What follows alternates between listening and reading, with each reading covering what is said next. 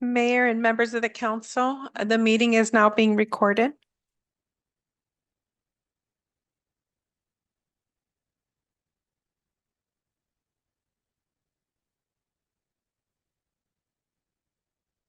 Good evening and welcome to the May 13th, 2024, 6 p.m. regular joint meeting of the Bell Gardens City Council and Successor Agency to the Community Development Commission. The meeting will now come to order at, where's my clock? At 6:12 p.m. Members of the public may view and listen to the meeting live online through the city's website as noted on the agenda. If any of the members should have a conflict of interest, please announce any item you are recusing from due to a conflict of interest prior to the item being heard.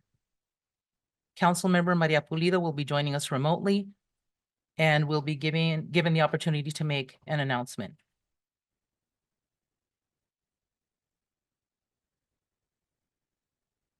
Mayor, I'll just make a comment for Councilmember Pulido. She will be joining us, but she'll be delayed. So at the time that she joins, she'll make the appropriate statement regarding joining remotely. Thank you, Mayor. Thank you, Mr. Manager.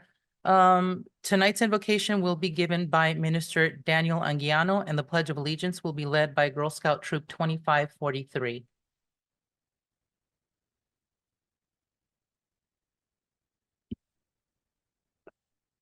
Good evening, Madam Mayor and City Council. Let us bow our heads as we come before God. Almighty God, we come before you in this evening to thank you for your goodness and your mercy. Thank you for this wonderful city, our city officials, staff, and police department who bear the sword as your ministers to keep our city safe. We are unworthy of your goodness, so we pray that you give us hearts that honor you. May our city be an example of righteousness, truth, and justice. I put this meeting in your hands. Guide the men and women in this room with your wisdom for the benefit of our city and for your glory. In the name of Jesus, we pray this. Amen.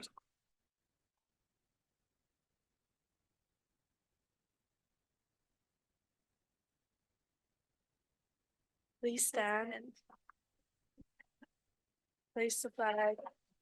Put your right hand over your heart. Ready, begin.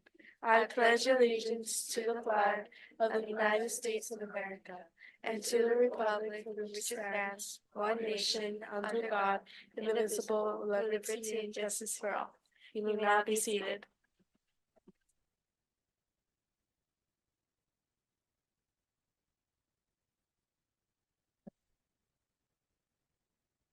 City Clerk, please call roll of the members of the City Council and Successor Agency. Yes, thank you, Mayor. Members of the council and successor agency, Chavez. Councilmember Pulido will be joining us remotely later, and then we will go ahead and announce her for the record. Councilmember Sanchez. Present. Mayor Pro Tem Barcena. Present. And Mayor Gomez. Present. We will now move to the presentations. City Manager, please introduce the presentations. Yes, thank you, Mayor. The first certificate of recognitions we have is for the Dia del Niño artists and the volunteers. I'll turn it over to Mayor Pro Tem Barcena.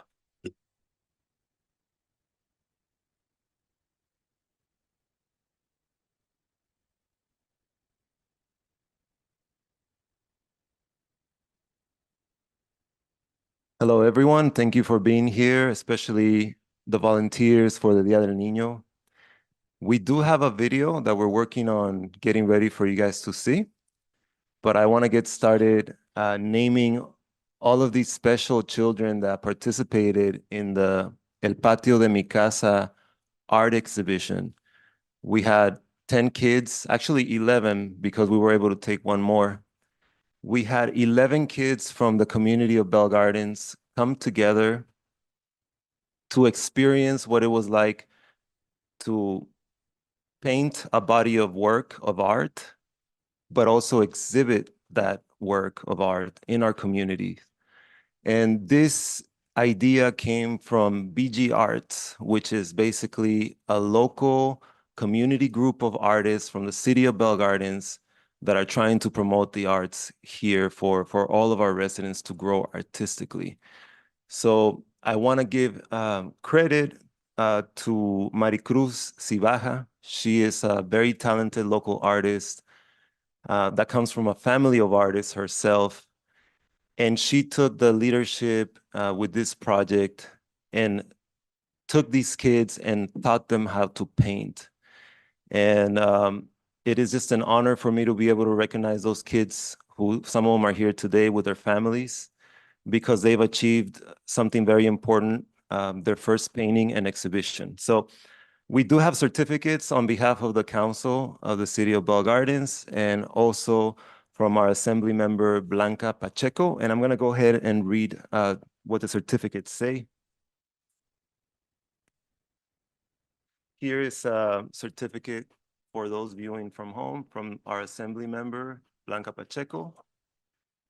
And it reads as follows. On behalf of the 64th Assembly District, congratulations on being recognized by the City of Bell Gardens for your outstanding volunteer efforts. I apologize. These are the volunteer certificates. Let's see.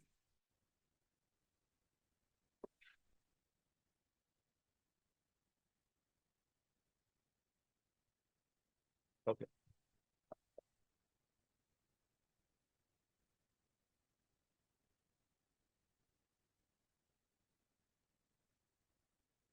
In participation during the BG Arts Dia del Niño celebration, we appreciate your commitment to nurturing your artistic and creative potential, which is essential for developing healthy minds and a culturally rich society. And on behalf of the City of Bell Gardens,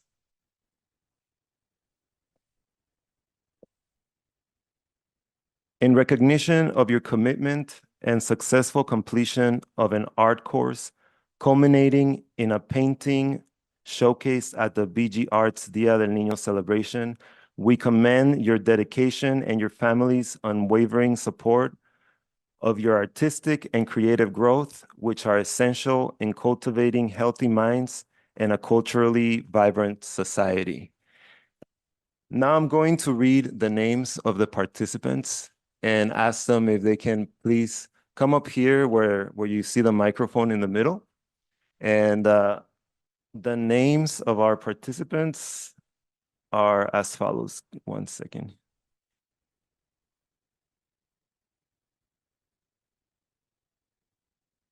All right, Kailin Rivas, Cassandra Rivas, Catherine Galindo,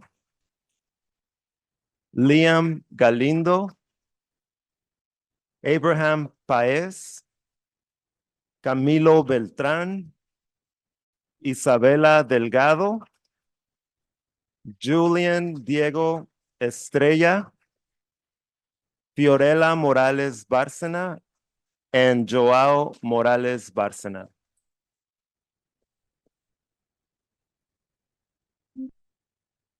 Okay, and we also, in addition to recognizing these outstanding young residents of Bell Gardens, we do want to show you a little preview of what this entire event looked like because it was an amazing community effort. That way, after the video, we can also recognize our volunteers. So if we can please play the video.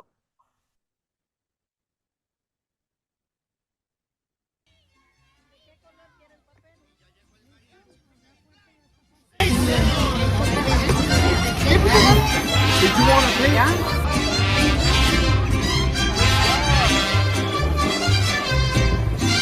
You have to do a lot. You just do like 1, 2, 3. You need a mountain. You should do the murals.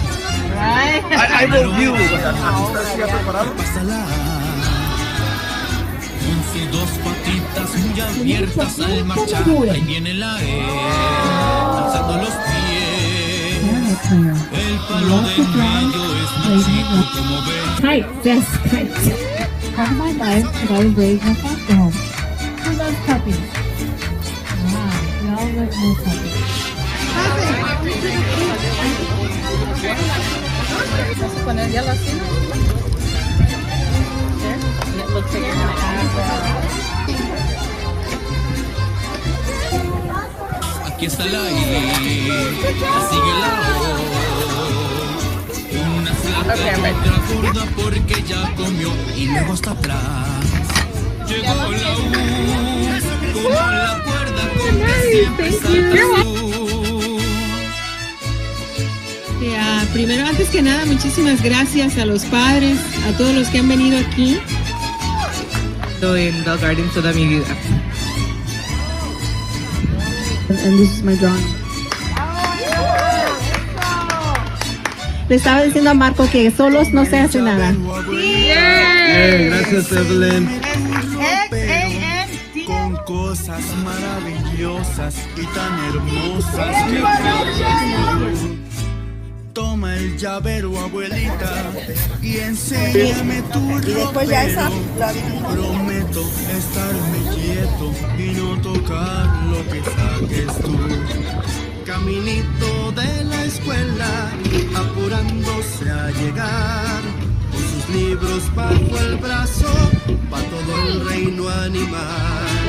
El ratón con espejuelos, de cuaderno el pavo real, y en la boca lleva el perro una goma de borrar. ¿De qué color quiere el papel?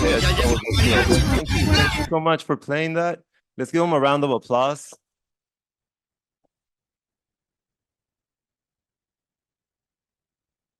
And now I do want to recognize all of the volunteers that participated in making this possible. Again, this was born in our BG Arts meetings, which is just a community effort, but it was followed by nonprofit organizations that joined this effort along with the support of the city. Therefore, I'm going to read the recognition here from our city, the city of Bell Gardens.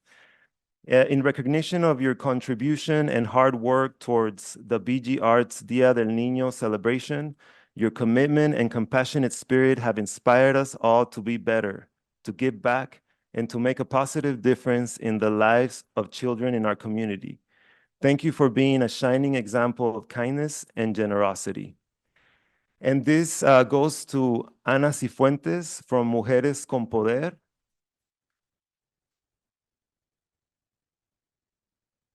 Ashley Ruiz, YMCA Maywood. Jesus Suatan from Somos Lea. Anaí Rangel from the Human Services Association. Maricruz Ibaja.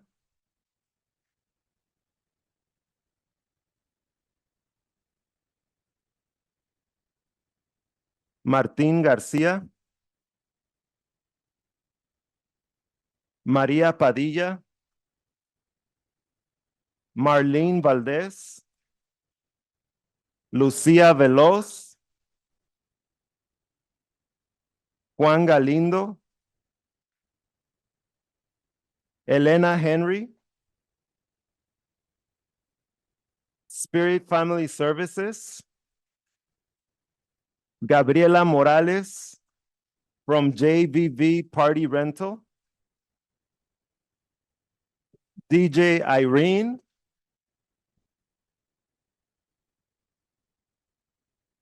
Nancy Collins from Paloma Therapy. Rocío Camacho, la diosa de los moles. Victoria Chávez Calderón. José Calderón. Beatriz Ricarte. Yes, please. So we're going to start inviting you here to this area because we're going to be taking a picture. So if you guys can just follow the directions of our city manager. We also have Marisela Gandara Lamas. Marisa Castillo.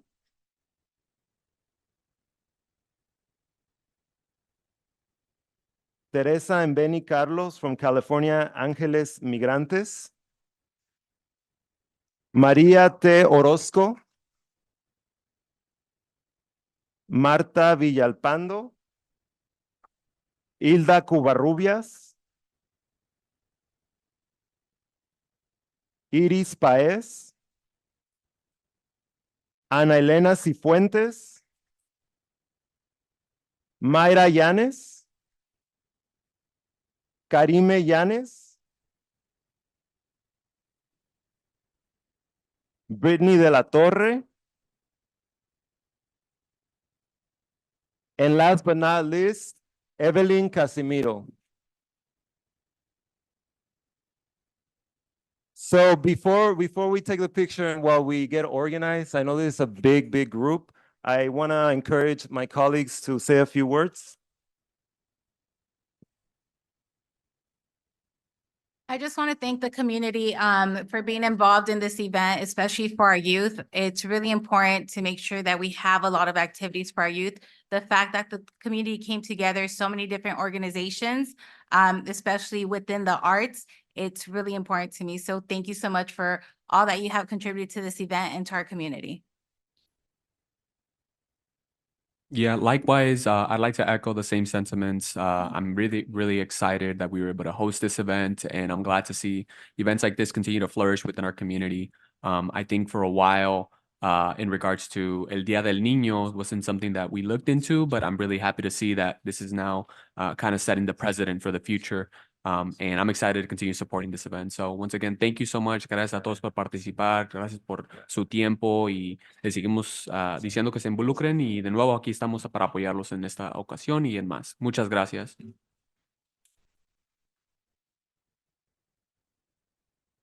Hello, everyone. I'm back here.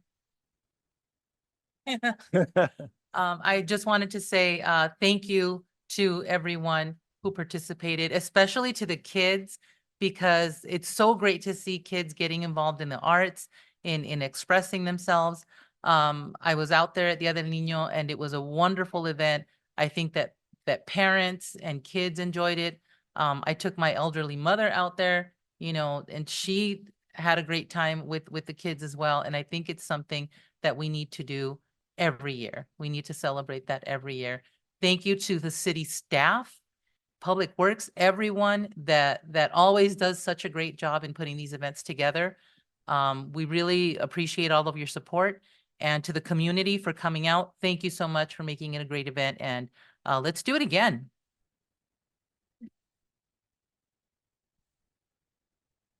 Madam Mayor, if I may, I do have something to add. I want to recognize one of our local businesses, El Pescador, who is here. Chel is here from El Pescador. He provided gift cards for some of the volunteers. And I'm going to announce right now who will be getting these. Evelyn Casimiro, who is the person that coordinated a lot of this. She did a lot of great work through Spirit. She will be receiving one of these certificates. Also, Maricruz Ibaja, she was a teacher, the art teacher in our community. She will be receiving one of these certificates. Another very special person that we have here, he has a very beautiful family. He's been participating in the arts, volunteering as much as he can. And not only did he also help with the painting workshops, but he also involved his children in the exhibition. So I want to congratulate Juan Galindo for being here, and he's going to be receiving one of these certificates.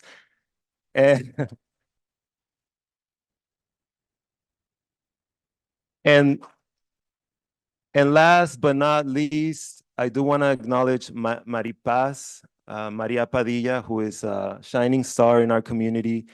She picked up the responsibility of figuring out how to make kites so that she can teach all the kids how to make them. And she brought her husband. So we're very proud of her. Thank you, Maripaz.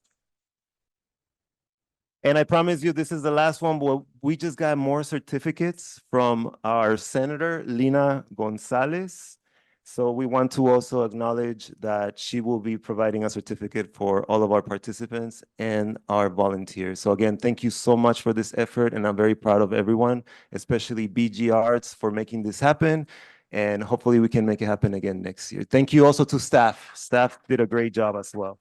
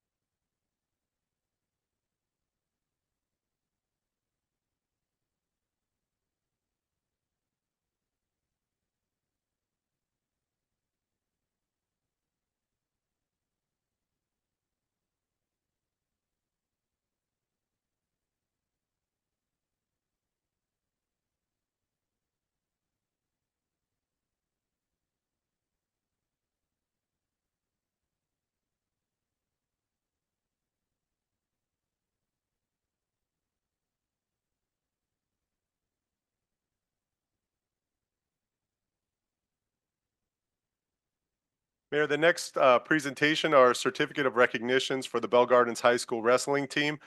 Their season ended a couple months ago, but we've been waiting patiently to recognize them for all their hard work and success. I'll turn it over to Councilmember Sanchez at this time. Thank you, Mayor. Thank you. I do want to recognize each of the wrestlers that are here today. I also want to recognize the principal, assistant principal, athletics director, and the coaches. You guys have really put Bell Gardens high school wrestling on the map, not just them, but us other sports within there. So I'm going to read one of them and then read off the names of all of the wrestlers. The City of Bell Gardens City Council is proud to recognize and congratulate you for a remarkable achievement in becoming the CIF Southern Section Northern Champion, CIF Masters Champion, and placing third place in CIF California State Wrestling Champion for the 100-pound division. We applaud your dedication and commend you for becoming a two-time state medalist, wishing you countless victories in the future. Go Lancers. This is specifically to Catherine Hernandez, and I did want to read her specifically because she has made history for Bell Gardens High School. So let's congratulate her first, Catherine Hernandez.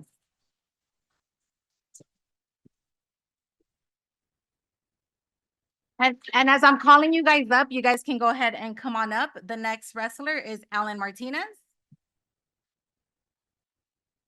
Alexander Gonzalez. Angel Acosta Cedos. Anthony Vasquez. Brian Haas. David Aguilar. David Romo. George Jimenez. Hugo Rosales. Isaac Lopez. Isaiah Ewell. Jesse Campos. Joe Sanchez. George, and I don't want to butcher your last name, it starts with an E. Ekiwa, there you go, thank you. Joshua Gaga. Leonardo Bueno. Matthew Flores. Michael De Sales. Pedro Lopez. David Corona. And Sebastian Tapia, sorry. If I can get the coach to say a couple words, please, before I invite the council.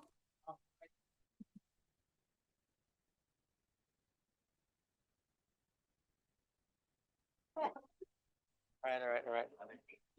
Hi, thank you for having us. So we had a pretty tough season. But we had a vision to win. Last year we came up short. We lost in the finals. And come here, let me get my coaches here, because without them I would not be able to do any of this. So we worked really hard. The kids put in the effort. We go year round. We don't just practice during season. We go year round, go to tournaments everywhere we travel. We even go to tournaments San Diego and whatnot. So the kids put in the work, they put in the time, and they bought into our idea, our plan. This is barely our third year coaching there. And thank God that we have the support of the city. Thank you guys, for recognizing them, not just this year, but almost every year. And thank God that I had the ability and the support of our administration at the school. I've coached in Los Angeles for many years, and we never had that type of support. These are my former athletes and my alumni from Los Angeles, and it's been incredible. How the families here are supportive, and everyone's been supportive in Bell Gardens. So real appreciative of this, and thank you all very much. And also could not have done it without my little niece, Catherine Hernandez. She's the first one. I coached her in middle school, and so she came in, and I built the team around her and her Julian partner, Georgie Jimenez. They helped us out a lot. So thank you again. Hopefully we keep moving forward and keep achieving great things. Our next goal is to try to win at a higher division as a team, try to make the girls team win. We just started a middle school program that thanks to the support of Mr. Chavez. Mr. Chavez, I reached out to him, and they started giving me contacts so we can make a middle school program. Thank you for that. So we can do one in the park, hopefully for free, for the community. We started one at the school. So from 5:20 to 6:30, Monday through Thursday, we have a free program for our kids 8 and up to middle school. And we have a good number of middle schoolers and some elementary kids that are coming in now in our wrestling room. So, whoever's watching out there, if you want your kids to come in and learn wrestling for free, it's, one of the best martial arts, the UFC, the majority champions are wrestlers, not Taekwondo, where they pay a whole bunch of money, in jiu-jitsu, it's mostly wrestlers. So if they want to get some martial arts, something school related, and they could potentially get a scholarship, like my niece, who has a full ride to Life University now. And last year we had a couple guys who had scholarship offers, but they didn't take them because they're out of state, and they wanted to stay home with their parents. And so they decided to go to the university. So, and it's also another thing I wanted to mention, by the way, most of our kids, actually all of them are going to college. All of our seniors are going to college. Yeah.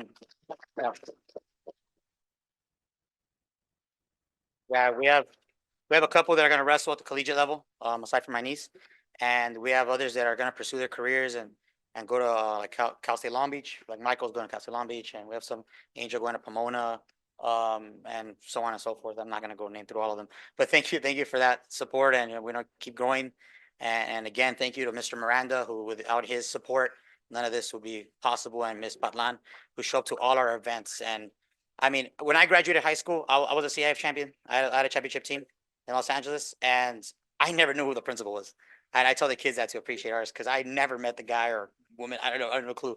And to have him there at our events, cheering us on, and it's not just with us. He's there at football, soccer, everything. It's just amazing. So really want to thank him, and thank you guys for having us again. My colleagues want to say a few words. Any other of the council members would like to say a few words? Yeah, I would like to say congratulations, and congratulations also to the coaches. For you guys should be very, very proud of the work that you do, and also for the athletes that are following your lead. I think that together you guys can be very, very influential in our community, and we appreciate the example that you're setting for all of our young people, especially at the high school, Bell Gardens High School, which is where I went to school. And it brings me a lot of pride and joy to see athletes come up here and be recognized, because I used to be an athlete. I was a water polo player, but I was also a band geek. So I also used to play the trumpet in marching band. So, we just recognize some artists, but we're not recognizing athletes. And I'm just very happy to see so much positivity in our community, and you guys are at the center of it. So congratulations and thank you.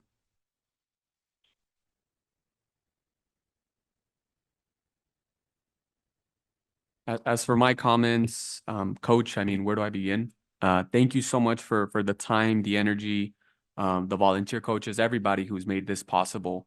You all have made Bell Gardens shine, right? On all the tournaments you've gone up against. I mean, I'm pretty sure you've seen it. The schools that we're going up against, maybe perhaps they have more money, they have more resources, but you guys have been able to take Bell Gardens to a whole nother level and really show what BG is all about. So I just want to say thank you so much for that. Really proud to be an alumni from Bell Gardens High School, class of 2015.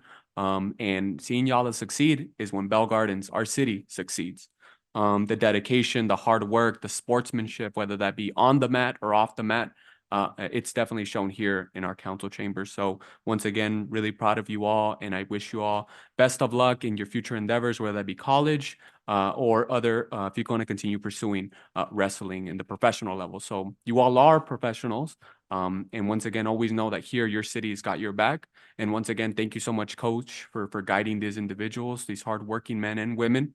And we're really proud of you all, along with our principal, Mr. Miranda. So thank you again, everybody, and I'm glad to see this happening. So always count on us for support. Thank you.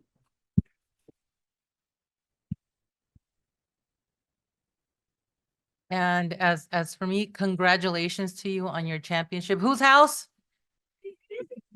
That's right. Congratulations on your, all off guard, right?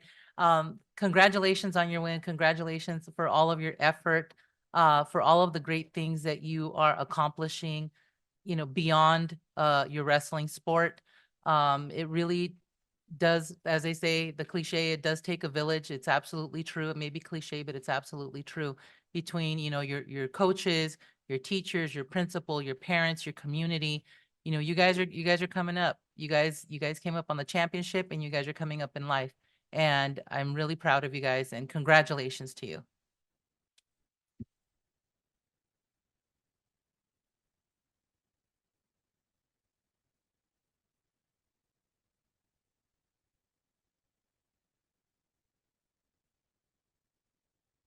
I'm sorry, I think she has a comment.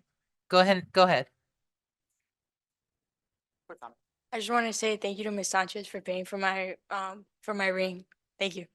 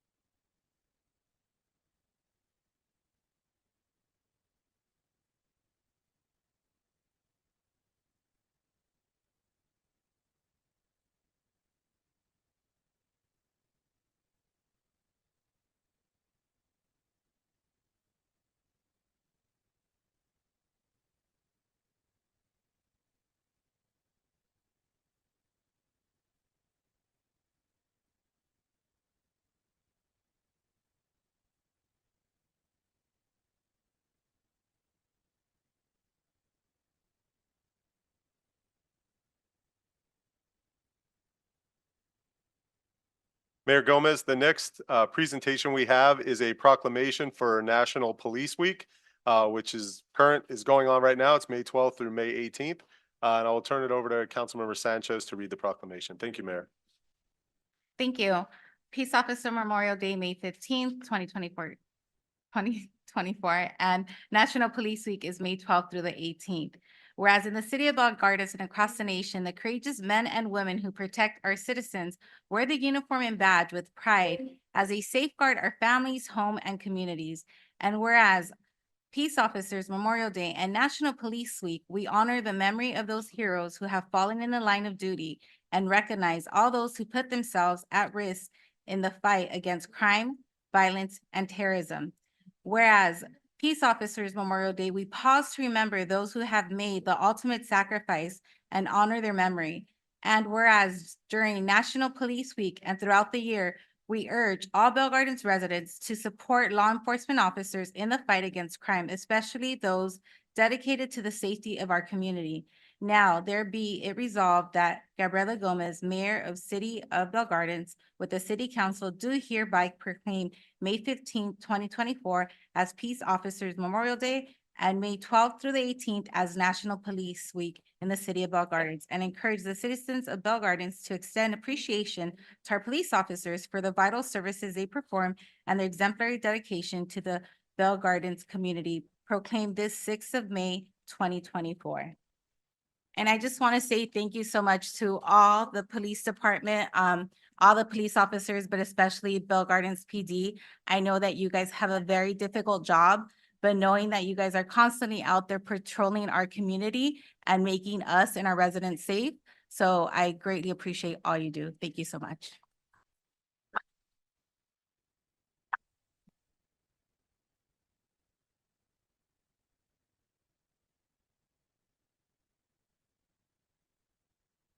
Do any of our council members have any comments? Officers, I mean, same thing. I'll go ahead and echo the same sentiments that I did with the other teams and the volunteers. Is what you all have to do day in and day out speaks volumes for our community, right?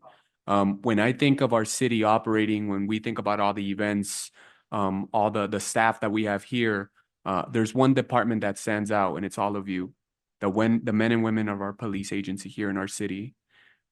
While everybody's closed, the only department that stays open is our Bell Gardens Police Department. So when we get calls for noise issues in the middle of the night, when we get calls about an incident that happens in our city, a tree fell in the middle of the road, it's the men and women of our Bell Gardens Police Department that come out and support our residents. So once again, I just want to again commemorate you not only this week, but throughout the year for all the service that you give, for all the time and energy, the time that you don't spend with your families, but you spend it here with the rest of the Bell Gardens family. We really appreciate it. So again, thank you for your service, and always know that it's never goes unseen. So thank you again.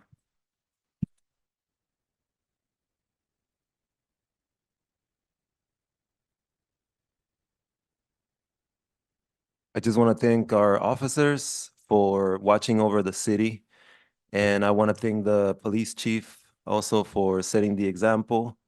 I see you guys out there trying to do a good job with community, trying to give your best customer service to our residents, and I appreciate it. And I think you guys are setting the example to other police departments in the region, and I'm very proud of you.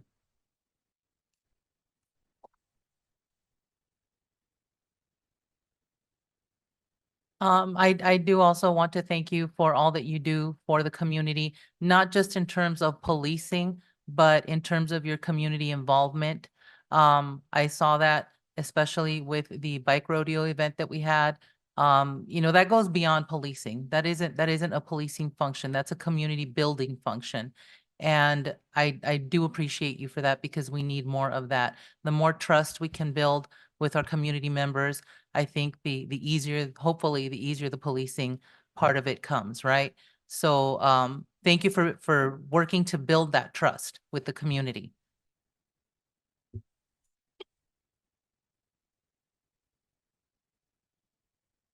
And please come up for a picture. Madam Mayor and Mayor Pro Tem and members of the City Council, on behalf of the men and women, we would like to thank you for recognizing this special week. And I think you guys have said it all. When you look at the police department, the men and women of this department are committed to providing the best service And as you could see in our social media, everything that we do, not only, providing, the security of our residents by going out there and making sure that no one's a victim of crime, but really to develop the partnerships that we've done with every stakeholder here and every resident really speaks volume of the men and women that work this department. As a chief, I think I have the easiest job because they come day in and day out, doing the best job that they can, and we're always striving to be better. So thank you very much, and I just wanted to say a couple of words in Spanish. Estoy muy de veras este reconocimiento que el concilio nos da de esta semana tan especial. Nomás quiero decir unas cuantas palabras en español que los hombres y las mujeres de este departamento de veras reconocen la gente que vive aquí y siempre estamos preparados para dar el servicio que requieren y de veras esto lo que estamos haciendo con la comunidad y con todos los eventos es algo que de veras quiere decir que queremos trabajar con la comunidad. Thank you very much. Bye.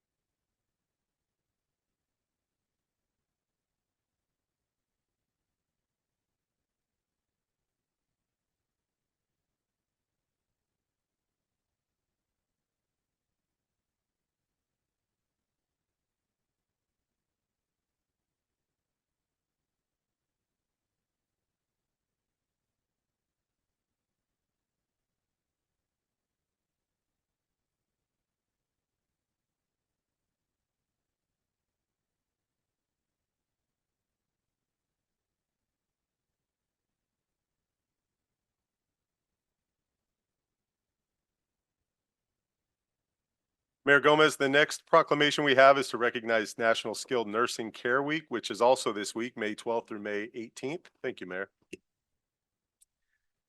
Thank you, Mr. Manager. So in recognition of National Skilled Nursing Care Week, which is May 12th through the 18th, whereas the City of Bell Gardens recognizes the staff of Bell Gardens, California skilled nursing facilities for their remarkable dedication and sacrifice amid unprecedented challenges, especially during the COVID-19 pandemic. And whereas skilled nursing facilities provide vital care for our elderly and persons with disabilities.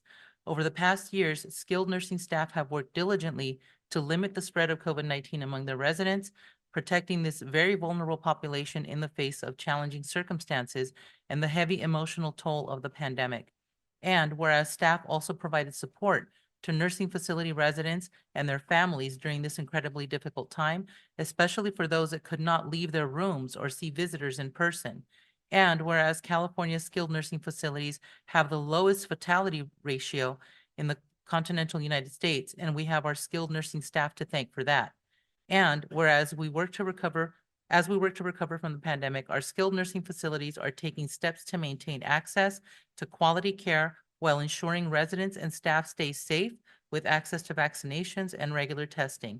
And whereas this is National Skilled Nursing Care Week, May 12th through the 18th, 2024, we thank the dedicated workers in these facilities for the heroic contributions they make every day to the well-being of the residents and families they serve.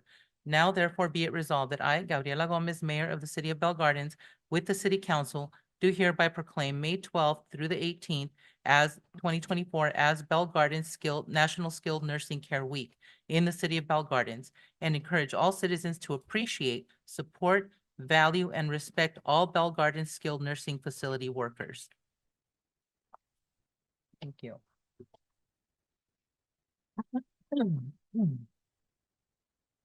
Mayor Gomez, the next item is a proclamation for National Small Business Month. And we've invited representatives from two businesses, El Pescador and Ozzy's Auto Shop. Thank you, Mayor. Thank you.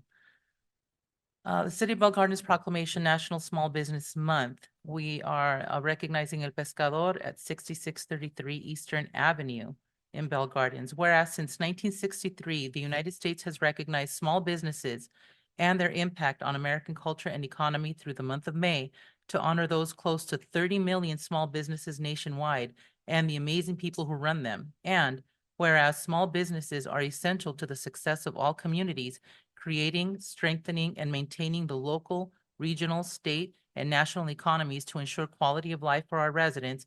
And whereas El Pescador Restaurant has been an icon in the city of Bell Gardens for more than 40 years as a family-owned business providing quality Mexican cuisine to customers of all demographics in a building designed for fine dining among family and friends.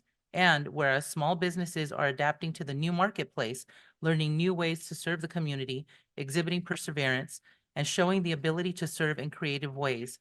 And whereas recognition of small businesses in our city is essential to promoting their success and encouraging their perseverance and growth. And whereas the mayor's office, the Community Development Department, and the Bell Gardens Chamber of Commerce collaborate with the small business community to support its continued growth and affirm our ongoing commitment to helping Bell Gardens small businesses thrive. Now therefore be it resolved that I, Gabriela Gomez, Mayor of the City of Bell Gardens, together with the City Council, do hereby honor El Pescador Restaurant in Bell Gardens and proclaim the month of May as National Small Business Month in Bell Gardens, California, to honor the small businesses who provide services to our residents and visitors.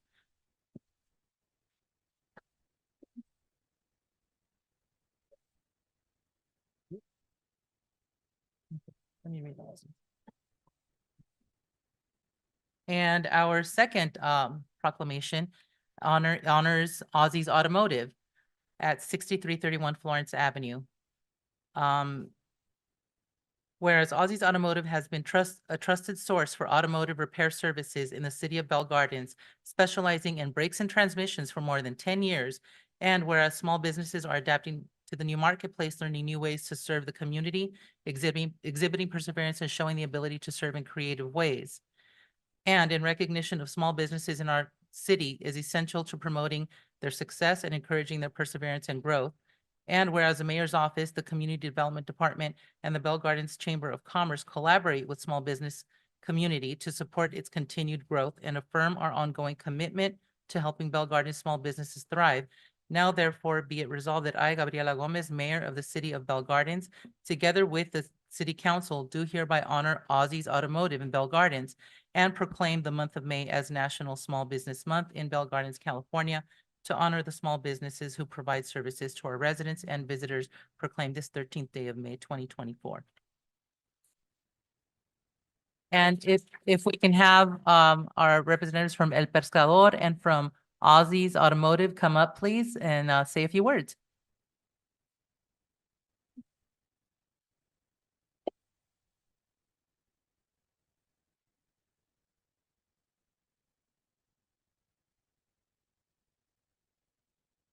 Hello, everyone.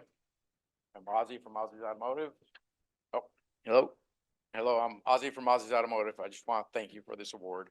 I've been doing business with the City of Bell Gardens for the 16th will be 16 years of this month. So I'm grateful for this presentation or award, and got my wonderful kids back there with me. I appreciate everything the City of Bell Gardens has done for me and my family, our staff. Thank you.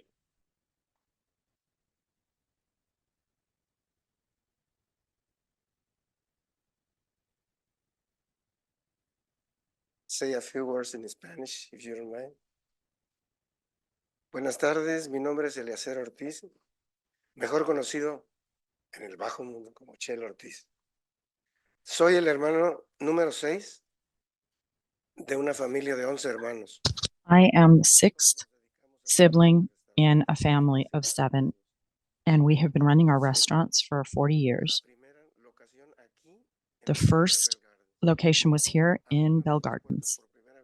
It opened for the first time on December 13th, 1983. Fortunately, the next generation of our family continues with the same enthusiasm for expanding our restaurant concept.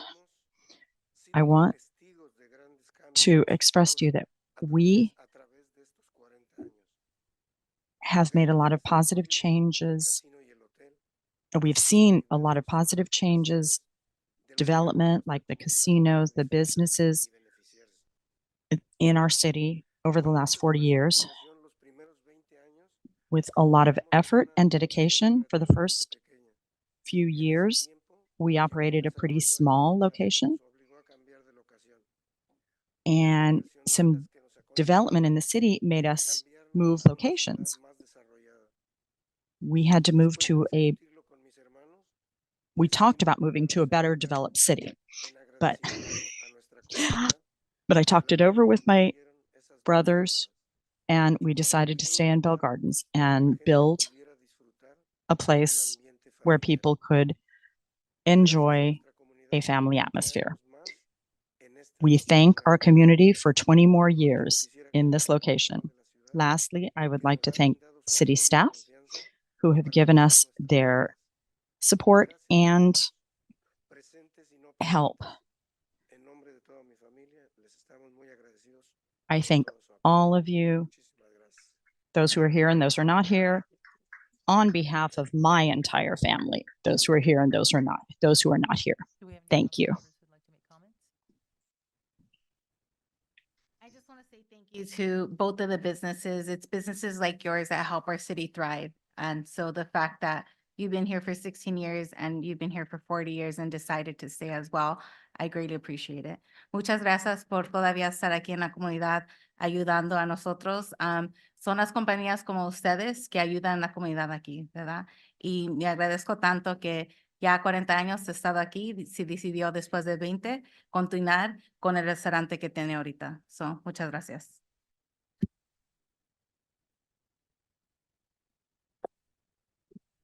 Solamente quiero agradecerles a nuestros negocios, a Ozzy's, especialmente a Ozzy's, porque hay tanta competencia aquí en esta ciudad con mecánicos que es muy impresionante que usted todavía siga fuerte con su negocio. Muchas gracias por ser parte de nuestra comunidad de negocios.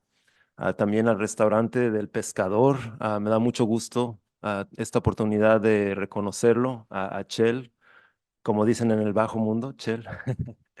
Y es un orgullo pues ver que su restaurante sigue fuerte. Yo creo que su restaurante es un estándar de lo que es calidad. Los años han pasado, las calles cambian, el panorama cambia, pero la calidad del Pescador siempre es constante. A lo mejor si el dólar siguiera la calidad del Pescador, no estuviéramos en una crisis de inflación. Pero sí es mucho orgullo tenerlos a ustedes aquí en la ciudad y espero que por muchos años estén aquí. Gracias.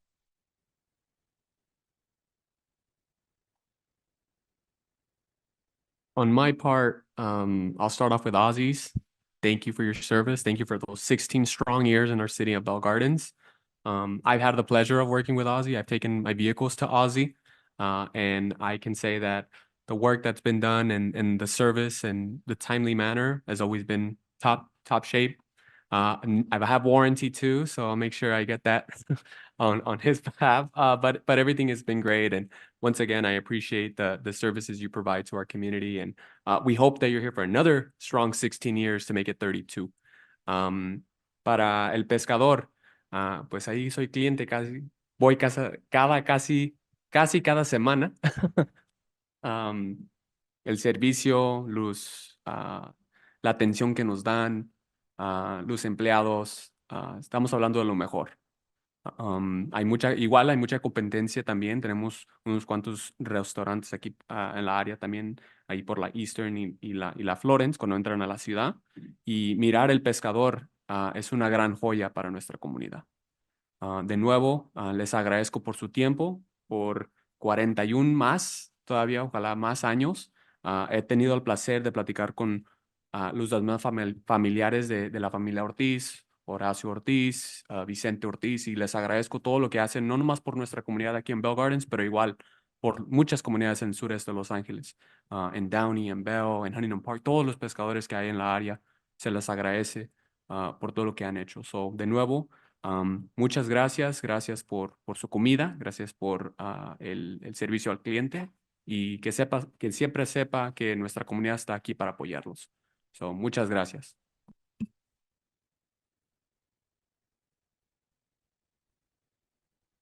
Y pues sí, igualmente felicidades para el pescador. Eh, es un ambiente muy bonito ahí en el pescador, en el restaurante que tienen, un ambiente familiar muy lindo. Eh, la calidad de la comida siempre es muy alta, muy buena comida que tienen ahí, que sirven, el servicio siempre excelente. Y pues qué bueno que sigan adelante, ya 40 años, otros 40 años que sigan, ¿verdad? Ya, mira, ya le está apuntando ya a la segunda generación, ¿verdad? Y felicidades entonces, gracias por seguir aquí con nosotros en la ciudad de Bell Gardens. To Ozzy's, thank you, Ozzy, for always fixing my car.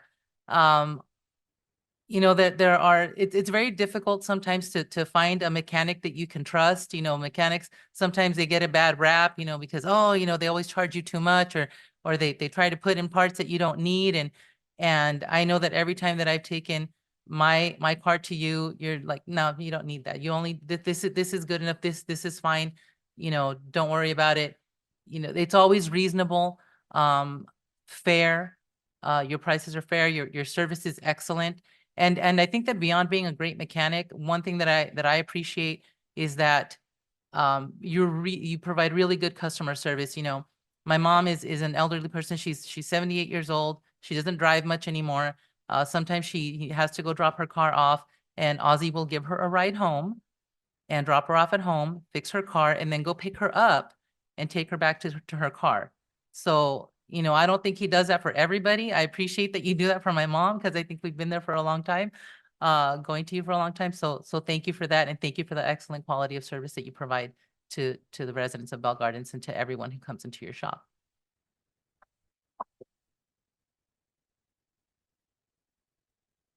Let's come up for a picture.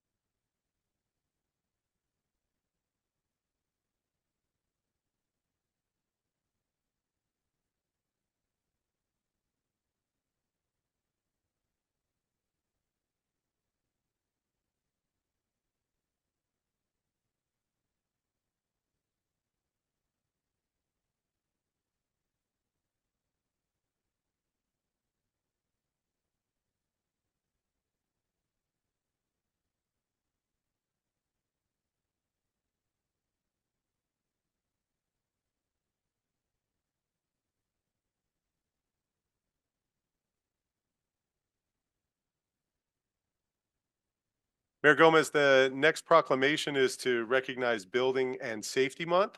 We'll turn it over to Councilmember Chavez to read the proclamation. Thank you, Mayor.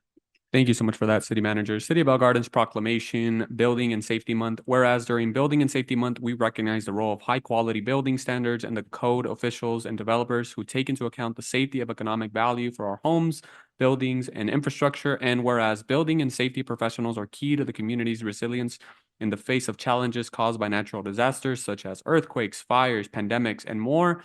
And whereas in coordination with California state agencies that implement the California Building Standards Title 24 California Code of Regulations, building and safety professionals work year-round to ensure the safety of Bell Gardens built every environment. And whereas the building and safety professionals who safeguard the places where we live, work, and learn, who ensure our buildings and physical infrastructure are not only safe but resilient to protect the investments of homeowners, local governments, and businesses. And whereas buildings and safety professionals ensure our buildings are constructed using an energy efficient, climate resilient, and sustainable framework to meet the needs of the community today, as well as future generations. And whereas the International Code Council has adopted the theme, quote, building safety starts with you, end quote, for this year's 43rd Building and Safety Month, with the idea of providing an educational and interactive campaign to raise awareness about the importance of building codes in ensuring safety in the spaces we live, work, play, and learn. Now, therefore, be it resolved that the Bell Gardens City Council, together with the do hereby proclaim the month of May as the 44th annual Building and Safety Month in Bell Gardens, California, to honor the building and safety staff who provide services to our residents and visitors. Proclaimed this 13th day of May, 2024, and signed Gabriela Gomez, Mayor for the City of Bell Gardens, with the Bell Gardens City Council. And Councilmember, normally we'd expect to see George Suarez here, but I think he was a little bit under the weather today. So we have our Deputy City Manager, Community Development Director, Gus Romo, if he can say a few words about Building and Safety Month. Thank you, Mr. City Manager. Honorable Mayor, members of the City Council. George really wanted to be here, but he was starting to feel a little ill towards the end, and so he had to leave early. And on top of that, our building permit technician ended up retiring. So right now we have that vacancy, and we're still taking applications. And also our building inspector ended up leaving us for the city of LA. So we are currently recruiting for that position. So you got me today. So I just want to let you know, I'm very grateful for the work that George and his staff does. I mean, they're incredible. For such a small staff to take care, of 40,000 residents, building permits and code enforcement as well. I'm very grateful to have George and his experience. So George, if you're listening, thank you so much. You're very valuable to us, and I hope you never retire. Thank you.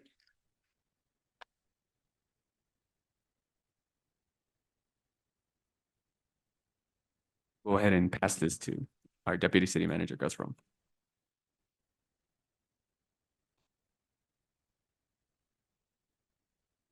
Does anyone have any words? Any council members have any words? Yeah. Well, I would like to say thank you to our public works staff for all the work that they do. I see you out there. I see them out on the streets, fixing the potholes and working on the parks and all of the work that they do. Thank you for lighting up Ford Park. I think that was a great accomplishment that we had. There's just so much that all of the work that you guys do that's behind the scenes to keep the city running is outstanding. So thank you for that, for all that you do.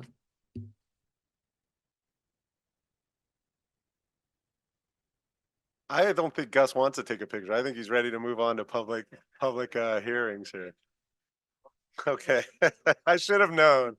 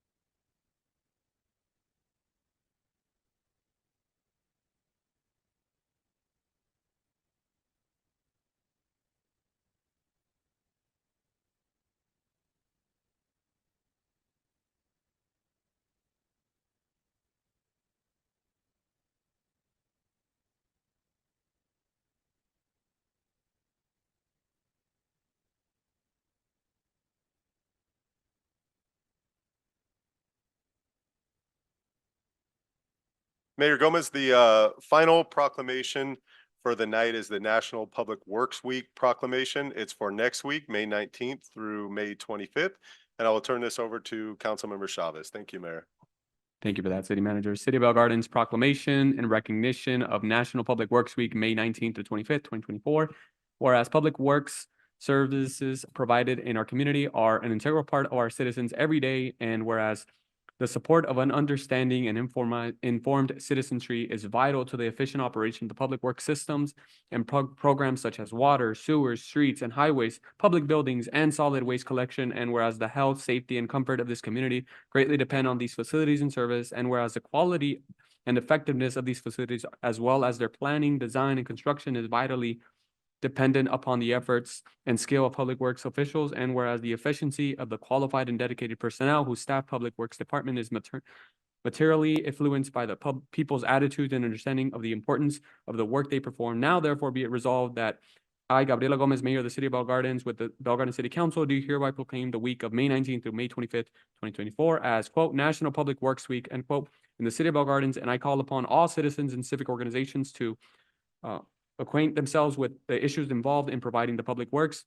our public works, and to recognize the contributions which public work officials make every day to our health, safety, comfort, and quality of life.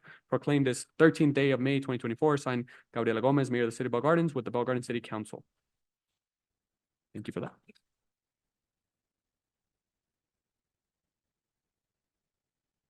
Any comments from anyone?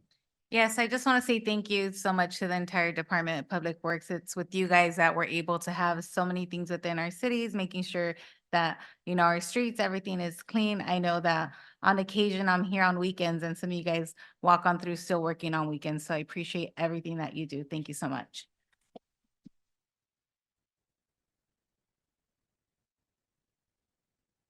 I don't think I ever heard a council member read something so fast. But I think the reason why he did that is because I think he was trying to mimic the way that you guys work. You guys work very effectively, very quickly, and I'm very proud of everything that you guys do.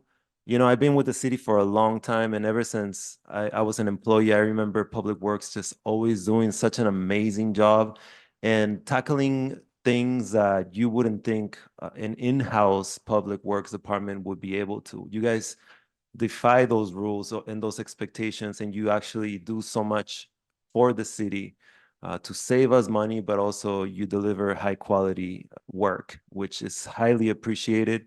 I mean, I can give you guys a few examples. Recently, you guys did some driveways over at Ford Park. Beautiful work, probably better than some of the people we contract with. So, you know, we really appreciate you. We appreciate the director and the example that he sets for you guys, and all around very proud of you. And I don't want to make the planning department jealous, but I would have said more about them if George was here, but unfortunately he wasn't. They all do a great job. We're very lucky to have excellent workers in our community. So thank you guys for everything you do.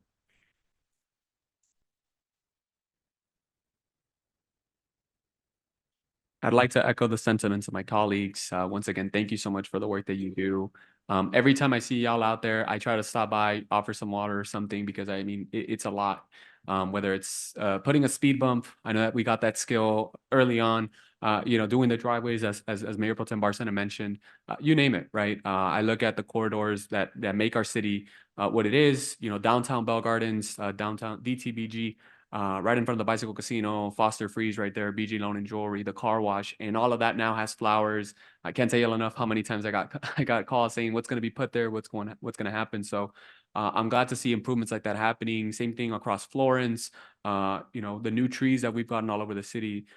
Even in Earth Day, the collaboration we had between our rec and community services and public works has just been impactful. Also, a good portion of our guys that I didn't mention with our PD, but I will also mention here with our public works, is that a lot of you are homegrown, right? You grew up in this city, you went to the high school here, or middle school, or schools here. And that means a lot that we're able to hire the folks here in our city, and you're going to get back, and you also don't have a long commute. So once again, you know, you're going to put a driveway right next to your house. You won't be like, hey. Again, just want to commemorate all the work that you all do. I'll echo the same sentiment I did with the PD to you all. We shouldn't only celebrate you between May 19th to the 25th. We should celebrate you all year round, because no matter the time of the year, you guys are there to show up. So once again, thank you so much. Thank you to our director, who has been very successful in the time that he's been here, and we really appreciate all the work that you've done. And really, when we think of public works here in our city, it sets the standard for what other cities should be aiming at. So once again, thank you for all the work that you do.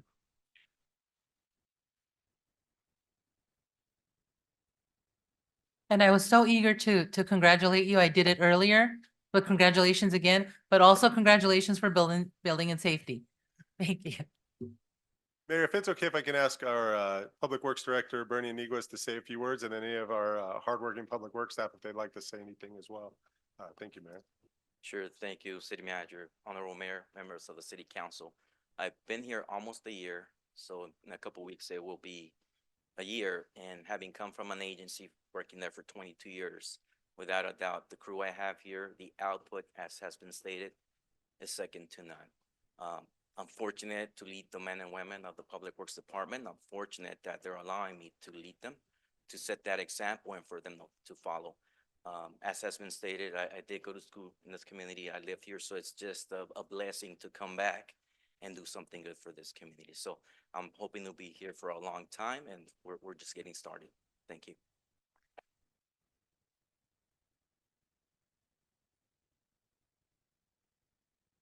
Thank you very much for your support. Been here for 20 some odd years, and I want to make it another 20 for sure. Thank you.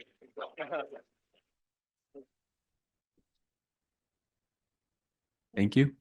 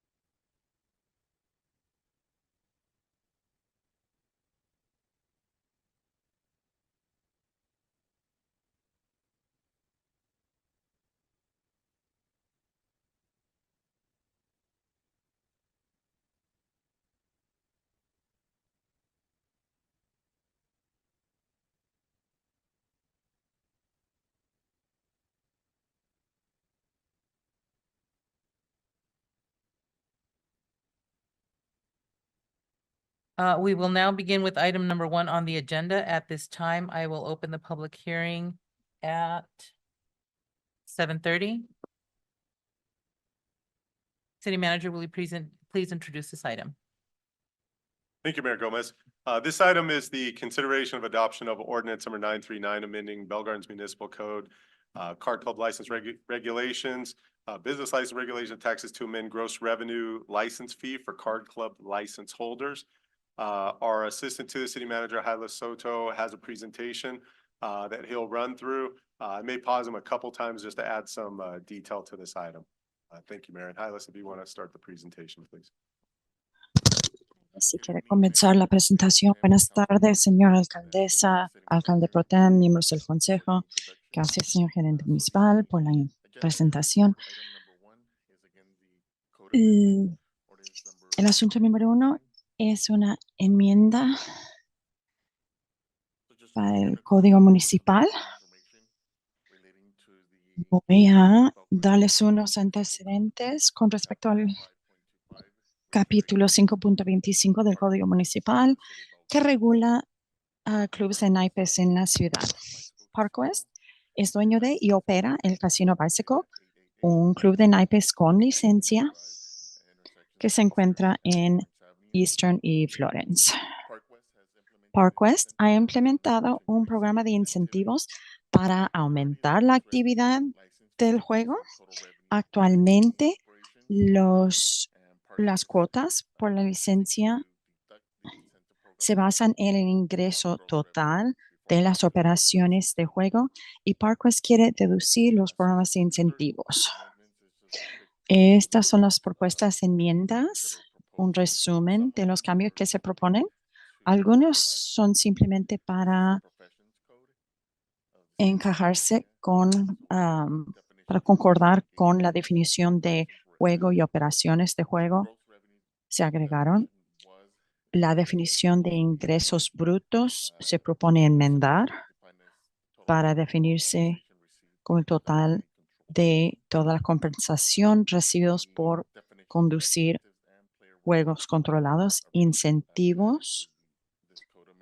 La definición se está agregando que son promociones que dan a los jugadores valor para usar en el juego y jugador es patrón participando en un juego controlado. Se propone también modificar la sección 120 para permitir que los que tienen licencias que deduzcan los costos de los programas de incentivos de sus ingresos brutos. Jaile, si puedo interrumpir un momento para beneficio del Consejo y para el público, ha habido una serie de resoluciones que se han traído ante el Consejo, que se han adoptado durante The goal of bringing an ordinance to council so we don't have to keep bringing resolutions back on a regular basis. The resolutions have end dates. The ordinance does not have an end date. Could be revised by the council at a later date. What was really slowing us down on bringing the ordinance while we were doing those resolutions is we needed a review by the Bureau of Gaming Commission to review the language of the resolutions out of the ordinance, and that has been done. So I just want to clarify, this is essentially an ordinance version of the resolutions that have been brought to the council over the last approximately 12 months, I think on 3 different occasions. So that's what we're looking. Keep All going right, forward, thank you. please. So some quick benefits. This proposed code amendment encourages the continued investment in the Park West Bicycle Casino, leading to potentially higher gross revenue for the city. It maintains a positive working relationship with Park West, with good corporate citizen, and supports economic development initiatives and local economy. And just like Mike alluded to, so one of the slowdown was getting review and approval, preliminary approval from the State Department of Justice, the Bureau of Gambling Control. So they have approved it as form. And then the gaming will be reviewing it one last time once it's codified. So just quickly go on the conclusion. Amending this ordinance will incentivize investment. The offset will reduce license fee base, but will demonstrably increase net license fee revenue due to higher gross gaming revenue. And as stated in the staff report, gaming revenue on average before the incentive program was in place was roughly about 1.2 million per month net for the city. And now it's on average $1.6 million that the city is collecting from this license fee. So it's a net increase of about 33%. And staff expects for a positive financial impact on the city to continue. So it's now staff's recommendation that the city council conduct a public hearing and waive full reading and introduce ordinance number 939 by title only. Thank you. This concludes my report. Staff is available as well as the city attorney's office to answer any questions. Thank you. And if I can add a couple of items here just that aren't in the presentation, but as Hylas mentioned, are in the staff report. So since the resolutions that the council approved that allow this new definition of gross revenue. As Hylas mentioned, the monthly annual revenues to the city have increased by approximately 33% over that time frame. It's been roughly 20 months. And then on top of that, there's been the question of, well, if we're not collecting a tax on these incentives, you know, by not doing this, there's the possibility, probability, depends on the card room not continuing to put forth the capital to generate these additional gaming revenues. But I just also want to mention the state of the staff report. You know, the new owners at the card room have committed to a multi-million-dollar infrastructure improvement plan. You can see it if you go over to the card room inside. I think it's in the $30 to $40 million range, the improvements that they're making, including a potential improvement project that would be coming, being requested in the next 30 to 90 days. That'd be about an $8 million project out in the parking lot there to install covered parking with solar panels. The city does own that parking lot, so there's an obvious benefit. And we would expect that approval of this item would continue with that increased revenue that the city's been realizing over the last year and a half or so. So also, as Hylas mentioned, I'm happy to answer any questions on this item. Thank you, Council. I know we had something in place already. Do we know what the sunset date was for that? Or It was, I'm gonna look to legal counsel, it was either the end of June or the end of July. Council, do you recall? July 31st. thank you. I'm sorry, Hylas got it. July 31st was the sunset date for the resolution. And I believe the staff report, we did the last resolution, mentioned that we were putting a date far enough out that we knew we would have the results back from the gaming commission. Would give us enough time to duly notice this public hearing and to bring it back to council. I just want to make sure that it didn't lapse and we had enough time in order to do that. So thank you so much.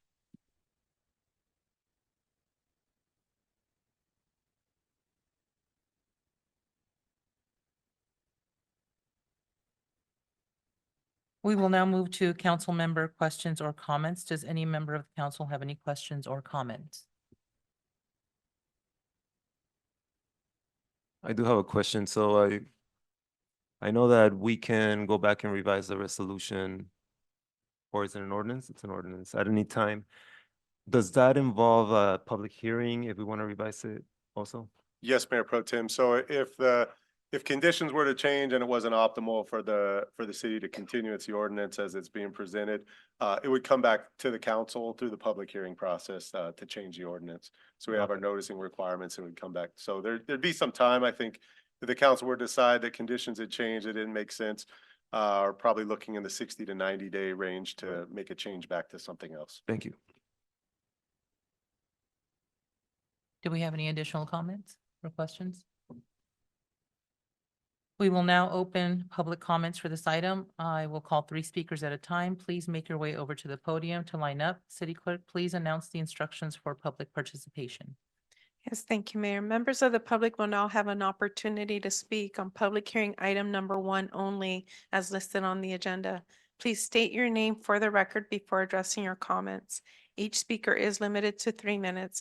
Callers wishing to make a comment may do so at this time by dialing *9 from your phone, and when instructed, dial *6 to unmute yourself. Individuals joining us through Zoom may request to make a comment by using the raise hand feature and select the unmute or microphone icon when instructed.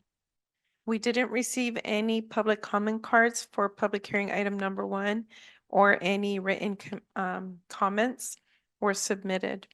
And we do not have anyone on Zoom raising their hand at the moment.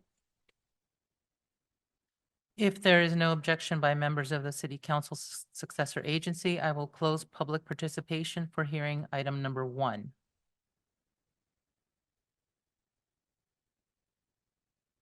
And if there are no further council member questions or comments, I will now close the public hearing at 7:41. May I have a motion to waive the full reading and introduce ordinance number 939 by title only, amending chapter 5.25 of Title 5 of the Bell Gardens Municipal Code to amend the gross revenue license fee for card club licensees? I make a motion. Do you have a second? I'll second. We have a motion by Councilmember Sanchez de Leon and a second by Mayor Pro Tem Barcena. City Clerk, please conduct a roll call vote. Yes, thank you, Mayor. Councilmember Chavez Yes. and Councilmember Pulido still has not joined us. Councilmember Sanchez, Yes. Mayor Pro Tem Barcina, Yes. and Mayor Gomez. Yes. Motion passes.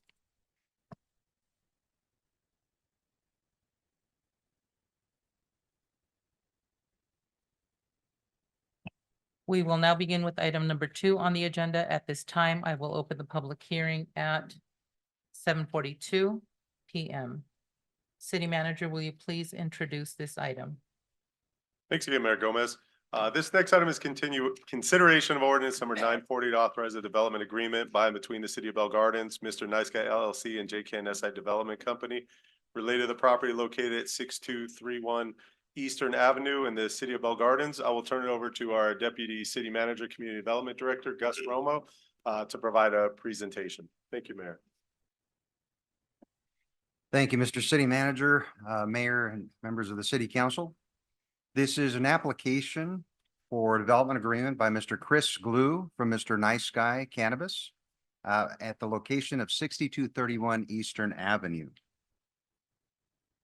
So what we're asking today, the recommendation is to find that the project is categorically exempt from the California Environmental Quality Act.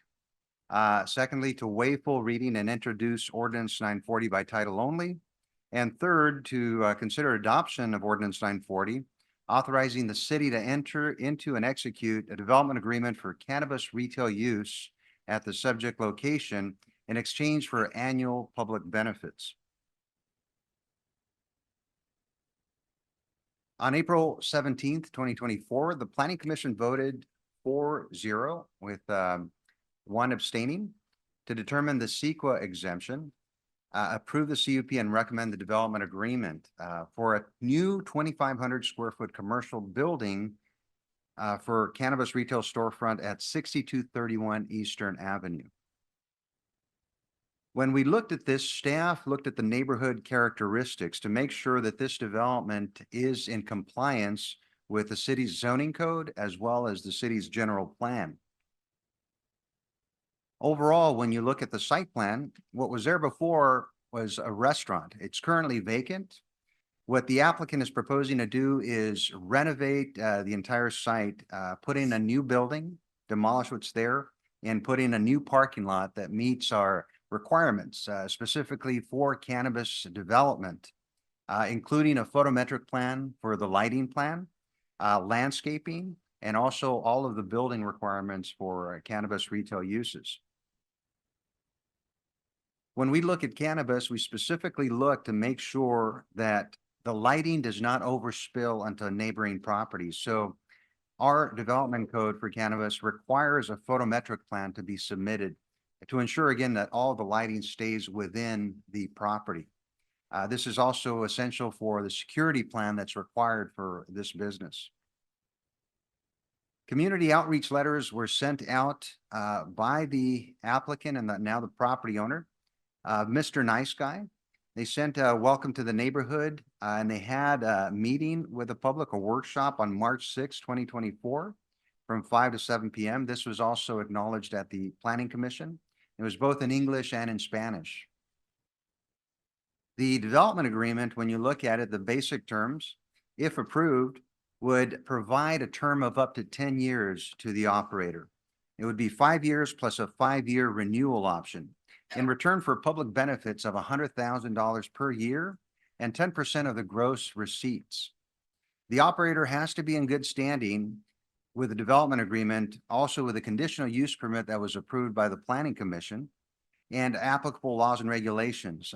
We're talking about local and state regulations in order to qualify for the 5-year renewal. And pursuant to development agreement procedures that the city has adopted, 80% of all community benefits would be dedicated towards youth and educational programming and resources for the city's housing programs. That's something that the council identified when this ordinance was adopted back in 2023. So we made sure to put that into the development agreement. Proposed community benefits would be for youth and recreational programming, towards after-school programs, sports programming, personnel enrichment classes as well, and capital improvements for city-owned properties. Community benefits for the city's housing programs would also be considered, dedicated towards housing production, long-range planning, included but not limited to rent stabilization, also creation of affordable housing, tenant protection efforts, and other planning efforts. When we looked at the entire proposal, we looked at the California Cannabis Control Department of the state, which was established by Assembly Bill 141 in July 12 of 2021. And we looked also at the cannabis goods and products tracking as a resource. In addition, we made sure that our uses here for cannabis are actually the same or stricter in terms of the development standards than a typical commercial use.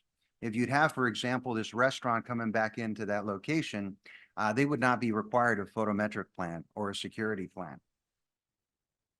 So our recommendation, as I stated, is to find that the project is categorically exempt from CEQA, waive full reading and introduce ordinance 940 by title only, and adopt ordinance 940 authorizing the city to enter into this development agreement with Mr. Nice Guy Cannabis Retail in exchange for the annual public benefits. I'm going to now turn it over to our city attorney if she has anything else to add to this presentation. Paloma McAvoy with the City Attorney's Office. No further comments other than to clarify that the abstention at the Planning Commission level was because one member was absent that day.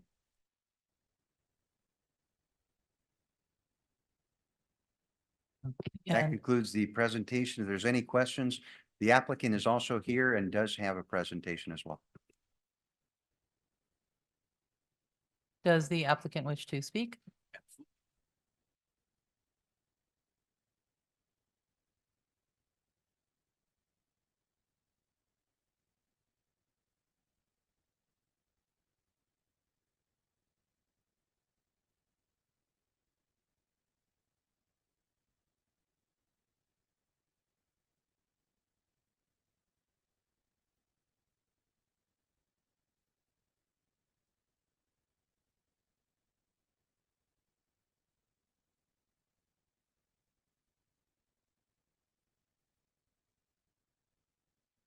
My name is Christopher Glue. It's my pleasure to speak to you tonight on behalf of Mr. Nice Guy Retail Cannabis Operations.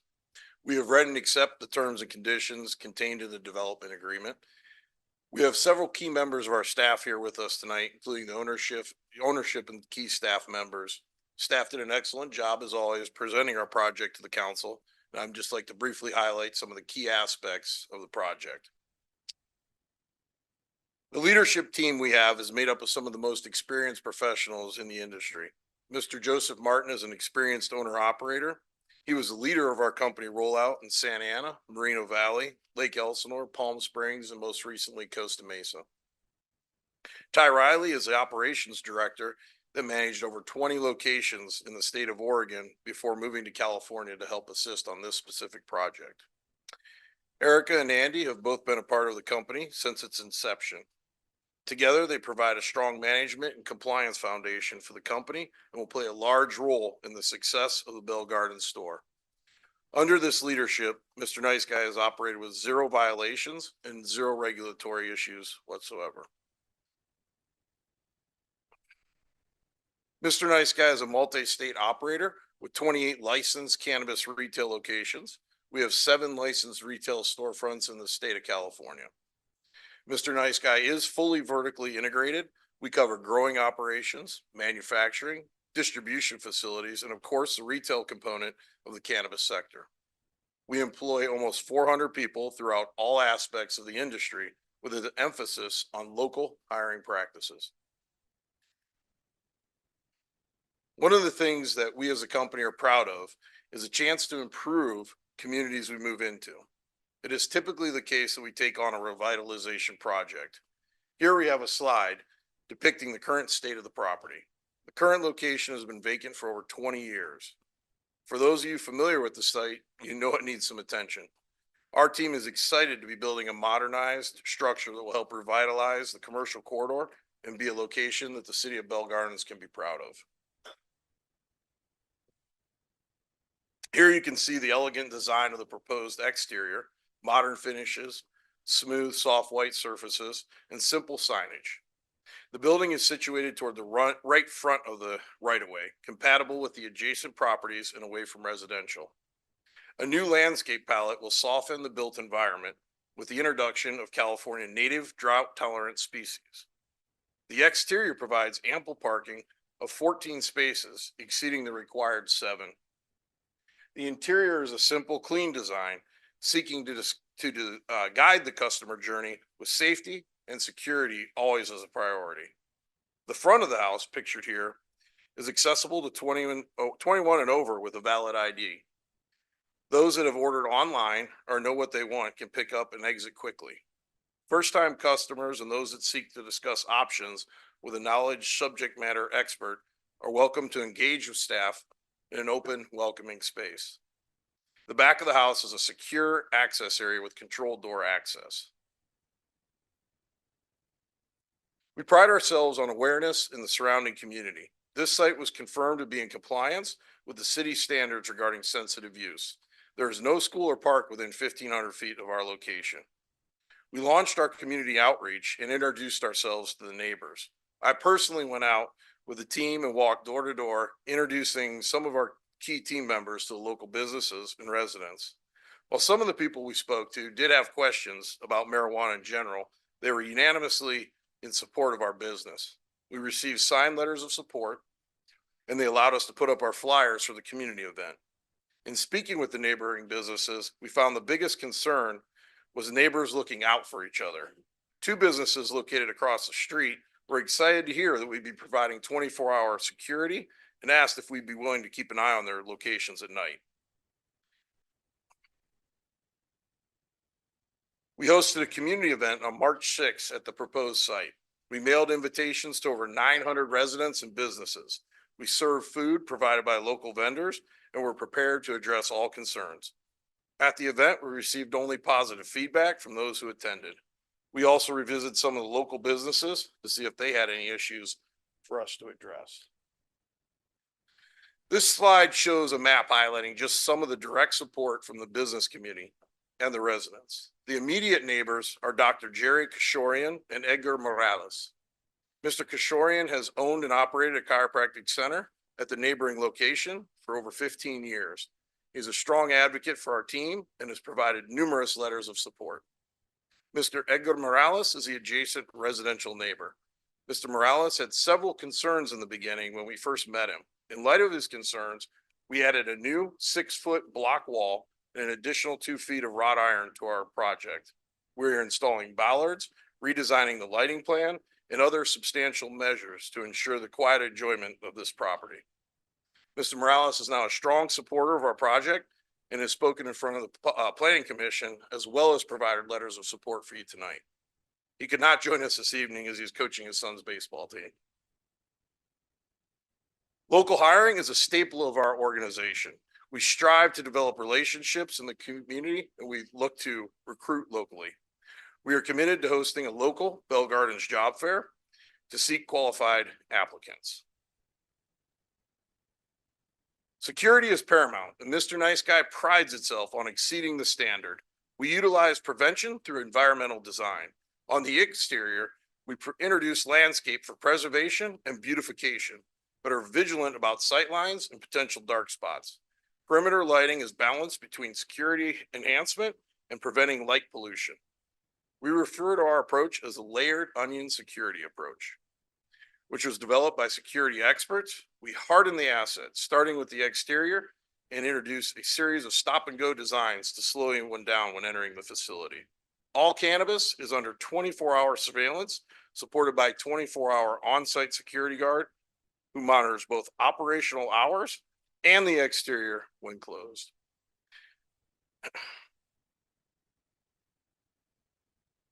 We have gone through an extensive design and redesign process to present a model photometric plan for the proposed site. After submitting a fully vetted lighting plan, we went back to our architect and light technicians and asked if there was anything else we could do. Even though we already had 0 light dispersion, we again redesigned the lighting to lower the poles and add additional deflection screening plates to achieve a total black zone prior to the separation wall for our residential neighbor. We had that updated report submitted and reviewed by staff. We balanced perimeter lighting as a security enhancer so we can effectively monitor the exterior while achieving quiet enjoyment of the surrounding properties with 0 lumen dispersion outside of our property lines.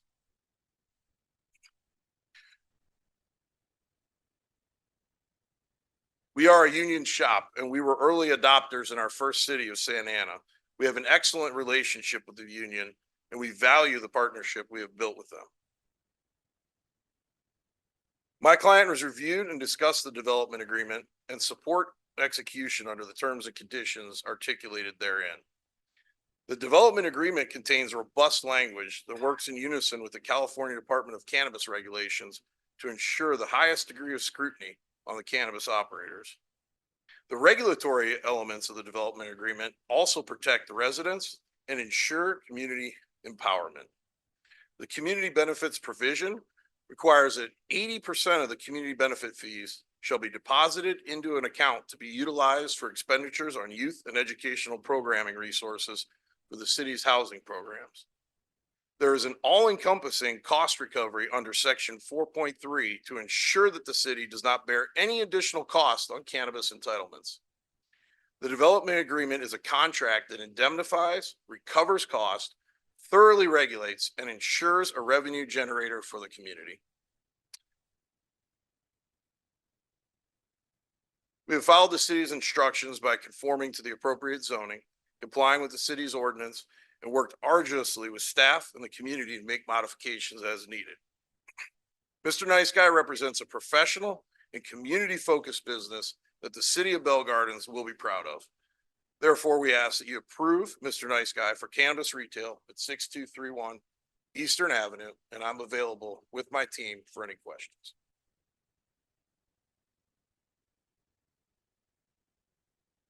Thank you. We will now move to council member questions or comments. Does any member of the council have any questions or comments?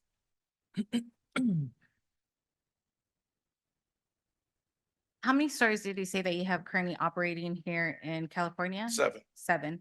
And out of those stores, what challenges have you found when coming into new cities that it's their first time implementing an ordinance for storefront dispensaries? You know, well, we've had a lot of experience in that since we were early adopters in the city of Santa Ana. We were one of the first to get licensed. One of the biggest things was we wanted to merge with the community, and we had a lot of advanced ideas and concepts about hiring locally. Now the city of Santa Ana has kind of mandated a local hiring program to achieve a tax break. But in the beginning, we came to them with all these great ideas about how we could, assist the city in hiring locally. The problem was, as much as we asked for help through City Hall and through council and planning departments, no one in the community was really willing to host job fairs or do things that would give us the opportunity to kind of maximize that hiring potential within the community. But over the 7-8 years that we've been there now they're coming to us and inviting us to workshops and forums to help with recruiting. So in the beginning, there was a little bit of hesitancy. They didn't understand the robust job creation that these industry creates. I mean, we have several of our workers here tonight, as you'll be able to hear from, and they've all got an opportunity now to work in the cannabis space.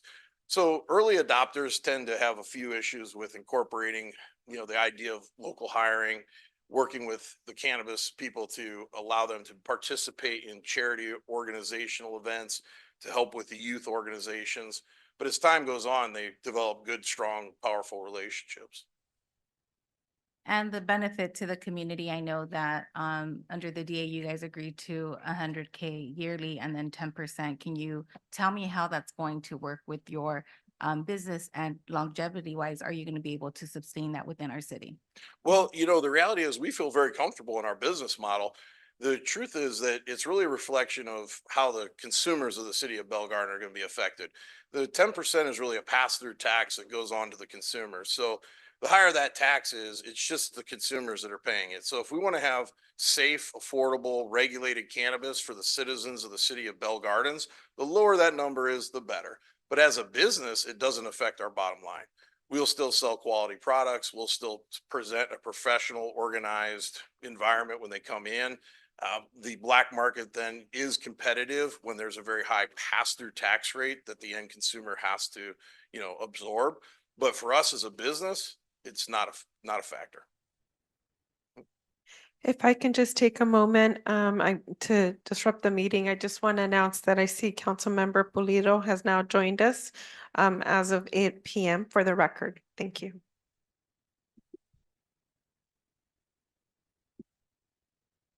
Councilmember Pulido, do you have a statement to make?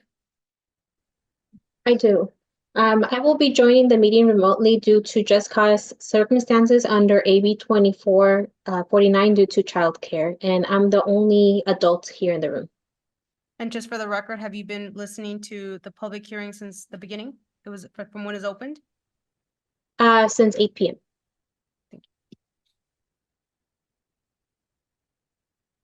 I have a question, Madam Mayor, if I may. So what you mentioned in regards to the percentage and how the cost carries over to the consumer, obviously by us going into these types of businesses, we want to provide not only the products to residents that are interested in purchasing them, but we want to make sure that they are not being overcharged. Is there any way to quantify the cost to the consumer that is carrying over based on different percentages? Because I do see that the offer was 10%. Well, we were presented with 10%. Right. 10% came from the city. I mean, it's been our experience, and we've operated a number of different cities, that lower tax rates are preferred by community members purchasing the cannabis. As an operator, we work within the system we're provided, so we make the best of any circumstance. The reality is, in most cities, I'll give you the example of Santa Ana again, they start off at 8%, went down to 7%, and now are trending towards 5%. So, I mean, the reality is that if you're saying like, is it more expensive for the consumer at 10%? Absolutely, than it is at 5%. But would you say it's a linear function? So for example, are we talking about is 8% and 10% going to trickle down to the consumer in those percentages as well? Is it a direct cost? It is a direct cost to the consumer. Yeah, Thank the you. tax, it's like sales tax. So the reality is, if you increase sales tax, the consumer is going to pay a higher price per purchase. And I'll remind you, the illegal market that tends to be a shopping place for a lot of people is unregulated and untaxed. So that's what we're competing against. Any other questions?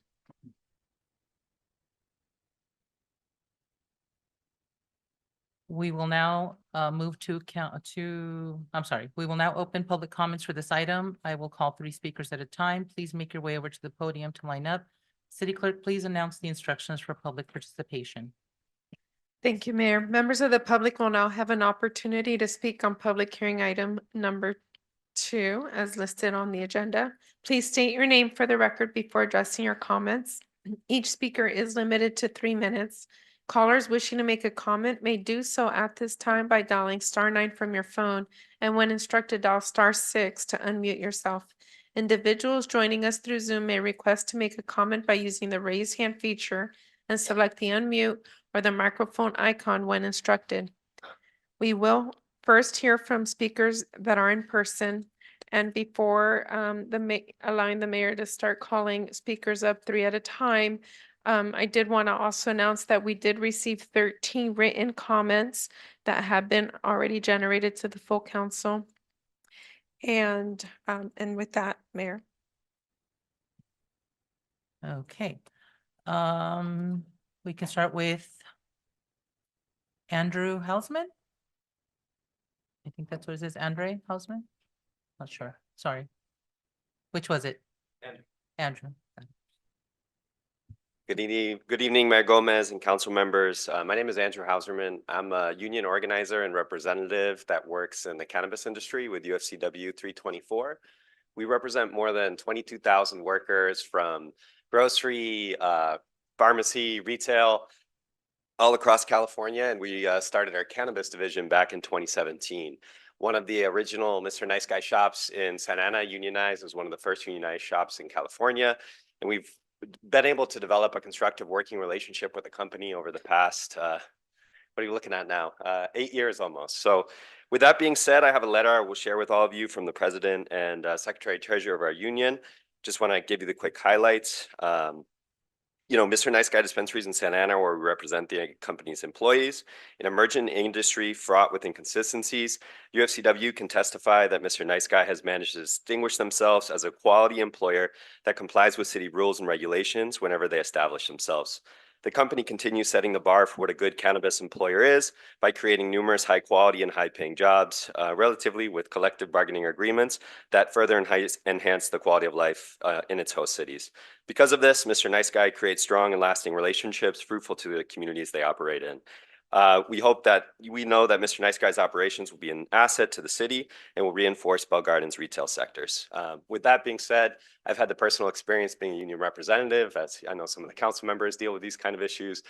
It's not always easy, but we have a really positive relationship where most of the time we're able to work through our issues together and come to a good resolution. So this is a high quality employer looking to bring good quality jobs to the city. So just want to share that with all of you and appreciate your time and consideration.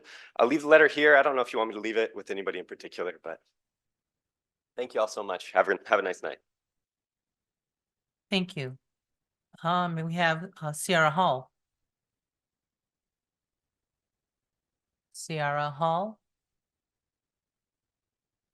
Going once, going twice. Moving on to Wendy Lopez.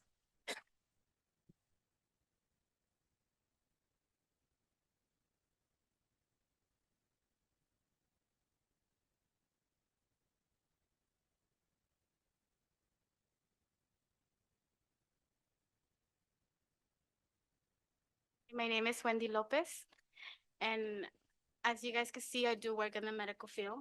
I work as a physical therapist. And what I do have problemas. Can I talk Spanish? Yeah. Okay. So tengo problemas. Tengo mucha migraña. I have problems. I have a lot of migraines. I have a lot of headaches, migraines.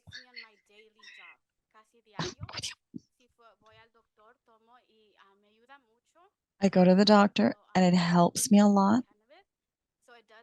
Also, cannabis. And it would be much, like as far as to commuting, it would help me if we open one nearby. Aparte de las migrañas, también tengo mucho estrés. Sí tuve un problema que me afectó con mi familia, and it actually affected my daily life really, really bad. So now that I do cannabis, it does help me to be relaxed and it helps me do my job a lot better. I'm less stressed and my migraines have gone away little by little. So sí me ayuda mucho. ¿Esto tengo que decir? Gracias. Thank you. Thank you.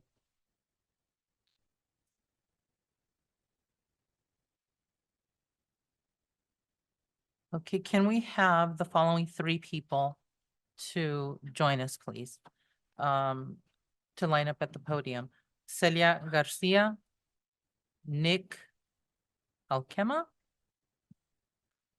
and Ada Herrera.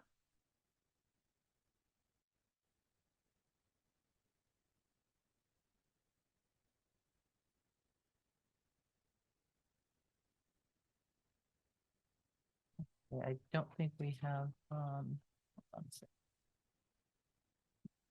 Do we have Celia Garcia at all? No? Celia Garcia, okay. And we have Nick. You're Nick? Okay, thank you. And is there Ada Herrera? No? Okay. Norma Estrada. Is Norma Estrada here? Okay. Giselle Ramirez? Oh, is that Norma Estrada? Okay, thank you. Okay, go ahead. Hello, I'm Nick. I was told to give a few things that I think would benefit the city for a dispensary being here. I think Mr. Nice Guy brings a friendly environment where people can come to the dispensary itself and not only get a good price on their product, but also get information on the product that they're actually getting. Whereas going to some of these other dispensaries that I have been to, they're not as friendly or open or willing to speak to you on the product. Whereas Mr. Nice Guy will give you an environment where you can actually speak on the product. That's it. Thank you. Celia Garcia. Sí, buenas noches. Mi nombre es Celia García. Yo la necesito. Good evening. My name is Celia Garcia. I need the chocolates, the gummies, because I have arthritis and tendonitis, and that helps to calm me a lot and to be able to sleep. That's what I use it for. And the store is far from me. I would really like to have one closer. So I can get there, because sometimes I don't have anyone to take me. Thank you. That's it. Thank you. Hola, buenas noches. Yo soy Norma Estrada. Good evening. My name is Norma Estrada. I have a lot of anxiety, diabetes, and I suffer from, I have like arthritis in my feet because of the diabetes and high cholesterol, and I need to sleep well because I will go all night without sleeping because of the stress. But just a little piece of a gummy helps me so much with the stress. And I can't go that far to buy it because I really like their products. And so I would like very much to have one closer to where I live. Thank you very much. The following three persons: Giselle Ramirez, Eddie Reyes, and Aaron Wise. Do we have Giselle Ramirez?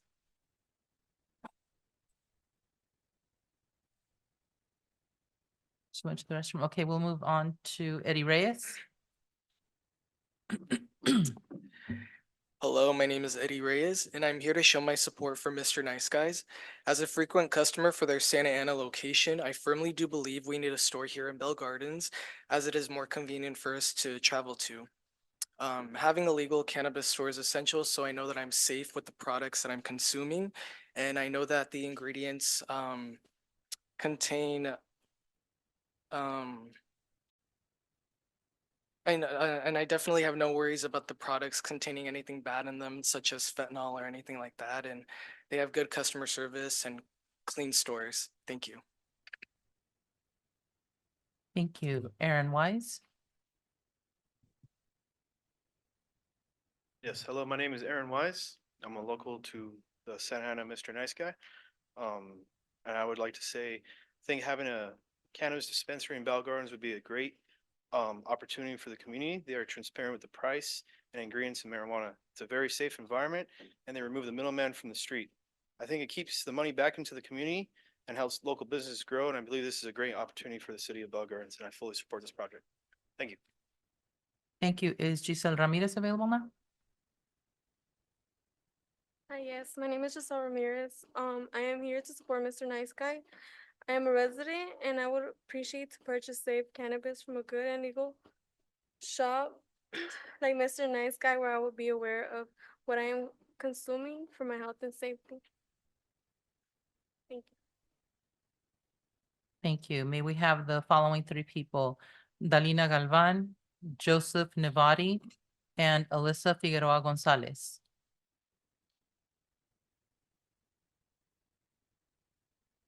Dalina Galvan. Is Dalina Galvan here? Yeah, okay, good.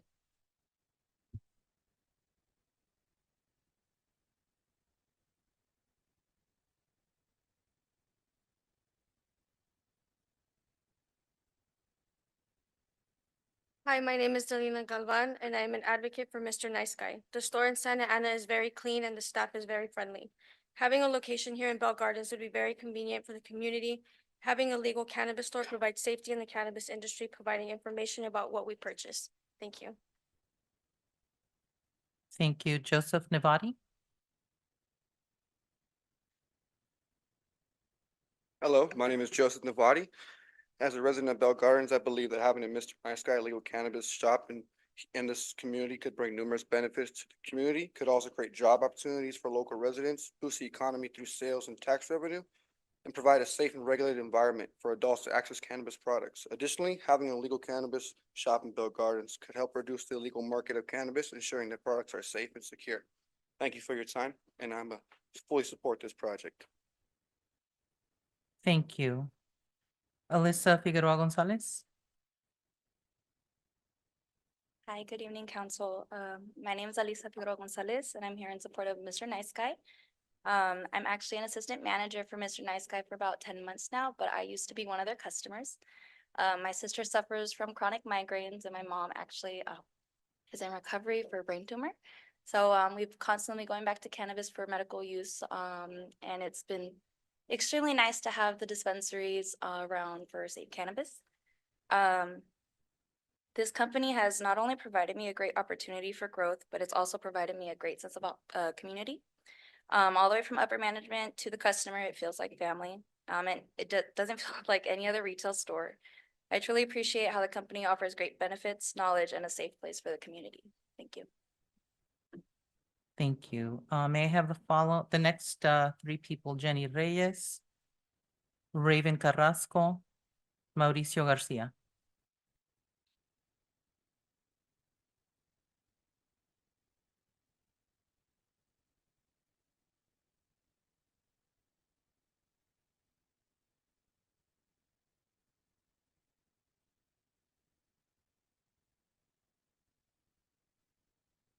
Hello, my name is Raven Mesa, not Carrasco, but I'm here to support Mr. Nice Guys. I'm currently a customer to the Santa Ana store, and the store here in Bell Gardens will be more convenient. We need a legal cannabis store, so we know we are safe with the products we are consuming. Thank you. Thank you. Do we have Raven Carrasco? No, sir. Oh, that was her, sorry. Jenny Garcia? Reyes? Right. Sorry, I'm getting them mixed up. Thank you, Ms. Reyes. Go ahead. Hi, my name is Jenny Reyes and I'm a local here. I'm here to support Mr. Nice Guy. And I would like to be able to purchase safe cannabis at a legal shop. And just because I would like to know what I'm consuming. And that's it. Thank you. Thank you. Mauricio Garcia? Hi, my name is Mauricio Garcia. I'm here supporting Mr. Nice Guy for various reasons. My parents, myself, as my mom came up here earlier to talk about her condition, and sometimes I gotta go drive all the way over there to Santa Ana to go pick up her, what she needs. So it'll definitely save me time, herself, mostly because she can't go all the time. My dad as well, and every time we go there, every time she trusts them. Since day one, but they're very good, they're very friendly. They always give her all the information she needs for whatever she wants to get. So this will really benefit my whole family, for the distance and for them to get what they need, and so they won't feel any pain and stuff like that with their arthritis and stuff like that. So she trusts them, so that's why we want them to come over here. She doesn't want to go anywhere else. So this will really be a big thing if they come over here. Thank you. Thank you. Can we now have Marco Rodriguez, Karen Martinez, and Nicholas Fuller?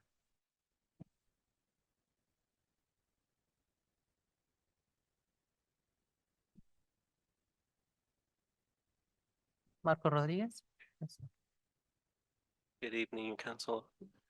I believe we need a cannabis shop right here in Bell Gardens. I was born and raised here, and I don't want to go all the way to Santa Ana no more to help my condition. I used to weigh like 50 pounds around last year. I lost 50 pounds, and now I feel very healthy. This would help our community, help us benefit jobs, lower and reduce crime and illegal sales. And that's what we need in our community. Thank you. Thank you. Karen Martinez. Hello, my name is Karen Martinez. I'm here to support Mr. Nice Guy. I work currently as an ASM for Mr. Nice Guy. I think the name itself just speaks for itself. We just want to provide a clean, safe environment to educate people about cannabis, and just basically help with any ailments that they have. And yeah, that's it. Thank you very much. Nicholas Fuller.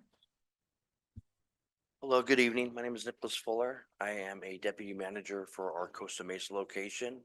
I'm also a U.S. Army veteran of the 82nd Airborne, and I'm a firm believer in cannabis and how it helps in numerous ways with PTSD, on top of also cancer.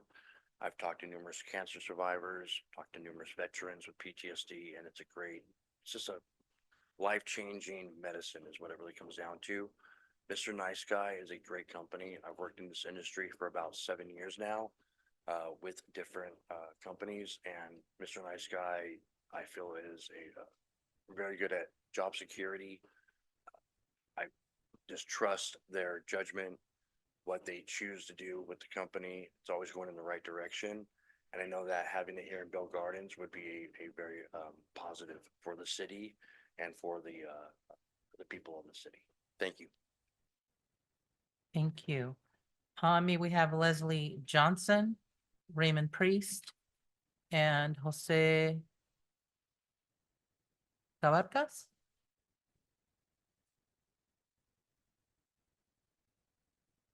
Hello, my name is Leslie Johnson.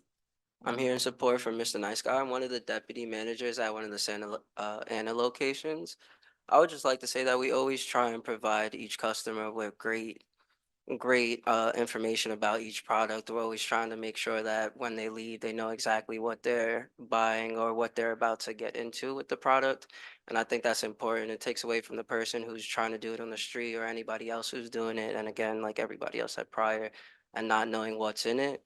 But I just think that we provide an experience and a vibe inside of our store that a lot of people appreciate because we just try to be honest. Appreciate your guys' time. Thank you. Thank you. Raymond Priest. Hi, council members. My name is Raymond Priest. I am a cancer survivor. When I was sick, I was going through chemotherapy. I had 4 cycles. I couldn't eat. I couldn't keep food down. I had a lot of vomiting. And then with the use of cannabis, it helped me consume my food and helped me get through my chemotherapy while I was going through my illness. So I do believe in Mr. Nice Guy and their products. So I would like them to come to Bell Gardens. It would be nice. Thank you. Thank you. Jose Cabarcas. Yes, hello, council. My name is Jose Cabarcas, and I constantly go to the Santa Ana location. Like everybody said today, weed is a part of our lifestyle at this point. It helps with pain, anxiety, everything. And I always said Bell Gardens would be way better if we had a Mr. Nice Guy. And so I saw today as a perfect opportunity to come and advocate my voice, try to get this here, and that's really it. You guys have a good day. Thank you. Thank you. Can we have April Del Monte? Okay, Rain Reyes Bennett. Did I get that right? All right. And Roberta Beltran.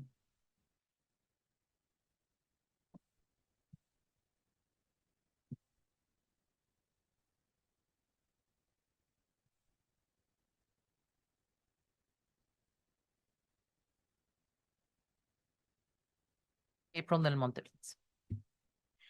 Hello, everyone. My name is April, and I've been with Mr. Nice Guy for 3 years. I could say working with this company, I found a sense of stability, especially as a single mom. They work with my schedule. I feel safe and comfortable in my work environment, and I found a family within my coworkers and my regular customers. I really love helping people. So, thank you. Rain Reyes Bennett. Hi, my name is Rain Reyes Bennett. I've been with this company for 3 years at the Lake Elsinore location. I just want to say Our company definitely is about the community. They're all about people. I've had regulars, even people that are tourists that come visit from other shops like the Santa Ana location, and they always say that our customer service is A1 compared to all the other dispensaries. Thank you. Roberta Beltran.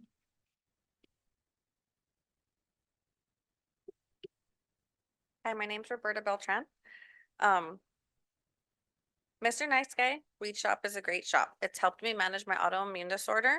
I discovered them after going to several other shops that haven't been so great. The long drive to the Santa Ana dispensary is incredibly difficult. It takes a lot of gas, the traffic's bad, and the commute's just really horrible. I think it would be really great if the city had a shop here. Their shop is a really good shop because they have exceptional customer service. They're always super nice and helpful there, especially for new users like me that weren't aware of different types of products that are available. I think it would be great for the city because they would not only provide much needed relief for those who rely on cannabis for medical purposes, but it would also ensure responsible access with their commitment to great customer service. Thank you. Okay, may we have Don Garcia, Andrew Jimenez, and Bridget Bañuelos.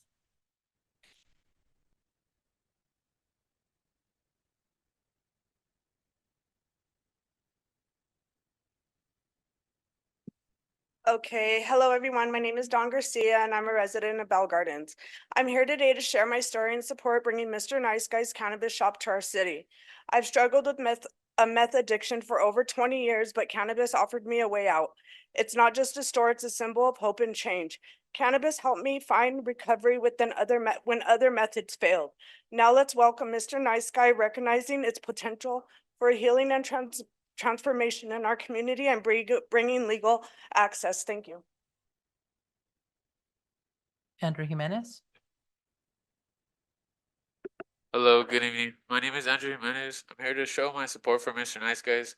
As a regular customer for the Santa Ana location, I really do believe in having a store out here in Bell Gardens because having a cannabis store local would save me a lot of time.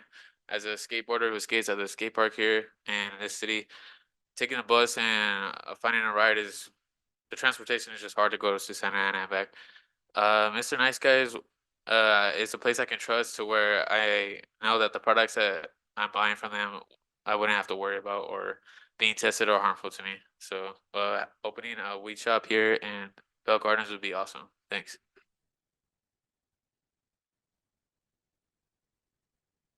Hi guys, my name is Bridget Bañuelos.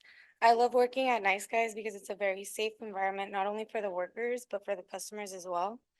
I've been there for 3 years. We're now union, so it feels like a very secure and stable job.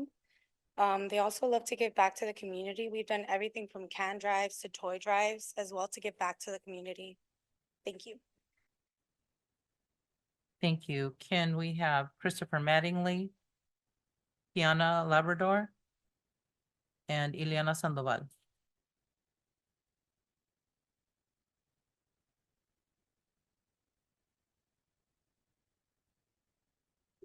Hello, my name is Christopher Mattingly. I'm from Kentucky. Moved here about a year ago simply because I loved I love Nice Guy. I wanted to work there. I came in December 22 to visit my girlfriend's family. Loved it. Went back to Kentucky, quit, moved back here, and hounded them until they hired me. It is a great place to work. I love everything from the people that I work with to the customers that come in. I get to help people every day. That is so amazing, People are going to find a way to get this. They need their medicine, and it's so imperative that it's legal and it's in a shop where they can get it. Thank you. Thank you. Kiana Labrador. Hi, good evening. My name is Kiana Labrador. I've been with the company for about a little over 2 years. I'm a bud tender. I've also been a key holder and networked for the company as far as coming to LA. It's a company that I know the owners' faces and they're so friendly. That not only has it provided me with a job security, but I've made relationships that last. That's where I met my best friend and my roommate. And so it's ran deeper than just business. I also love working for a company that does support its local community that mentioned as far as toy drives, not just that, we also support local businesses that we hold monthly patient appreciation days where they can find better discounts, and we hire local businesses that come and cook and are able to also get their word out and their businesses out. That I think that's really cool to support a company that does that, that not a lot of other shops that I've ever been to or experienced offer that opportunity. And I think it would be a great addition to the city. Thank you. Ileana Sandoval. Hello, my name is Ileana Sandoval. I've been bartending for Mr. Nice Guy for a little over a year, and I think they would be a really good addition. They have a really good sense of community, and it's always nice to work in a really happy environment with good job security. Thank you. Thank you. May we have Alexandra Chio? Did I say that right? Checo, sorry. Julio Ochoa and Lauren Wilmar.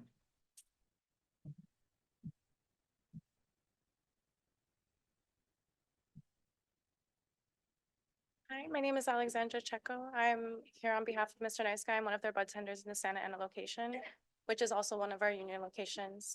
They have a really good sense of community. And being working there, I get to help numerous of people that come in for different ailments and pains and different things that they're trying to heal themselves with. So it's a really good thing to be able to help people. Thank you. Julio Ochoa.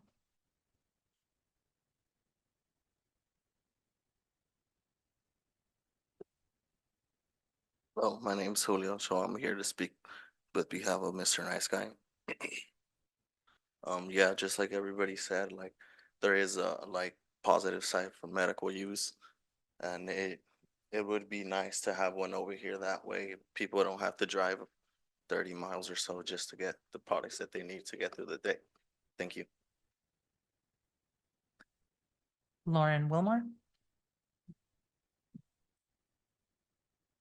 Hello, Council. My name is Lauren Wilmar. I've actually only been with the company for 10 days and I'm obsessed. I've been in the cannabis industry for 6 years and this is the best shop I've ever worked at, the most comfortable I've ever felt. And I just love helping people every day, asking questions to find out their needs and everything. And hearing how many consumers drive so far to get to Santa Ana, having another location here would be highly beneficial. Thank you so much. Thank you. May we have Christian Gonzalez, Brittany Jones? Sones, sorry. And Ivan Gonzalez.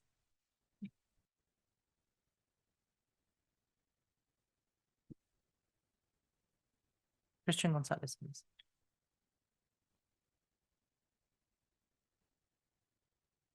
My name's Christian Gonzalez. I've been working with Mr. Nice Guys for a couple months now, and I'm here just to support them in bringing in a new location. I feel like it would be a great benefit in having a legal cannabis dispensary by uplifting job opportunities for everybody and providing a safe environment and positive environment for all customers. Thank you. Brittany Sones. Hello, my name is Brittany Sones. I've been working with the company for about 3 years. The company has definitely provided me stability and able to provide for my daughter. I am a single mother. The best part about working with the company is they give the opportunity to grow. I started as a sales associate and worked up to a store manager. My favorite part about working at the store is being able to have a family relationship with my workers and also the customers. We are also now union, and I feel like that has helped a lot with the workers just being happy and just feeling comfortable coming to work and knowing that they have a stable job with good benefits as well. I feel like opening a store in Bell Gardens will be a positive impact on the community, and I feel like anywhere we go, we leave a positive mark. Ivan Gonzalez. Hello, I'm Ivan Gonzalez from Mr. Nice Guy, and I just think that having Mr. Nice Guy here in Bell Gardens will benefit the city in many ways by bringing union jobs to the city, but also for myself and others that live in local cities around us. I think bringing a Mr. Nice Guy here to Bell Gardens will be easier for me and others to commute and be a safer commute than going to Santa Ana. Thank you. Okay, may we have Juan Perez, Sabrina Luna, and Savannah Seslev?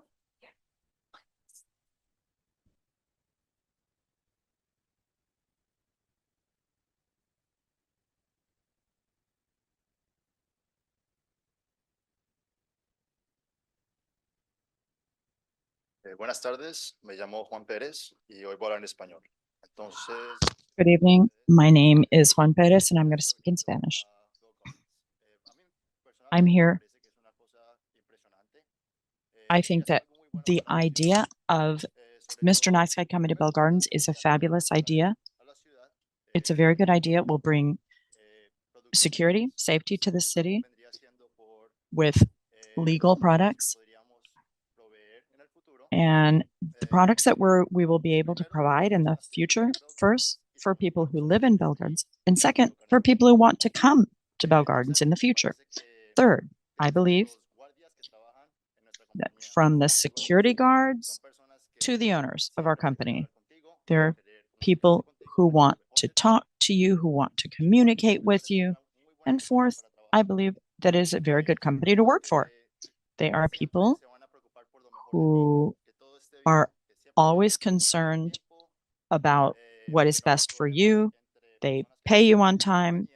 They don't want problems for the in between people who work at the company. And they're people who always want you to continue progressing in the future. As I said, my name is Juan Perez. Thank you very much. Good evening, everyone. I'm Sabrina Luna. I'm a Bell Gardens resident of 8 years now. I know that having a legal cannabis dispensary in our area will have a great purpose. I'm confident that there will be a safety precaution in order to make a secure environment for both consumers and staff. Therefore, I support having Mr. Nice Guy in our community, and I'm looking forward to it. Thank you. Savannah Sesler. Good evening, council. My name is Savannah Sessler. I've had the opportunity to work with Mr. Nice Guy as a deputy manager now for the last 6 months. I've been with the company for a little over a year. And I've had the amazing opportunity to stand here and echo all of the things my coworkers and this community here has been able to say, that we've provided an environment and been able to create a community. We opened our new shop in Costa Mesa, and I have people that I know by name. I know exactly what they're coming to buy. I know their ailments that they're coming to find safe product for. Myself being also a customer, since I've been with Nice Guy for the last year, I've been able to find and learn about more products for my own autoimmune issues. I was diagnosed with a few years ago, and we have City of Hope facilities and a Hoag facility, oncology facility, that I've been able to speak to those customers as well and be able to connect with them about similar autoimmune diseases and issues that we've all faced, and it's a part of life. So now that Bell Gardens has the opportunity to receive the service that Mr. Nice Guy provides and the sense of community that we're able to bring, I just would hope that everybody can see what a wonderful opportunity that is. And in closing, thank you very much for the opportunity to speak about my wonderful workplace. Thank you. Thank you. May we have Carrie Camacho, Angel Manzanares, sorry, and Cynthia Osario? Yes. Good evening, council members. My name is Carrie Camacho, and I am a resident of Bell Gardens. I am here in support of Mr. Nice Guy to conduct business in our community. Marijuana will not only bring revenue to our community, but marijuana is less harmful to the consumer and to society. It is less toxic, less harmful to the body, less addictive. It has helped my son with his illness of PTSD and other diagnoses. We haven't had Bell Garden police at our residence since my son has been using marijuana, going on over a year now. That has been a positive change for my son and myself since I am his keeper. With that said, I am asking for the council to approve this item. Thank you. Angel Manzanares.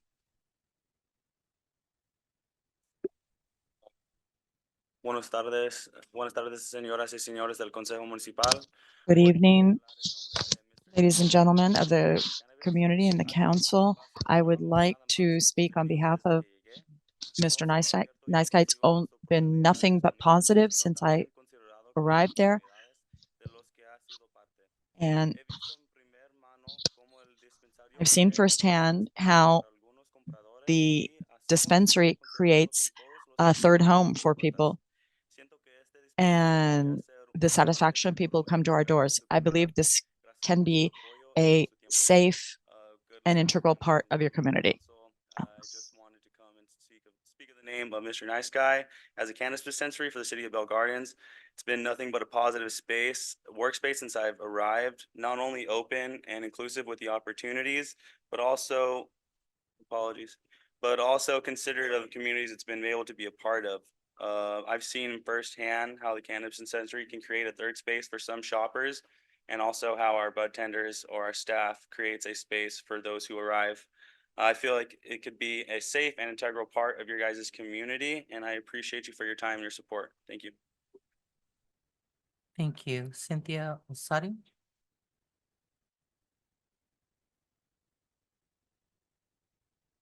Buenas noches, me llamo Cintia Osorio. Vengo ahora a Good evening, my name is Cynthia Osorio. I'm here to say that I'm in favor of the Mr. Nice Guy store. I need it for medical reasons, which are obvious. I really wish that they were local because it is a place where I feel safe, where I can buy safe products. I need it for obvious medical reasons. There are a lot of people like me who make the trip down to Santa Ana. It would benefit us greatly. And I would really like to have a local shop. As I said before, I feel very safe there. It's good to know that you are consuming a safe and regulated product, that especially if you're using it medically, it would be very beneficial. I think it would be very favorable to the city. The city would benefit from it. But people like me who make the commute to Santa Ana, it would be a big help. It is a very safe place and very informative. And everyone there, all of the staff, make sure that you feel safe and that you have enough information.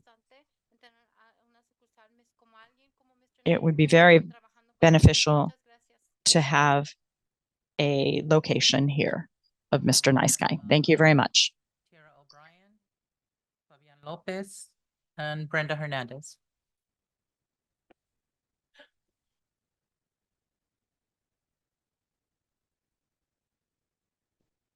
Good evening, council. My name is Tara O'Brien, and I'm here in support of Mr. Nice Guy. I think that bringing a legal cannabis store to Bell Gardens would not only help the community, but also the economy.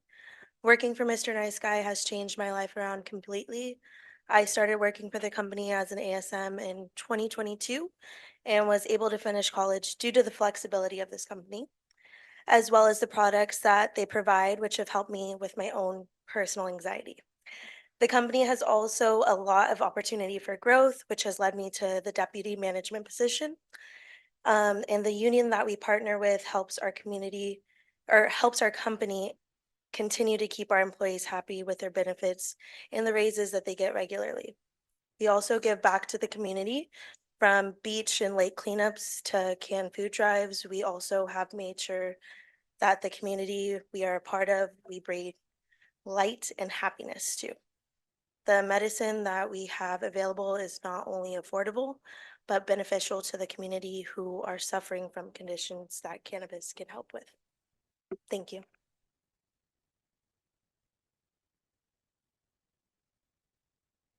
Good afternoon. Oh, sorry, I'm nervous.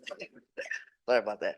Yeah, well, I'm here to represent Mr. Nice Guy. I want to just let everybody know that they have good presentation. Their cannabis is pretty good, and as I've been doing cannabis for a pretty long time. Like I bought it illegally for a very long time, and now that it's here legally, it makes it easier for everybody.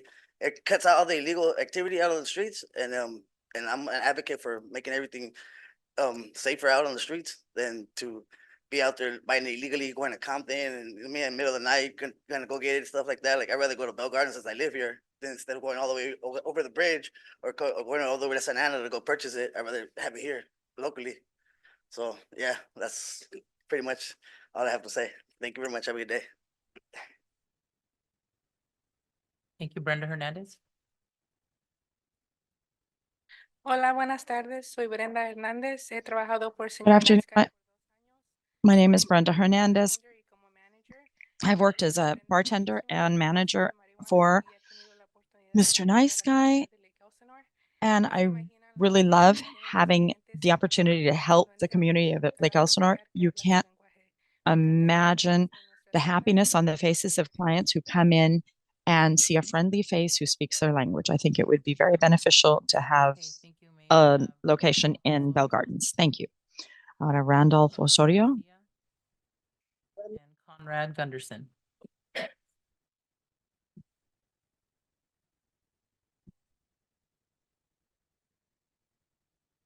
Buenas tardes, me llamo Randolph Osorio. Good evening. My name is Randolph Osorio. I had an accident 3 or 4 years ago. I hurt my back. I had to quit working. So I need the medicine to help me be able to sleep and rest, to be able to go to work the next day. I work in an industry making airplane parts, so I need this medication. Thank you very much.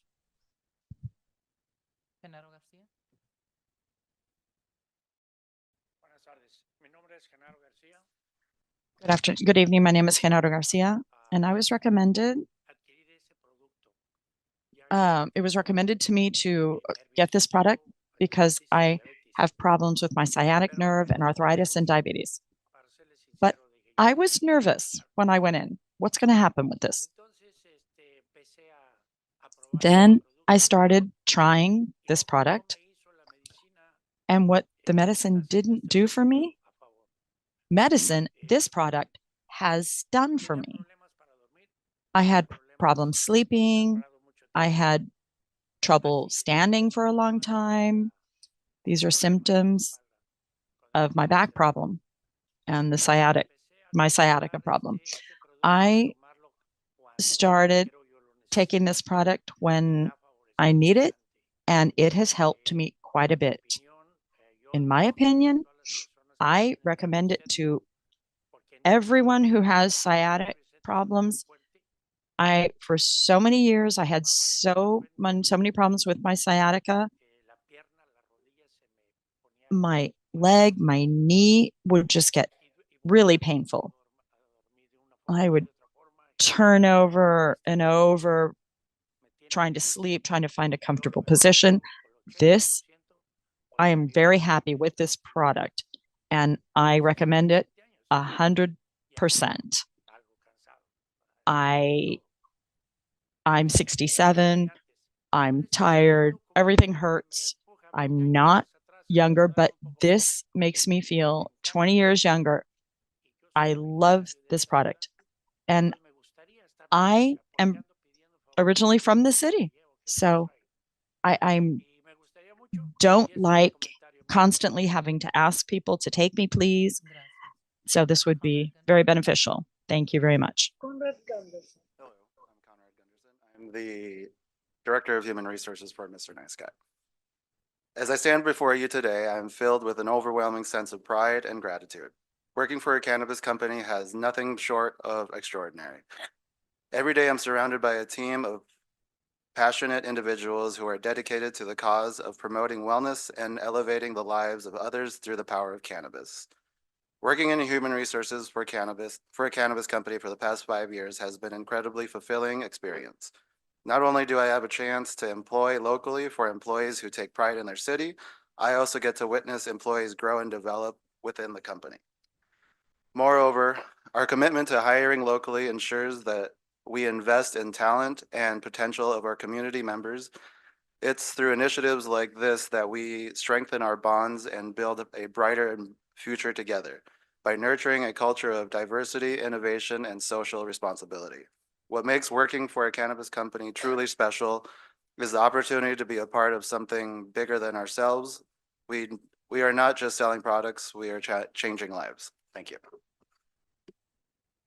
Thank you. May we have Patrick Martin, Ty Riley, and Jim Fitzpatrick.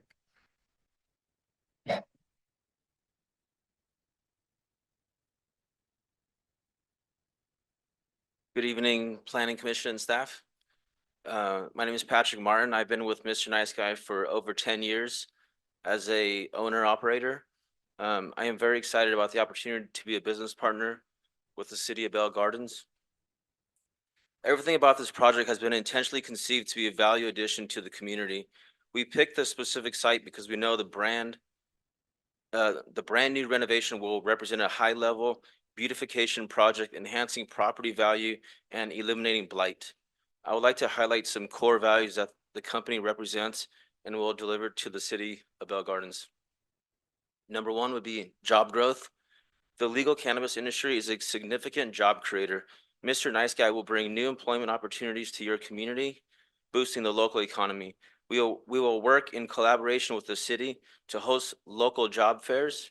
It is our goal to eventually achieve 100% local staffing. Number two would be increased tax revenue through licensing fees, the agreed upon development agreement, and sales tax. Mr. Nice Guy will contribute additional revenue to your town. These funds can be used to support important public services and infrastructure improvements. Number three would be safe and regulated access. A licensed dispensary provides a safe and controlled environment for adults to access cannabis. This can help to reduce illegal activity and protect consumers from unregulated products. The unregulated market exists and thrives in all communities regardless of efforts to intercede. Therefore, Mr. Nice Guy will provide a safe product for all those adults choosing to consume legally. Number four would be community first approach. Mr. Nice Guy is a community enhancement oriented business. We work in partnership with our business neighbors to achieve success. We also look to be problem solvers and find ways to make our presence bring value to those around us. Last but not least, Mr. Nice Guy has been a strong commitment to responsible business practices.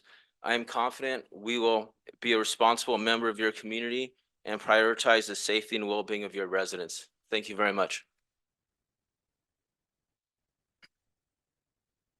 Hi, my name is Ty Riley. I'm the Director of Operations for Mr. Nice Guy for around 8 years now. I've had the pleasure to open up 20+ locations in California and in Oregon, and it's been a very exciting and challenging experience that I've learned so much. And honestly, sitting here watching everybody talk about being a Mr. Nice Guy and the impact we have in the community always helps me remind me of those great times. We had some great outreach events here in March. Great to meet the local vendors as well as a lot of our residents around us. We look forward to being in this city. Thank you so much. Madam Mayor, council members, Jim Fitzpatrick. I'm on the Mr. Nice Guy team. I am a former elected official, former chairman of the Planning Commission in Costa Mesa, helped craft that regulatory scheme back in 13-14. I want you to know, I champion putting Mr. Nice Guy right at the end of my street in downtown of Costa Mesa. My phone rings all the times on issues in the neighborhood. My phone has never rung once as a result of either Mr. Nice Guy or cannabis. The chief of police in Costa Mesa testified before our city council that there are no issues and concerns on calls for service. The Orange County grand jury studied Santa Ana cannabis with three findings. One is when cannabis launched, crime went down. Two is the incidence of the unlicensed, unregulated shops went down. And the third one was significant revenue was generated for the public benefit. I'd put a fourth one in there too, because like the Mr. Nice Guy at the end of my street, it went into a mid-century deferred maintenance donut shop. And now we have elegance in our commercial corridor. I also do the security plans and security expert. I'm the guy that came up with the secured layered onion because we knew we'd have to sit here in a public forum and give you the facts and data to make an informed decision without giving away the blueprints. I was there for all the outreach. I saw your community support cannabis through the discussions of what we were and the benefits that we would bring. The most potentially impacted resident, which is just over the about a 4-foot something block wall. We sat there and spent a lot of time with Edgar Morales talking about what his concerns were. And at every time we offered a solution, the trash enclosure was too close to his residential. We relocated it. We talked about utilizing environmental design for security and safety so that the proper illumination occurs on the facility. So when the chief's officers drive by, they have the ability to view what's going on while preserving and balancing the quiet enjoyment of the residents. We went to our team and really challenged ourselves, even though we put together a photometric plan. We talked to Edgar and we lowered the poles. We put shielding techniques on the lights to make sure that it went in our parking lot, not into his residence. Rebuilding a 6-foot block wall with 2 feet of wrought iron. We believe that this team has put forward an awesome application here with a great team. Having sat in your seats and made some tough decisions, we respectfully ask for the opportunity to reimagine that space into elegant retail, to create the jobs that you heard, to create the significant and meaningful tax revenue generated for the public benefits. And we respectfully ask for your support. Thank you for your time. Rogelio Rodriguez.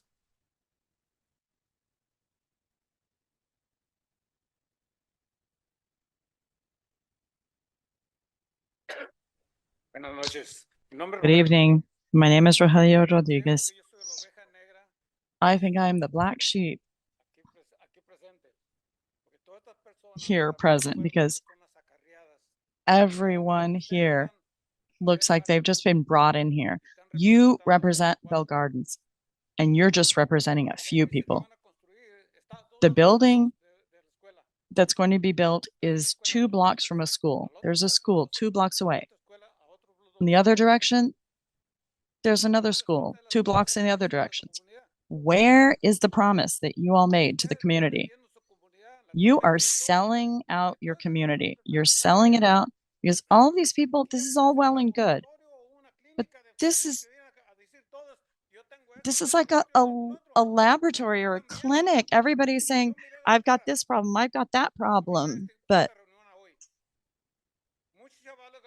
you see, outside of, they've been making fun of the high schools, of the universities. They're ruining people's future. And there's all these people here are addicted to drugs, but you don't realize that there are kids here too. And you are going to poison those kids. You will be responsible. You are going to poison them. They're talking about, oh, go to Santa Ana, Orange, whatever. Well, lots of people go and bring medicine from Tijuana. You can go to a pharmacy and buy medicine you need. But you're bringing these drugs in and you're just making fools out of all of us. You're doing this. I'm the black sheep and I don't regret it. Yeah, him, her. They are all in agreement. This is a done deal, but you made the stupid mistake of approving it the first time when Bell Gardens is a small city, 50,000 residents, and we don't need marijuana. Where do we have a hospital close by here? We don't have one. Where do we have a gym? We don't have one. But we are going to have marijuana stores created by these masters right here. That's what you are, teachers. But really stupid. Why? Why don't you give the community an option, the option to say how many people really want, how many of you live in Bell Gardens? Raise your hands. 2, 3, 4, 5 in Bell Gardens. Please direct your comments to the council. You have done this. This is who you're representing, all these people who don't even live here. Please, order, por favor, orden, orden. Por favor. Por favor. Gracias.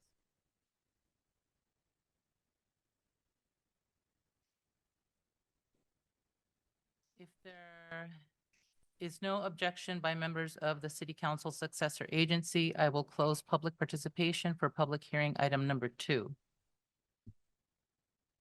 Mayor, at this time, I'd like to request our Deputy City Manager, Gus Romo, just do a quick recap of his PowerPoint presentation for the benefit of Councilmember Polito, just in case she missed any of that. Sure, If that's fine. okay, Mayor. Yes, that's fine. Thank you. Thank you. And Gus, I think Silas is getting that presentation set up right now. If you could do a quick recap of it once it's up. Thank you. Thank you, Mr. City Manager.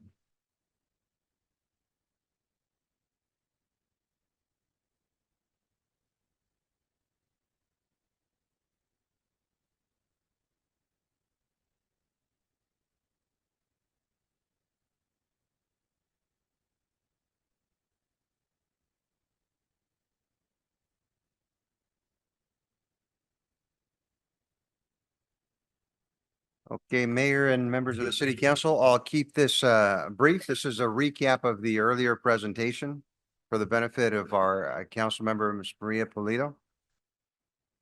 So this presentation is for, or the proposal is for development agreement with Chris Glue, Mr. Nice Guy, for the property located at 6231 Eastern Avenue for a cannabis retail use and a new structure. The recommendation is to find the project categorically exempt from the California Environmental Quality Act, waive full reading and introduce ordinance 940 by title only, and adopt ordinance 940 authorizing the city to enter into a development agreement with Mr. Nice Guy Cannabis retail use in exchange for annual public benefits. On April 17th, the Planning Commission voted 4-0-1 with one member absent to approve a conditional use permit and recommend approval of the development agreement. And this again is for a new 2,500 square foot commercial building, demolition of the existing 960 square foot retail structure at this location of 6231 Eastern Avenue. Proposed development permits, benefits, 100,000 annually in public benefit in exchange for a total of 10 years, 5-year development agreement with an optional 5-year extension. 80% of all these community benefits would go towards educational programs, such as what's shown here, youth programming, capital improvements, city-owned properties, and housing programs as well. This slide identifies affordable housing production, rent stabilization, anything aimed towards long-range planning as well for housing programs. When we analyzed this, we looked at the Department of Cannabis Control, the fact that they're trying to streamline the oversight of these permits. The state is charged with the administration, regulation, enforcement. So you both have local and state regulation. And we have stricter standards than an actual commercial use. For example, we were saying that a typical restaurant would not be required would not be required to have the security plan nor the photometric plan. So again, the determination is to, did I go back? Oh, well, that is the the end of the slide there. To find the proposal categorically exempt from CEQA, waive full reading of the ordinance and adopt ordinance 940, authorizing a development agreement and execution of the development agreement. And that's ordinance number 940. That concludes the presentation. Thank you, guys.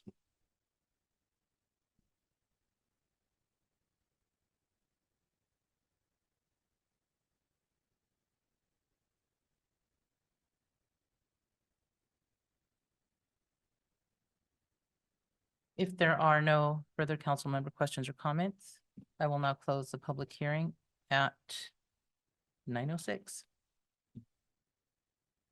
Any further questions? Okay, then we'll close public comments.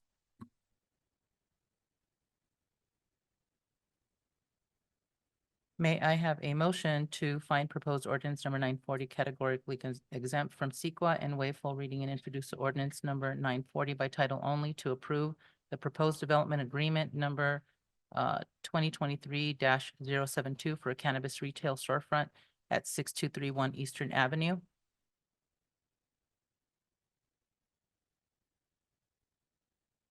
Okay, seeing none, I would like to make a motion to table this item for consideration to the June 10th City Council meeting. Do I have a second? I'll go ahead and second that. City Clerk, please conduct a roll call vote. Yes, thank you, Mayor. Councilmember Chavez? If I may, City Clerk, can I make a statement? Yes. Thank you for that. After thorough review, I cannot support the license CUP and DA development agreement. However, I want to make it clear that with this decision, I strongly support UFCW 324 and other involved unions and their role in ensuring fair labor practices and improving workplace conditions. With that said, thank you again.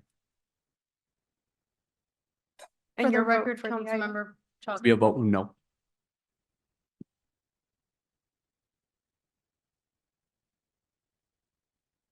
Thank you. Councilmember Pulido? Yes. Councilmember Sanchez? Yes. Mayor Pro Tem Barcena? Yes. And Mayor Gomez? Motion passes. So this was to table the item to June 10th, correct? That's correct. Thank you.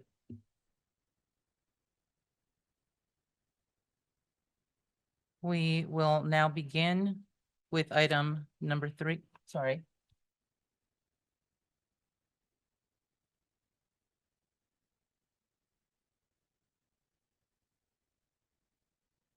Okay, ladies and gentlemen, we will be taking a quick 10-minute break. We will be back. Thank you.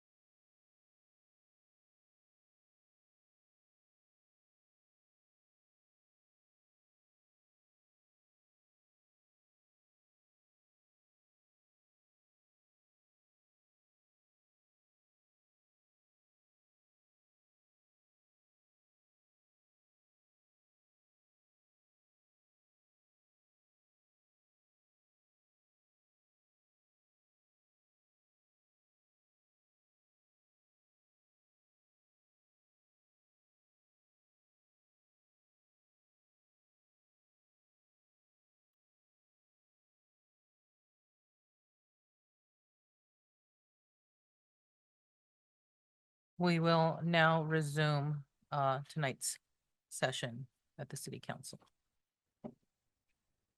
We will now begin with item number 3 on the agenda.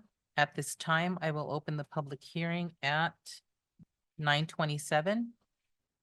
City Manager, please introduce this item. Yes, thanks again, Mayor Gomez. This item is consideration of ordinance number 941 to authorize a development agreement by and between the City of Bell Gardens, OTC Bell Gardens LLC, and Kim Dae Ho and Hee Young relating to the property located at 5605 Gage Avenue in the City of Bell Gardens. We'll turn it over to our Deputy City Manager, Community Development Director, Gus Romo, for the presentation. Thank you, Mayor. Thank you, Mr. City Manager. Honorable Mayor, members of the City Council. This is a consideration of a development agreement between the City of Bell Gardens and Off the Charts Cannabis Retail Operation, ordinance number 941. I'm going to go ahead and wait until the presentation comes on before I continue.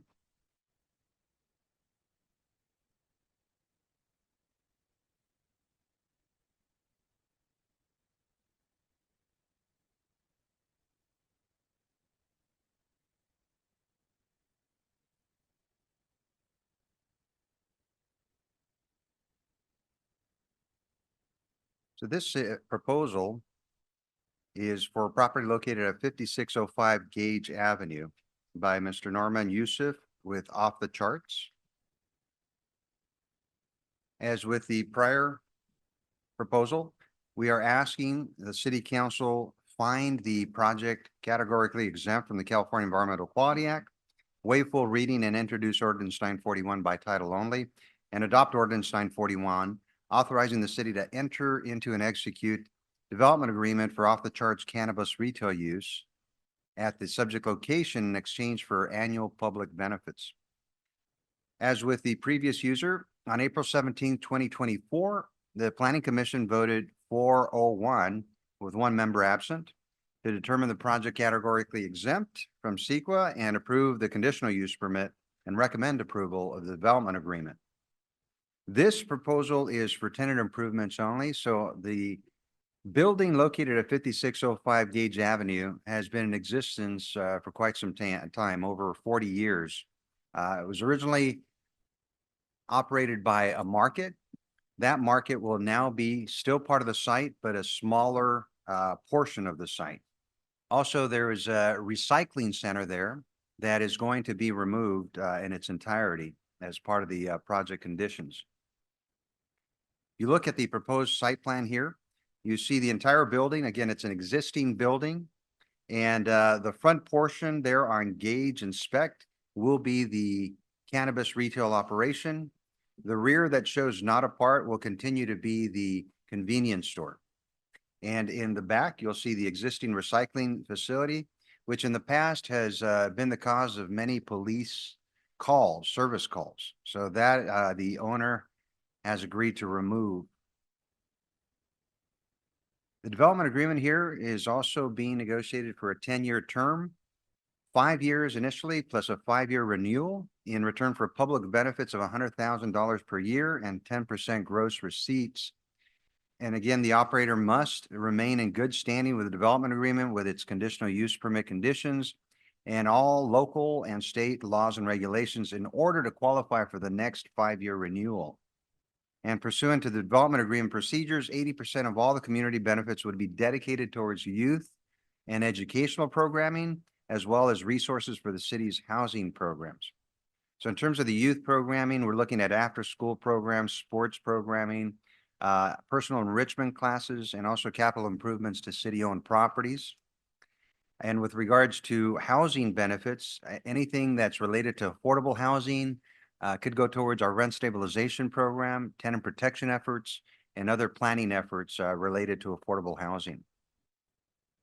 In looking at this project, we saw that the proposal meets all of the zoning code requirements. There's no variances being requested here, and also is consistent with the general plan policies that are in place with the city's general plan. The California Department of Cannabis Control was established in 2021 under AB 141, This is the department that oversees cannabis licensing programs to streamline the oversight. The state is charged with administration, regulation, and enforcement. So cannabis goods and products are tracked. And overall, we have stricter development standards for cannabis than we do for other uses. And the example I was giving earlier is a restaurant coming into the city does not have to have a security plan as a condition of approval or a photometric plan either.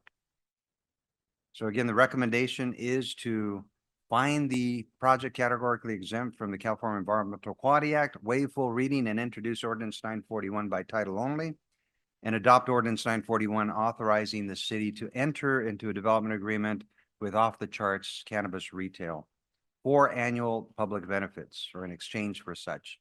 And I'll turn it over now to our city attorney, see if she has additional comments. Thank you. Paloma McAvoy with the City Attorney's Office. No additional comments at this time. Is the applicant present? I'm on Zoom. Does the applicant wish to speak? Yes. Hear you. You may continue. Can we put the presentation slides up? Yes, one moment while we do that. Thank you.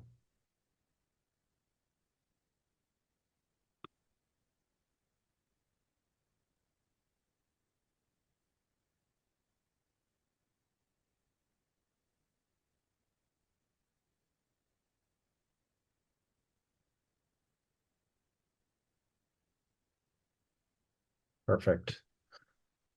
Good evening, Honorable Mayor and esteemed council members. Thank you, Gus and staff, for the presentation and recommendation. I'd like to start off by apologizing for my inability to be there in person this evening. However, my 6-year-old son gave me a pretty nasty cold, and I think it better for all parties that I attend remotely. My name is Sean Maddox. I'm here tonight to speak on behalf of OTC Bell Gardens LLC and its proposed development agreement with the City of Bell Gardens. As a matter of course, I'll start by discussing OTC's operational history and experience before providing an overview of the proposed project and some of the items of consideration that were presented to Planning Commission and their approval of the CUP last month. I'll close my presentation with a quick overview of the development agreement and the benefits being offered to the city. Off the Charts is the largest family-owned and operated cannabis retailer in the state of California. We boast 20 operational locations in cities like Vista, Palm Springs, San Francisco, Los Angeles, Corona, West Hollywood, and just this past week found out we were awarded one of 4 highly coveted entitlements in the city of Monterey. With a proven track record of success in and outside of California, we are proud to be able to employ over 300 staff members, in addition to generating over $100 million in annual revenue. Next slide, please.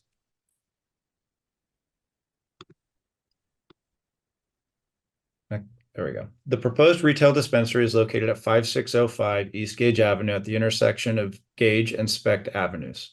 The site is comprised of approximately 6,064 square feet commercial building that will include 2,500 square feet for the proposed cannabis retail use and approximately 3,600 remaining square feet for the existing Mega Mart grocery store. Location features convenient ingress and egress off of Gage Avenue, as well as in the rear alley. Site improvements include enhanced landscaping, as well as resurfacing the parking lot to include 20 parking spaces, which is 4 more than required under the municipal code. A professionally engineered lighting plan will ensure the lot is adequately lit for security purposes while preventing any light spillage onto surrounding neighbors. Additionally, the project proposes to remove the legal non-conforming recycling center on the northwest corner of the parcel.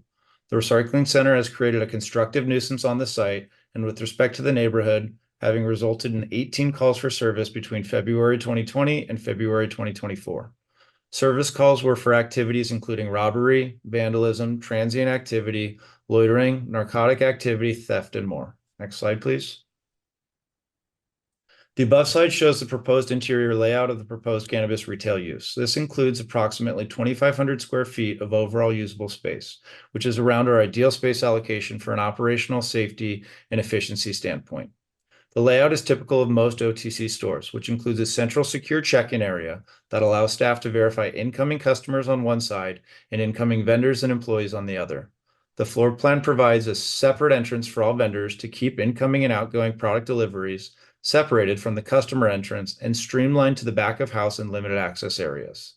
The layout includes a large retail floor and a separated limited access back of house area, which includes a vault, secured product storage area, office, vendor intake area, as well as a non-public restroom and employee break area.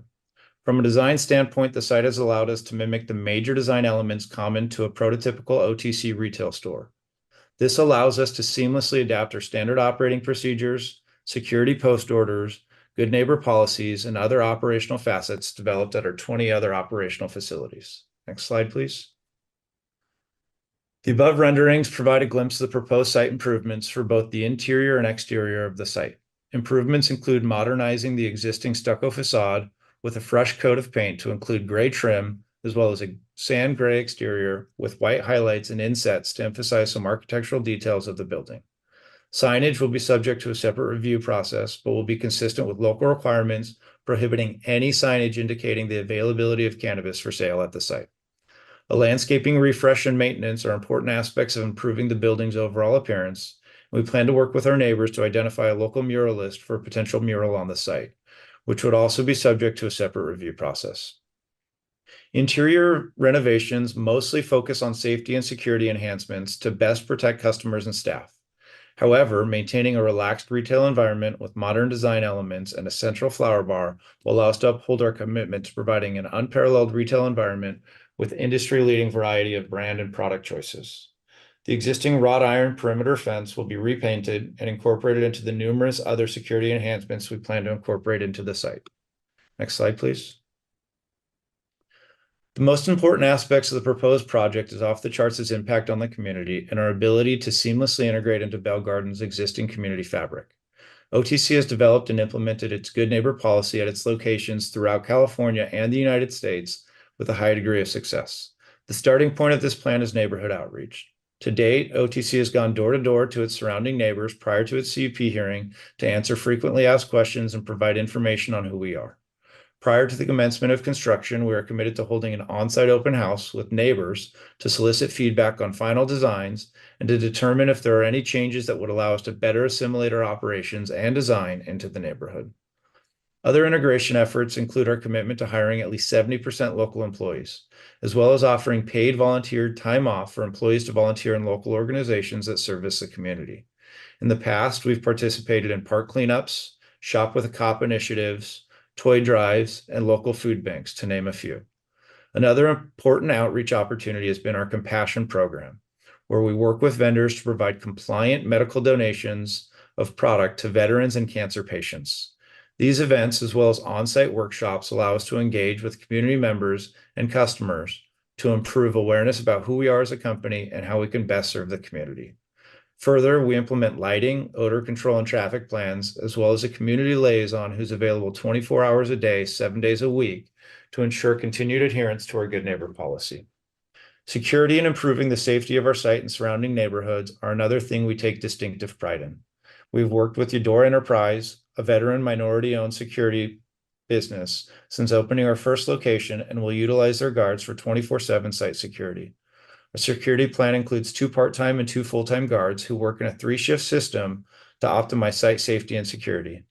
Posts include the entrance, retail floor, as well as continuous roving exterior sweeps during hours of operation.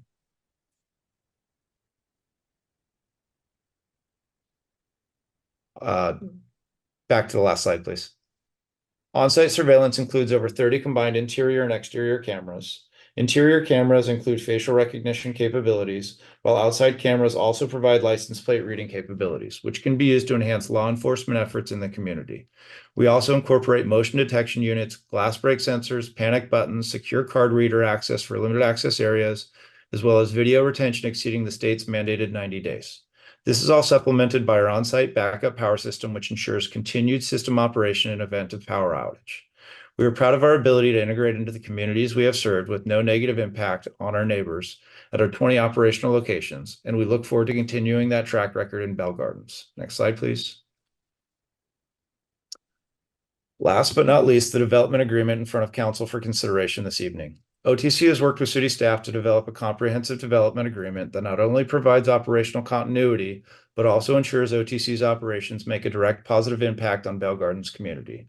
The proposed DA outlines requirements for the proposed site's property development, which include extensive site improvements and rehabilitation, a security plan to benefit the site and neighbors, including comprehensive surveillance and third-party guards, and compliance with 88 conditions of approval outlined in the CUP, which include landscaping, site maintenance, building improvements, operational requirements, odor control mechanisms, lighting, security plans, signage plans, and more.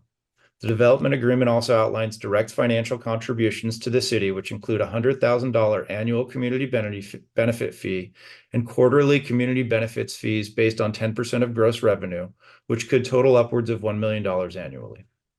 With everything said, we believe the proposed project and development agreement will substantially benefit the Bell Gardens community.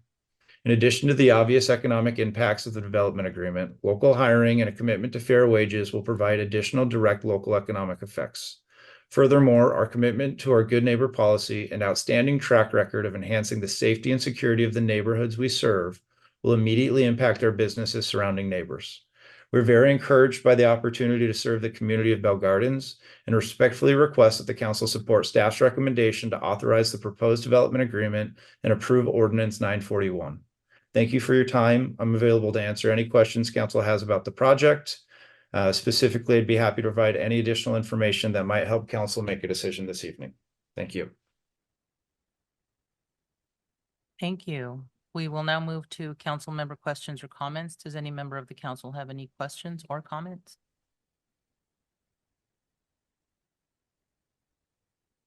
I actually do have some questions, Mr. Maddox.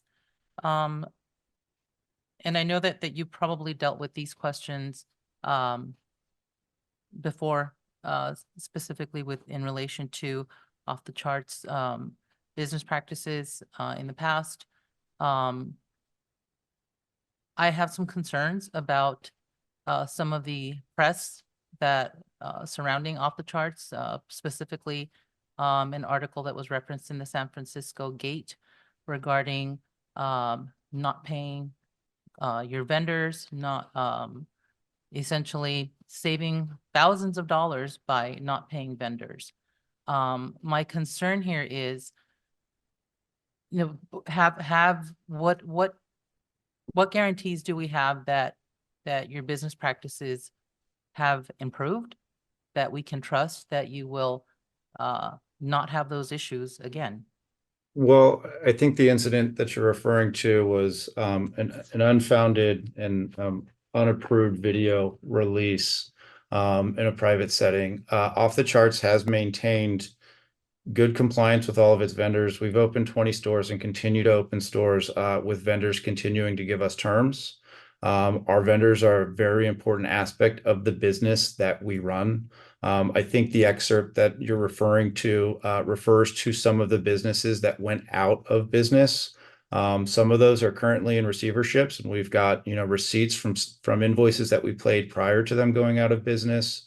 It's important to us as a business to be able to maintain compliance.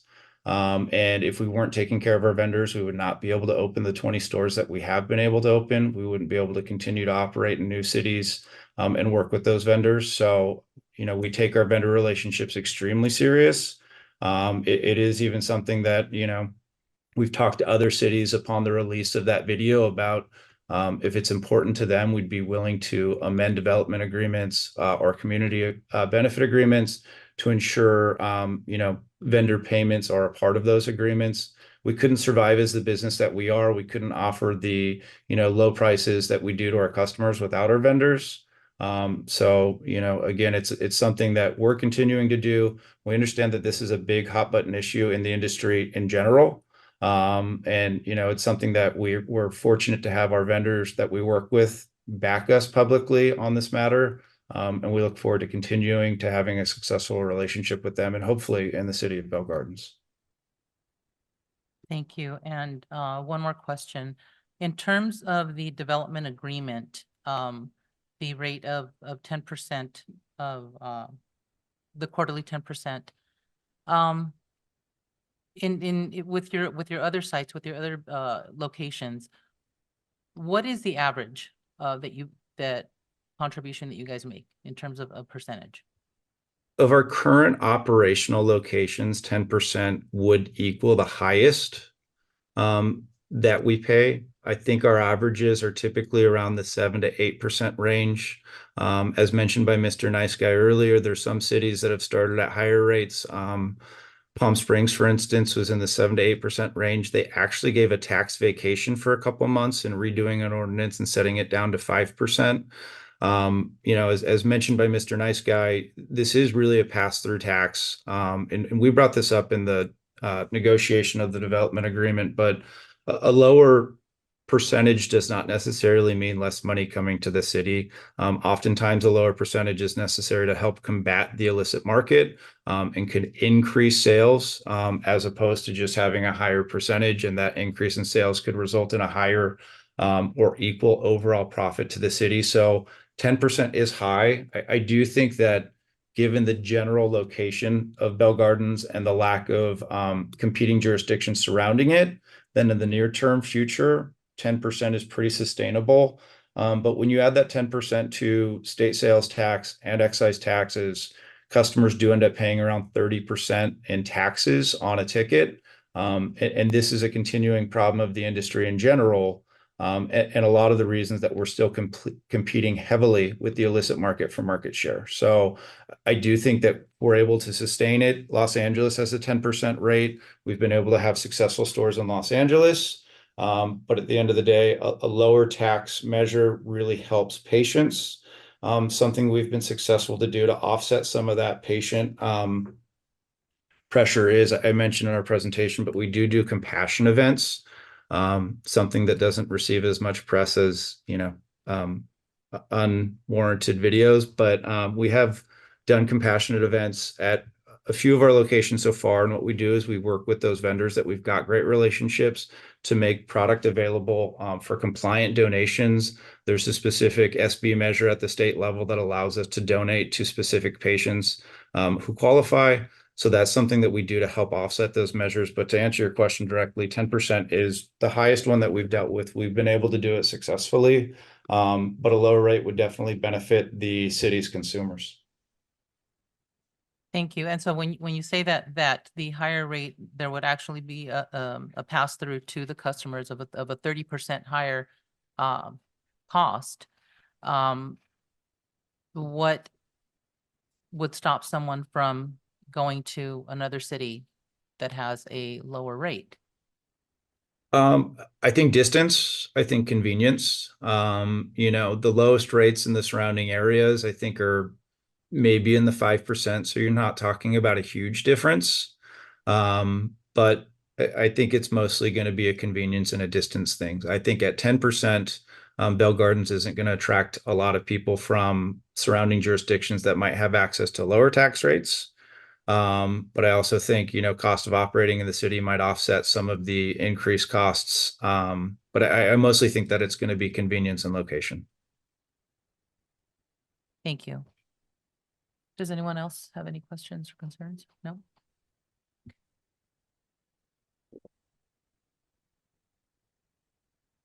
We will now open public comments for this item. I will call 3 speakers at a time. Please make your way over to the podium to line up. City Clerk, please announce the instructions for public participation.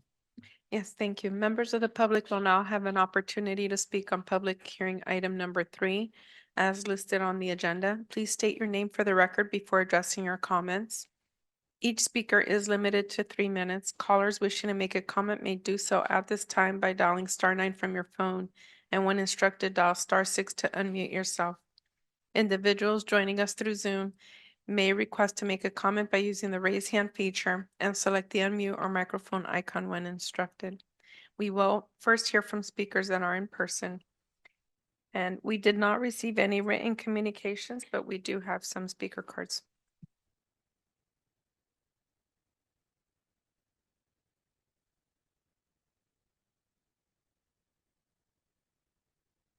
Okay, may we have Matthew Jones, Mark Toma, Juan Marquez, Jaslyn, sorry. Good evening, Council. My name is Matthew Jones. I'm a licensed realtor, and I've been working with Off the Charts for the last 5+ years. I've seen firsthand how much the business owners, Norman and Darlene, truly care about the communities where they operate. Their rapid expansion throughout Southern California is a testament to how they're able to establish long-lasting relationships with neighbors, community members, and city officials. I was intimately involved in the process of helping Off the Charts obtain control of the property at 5605 East Gage Avenue. Both property ownership and the existing mega market business operators have been essential in working together with us as a team. As a result of everyone's cooperation, we've been able to not only keep the mega market at the property, but we also plan to beautify the building, remove the recycling business, and make the premises safer and more attractive to visit. Over the past week, I've been contacted by market employees and a neighborhood resident asking me where we were in the process of opening for business. These two individuals expressed to me that on this particular side of town where our property is located, there is a strong presence of gang activity. Their hopes are that due to the security measures that we have and a 24-hour monitoring of the site, our business will provide a local neighborhood and added sense of protection along with peace of mind. It gives our company tremendous sense of pride knowing that the relationship we have with the city and the police department can truly make a positive and immediate impact in the areas where we operate. Off the Charts also implements a comprehensive nuisance mitigation policy, protocols, and design features that ensure our neighbors and surrounding community do not experience any adverse impacts because of our operations. We understand the sensitive nature and need for discretion for greater community with respect to commercial cannabis businesses, and we intend to build connections in the community that facilitate an open dialogue with residents surrounding our operations within Bell Gardens. We strive to integrate our store into the community versus having the community adapt to our store's presence. Community safety and accountability are prioritized over profits, and our team is committed to consistently maintaining these values throughout all operations. To that end, Off the Charts will appoint a community relations officer that is available by phone, email, or in person 24 hours a day, 7 days a week for citizens and neighbors to voice their concerns regarding our operations.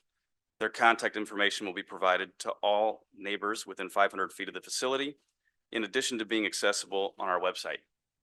Community assimilation allows us to be both accessible and proactive in addressing any hints of complaints or dissatisfaction in the way operations are being conducted. I am honored to be a part of this effort. Off the Charts develops a first-class product, and I know that the city will be proud of it as well. To that end, I implore the council to award Off the Charts this permit and the development agreement with the understanding that this company is a massive value add to the Bell Gardens business community. Thank you. Thank you, Mark. Toma? Good evening. My name is Mark Toma. I am the general manager for Off the Charts in Harbor City. I've been working with OTC for about 3 years, been in the industry for about 5 years. As a manager at OTC, I am responsible for providing leadership throughout the day-to-day operations. I make sure all employees are trained on and also standard operation procedures are to achieve a safe, compliant, and welcoming environment for our employees and customers while meeting and exceeding our sales goals and higher customer service ratings. I'm proud to say our store boasts 5-star on Google, a 4.9 star on Weed Maps, and we have not had any compliance violations at any of our 23 locations in California and also including New Mexico. OTC has created an amazing company culture that really allows my entire staff and I to thrive. Between generous compensation packages, excellent benefits that range from health and dental insurance to employee assistance programs and everything in between opportunities for advancement and an ongoing training education. I feel that OTC gives you all the tools to succeed.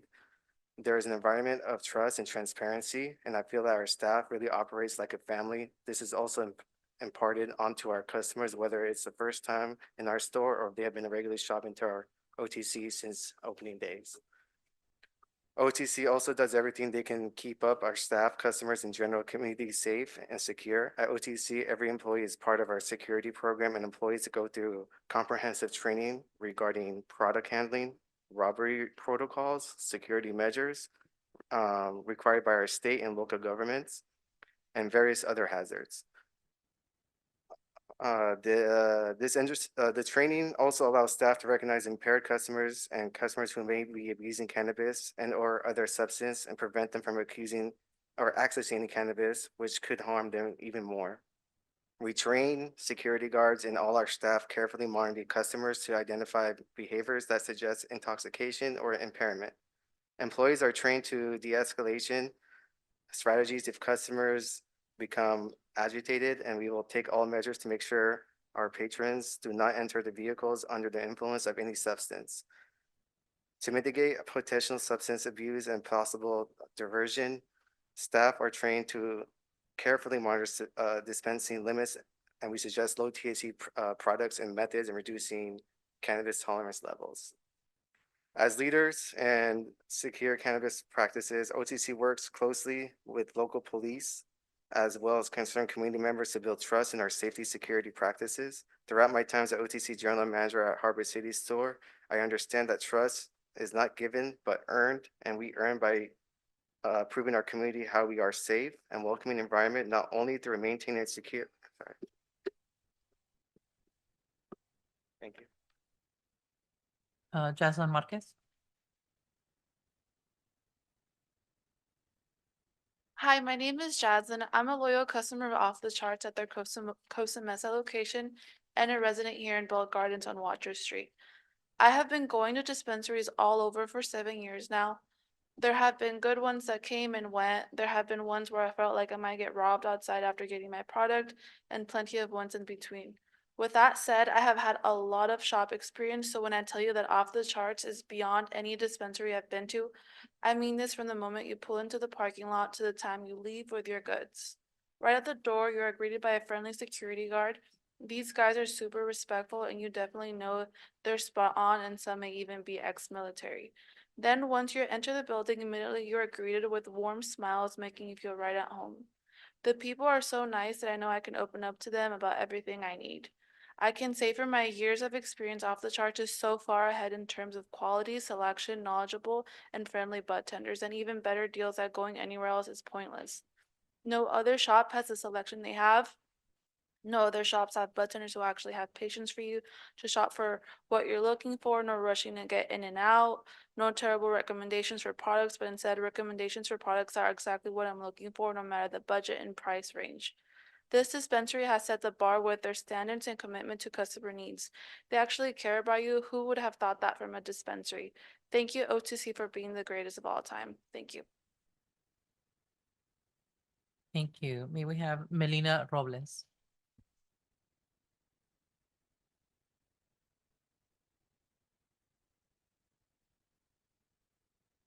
Hello, City Council. My name is Melina. I am a cannabis specialist at Off the Charts. I have been in the cannabis industry for 7 years, and I've been working at Off the Charts for 4 years now.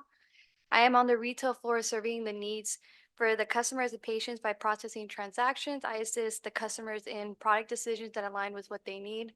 If they need CBD products, flower, edibles, whatever they're looking for. I actually enjoy coming to work every day, and a big part of that is because of the people I work with and the customers I get to help every day. OTC is a family-run, family-owned business. Our customers know that we are focused on serving them and the community. And we back this up by providing premium customer experience by actually getting out into our community and volunteering our time and energy to important community causes. A major benefit to working at Off the Charts is I get health, life, and dental insurance. They also offer Roth IRA and 401k, which a lot of places don't offer. They also offer a 5 paid day training program that taught us all the major operational training areas, including points of sale, customer ID verification and processing transactions, security and inventory procedures. The training also facilitates customer service practices as well as providing knowledge of cannabis products so we can help customers make informed product selections. We went through simulated customer interactions, shadowed team leads, and then we were tested on our knowledge before we actually got on the floor. Before new hire training, we also complete cannabis operations and product knowledge training from at least 2 providers other than Off the Charts. Off the Charts also offers employees who enroll in classes, universities, and vocational programs paid reimbursements so we can grow into skilled leadership positions. I was actually able to get my metric certification through Off the Charts. So they sent us out actually a few weeks ago to the metric convention in Irvine, and I got to learn more, and I was able to grow my knowledge through there as well. And it also allows us to have better resources for our customer education to our community. At Off the Charts, we bring value to the community by providing free quality education materials, workshops, seminars, and other events to those who are interested in using cannabis as a means of personal wellness. These create community and the family feel that we pride ourselves in and that I enjoy working at. Thank you. Thank you.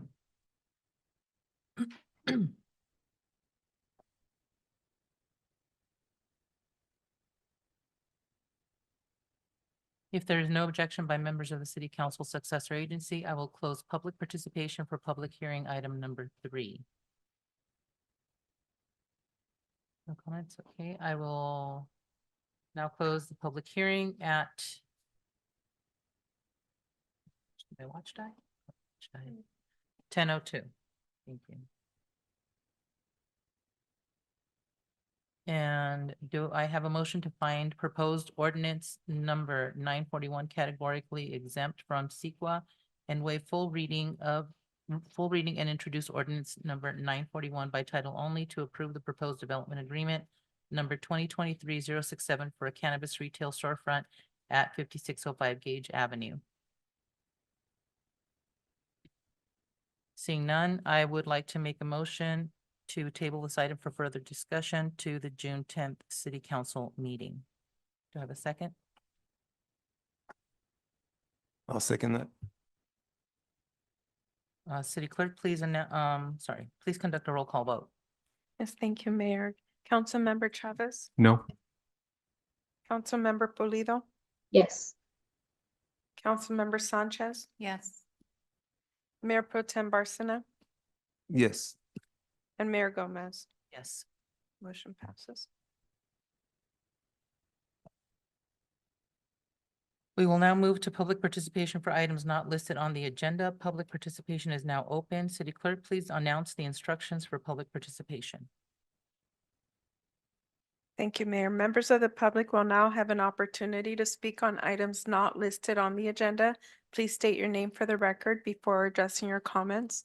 Each speaker is limited to 3 minutes, subject to an overall 30-minute period unless announced otherwise. Callers wishing to make a comment may do so at this time by dialing *9 from your phone, and when instructed, dial *6 to unmute yourself.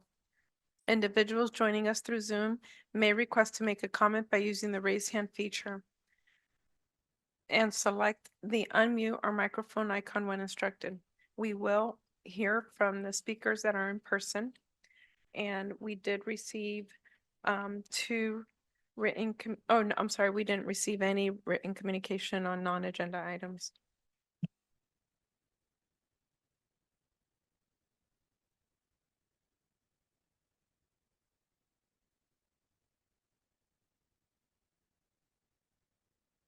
Thank you. May we have Angela Llerenas?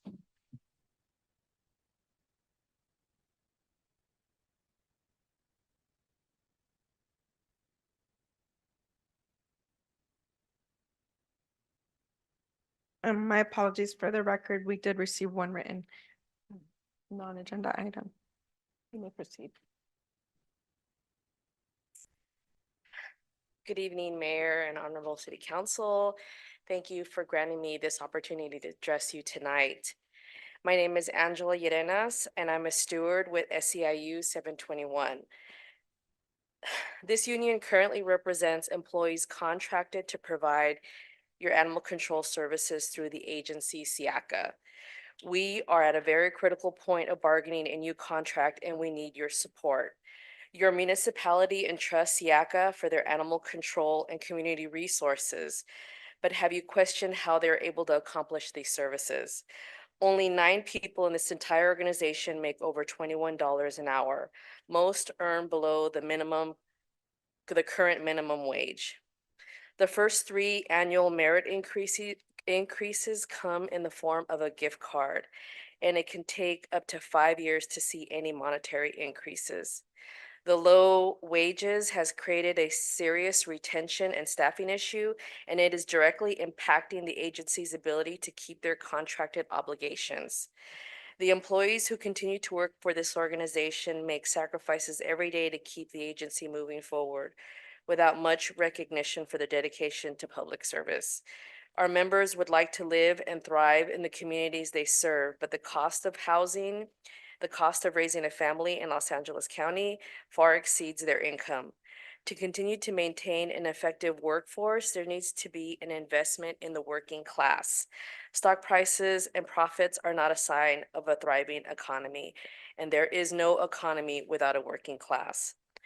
All this to say, we want our members to excel in their career choice and pursue worthwhile causes in animal welfare. But these sentiments are difficult to dream when workers worry about how to make ends meet on a daily basis. Please inquire how this agency operates, with their upper management being compensated very well and the rest of their workforce barely having enough to live on. Thank you. Thank you. We have Lee Esquire.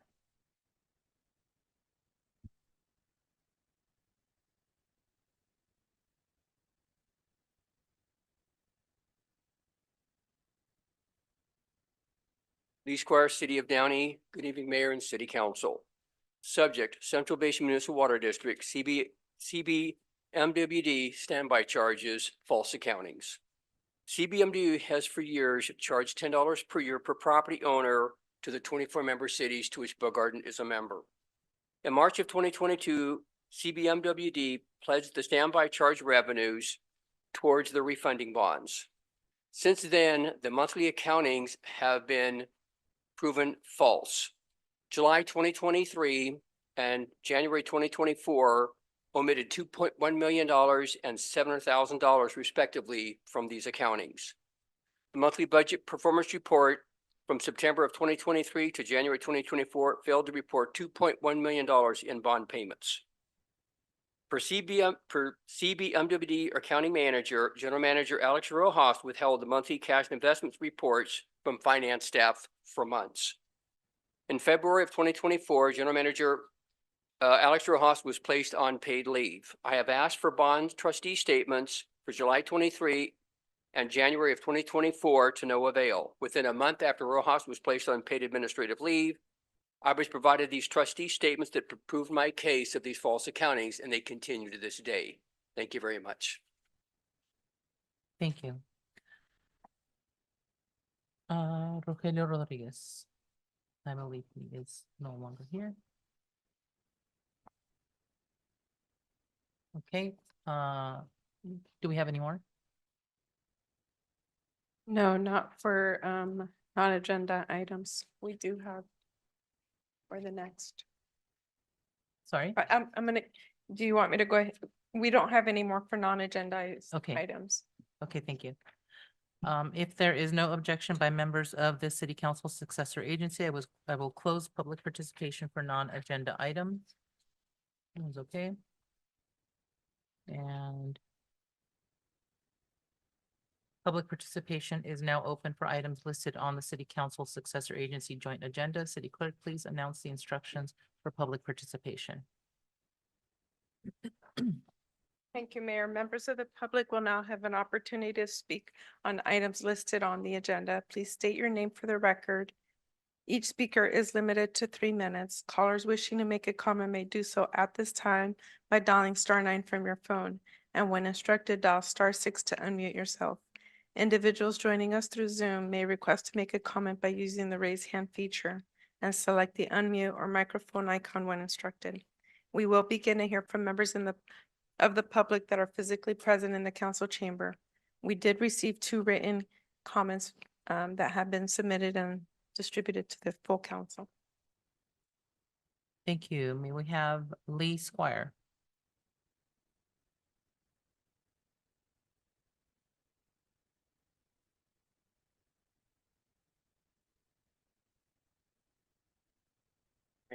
There he is.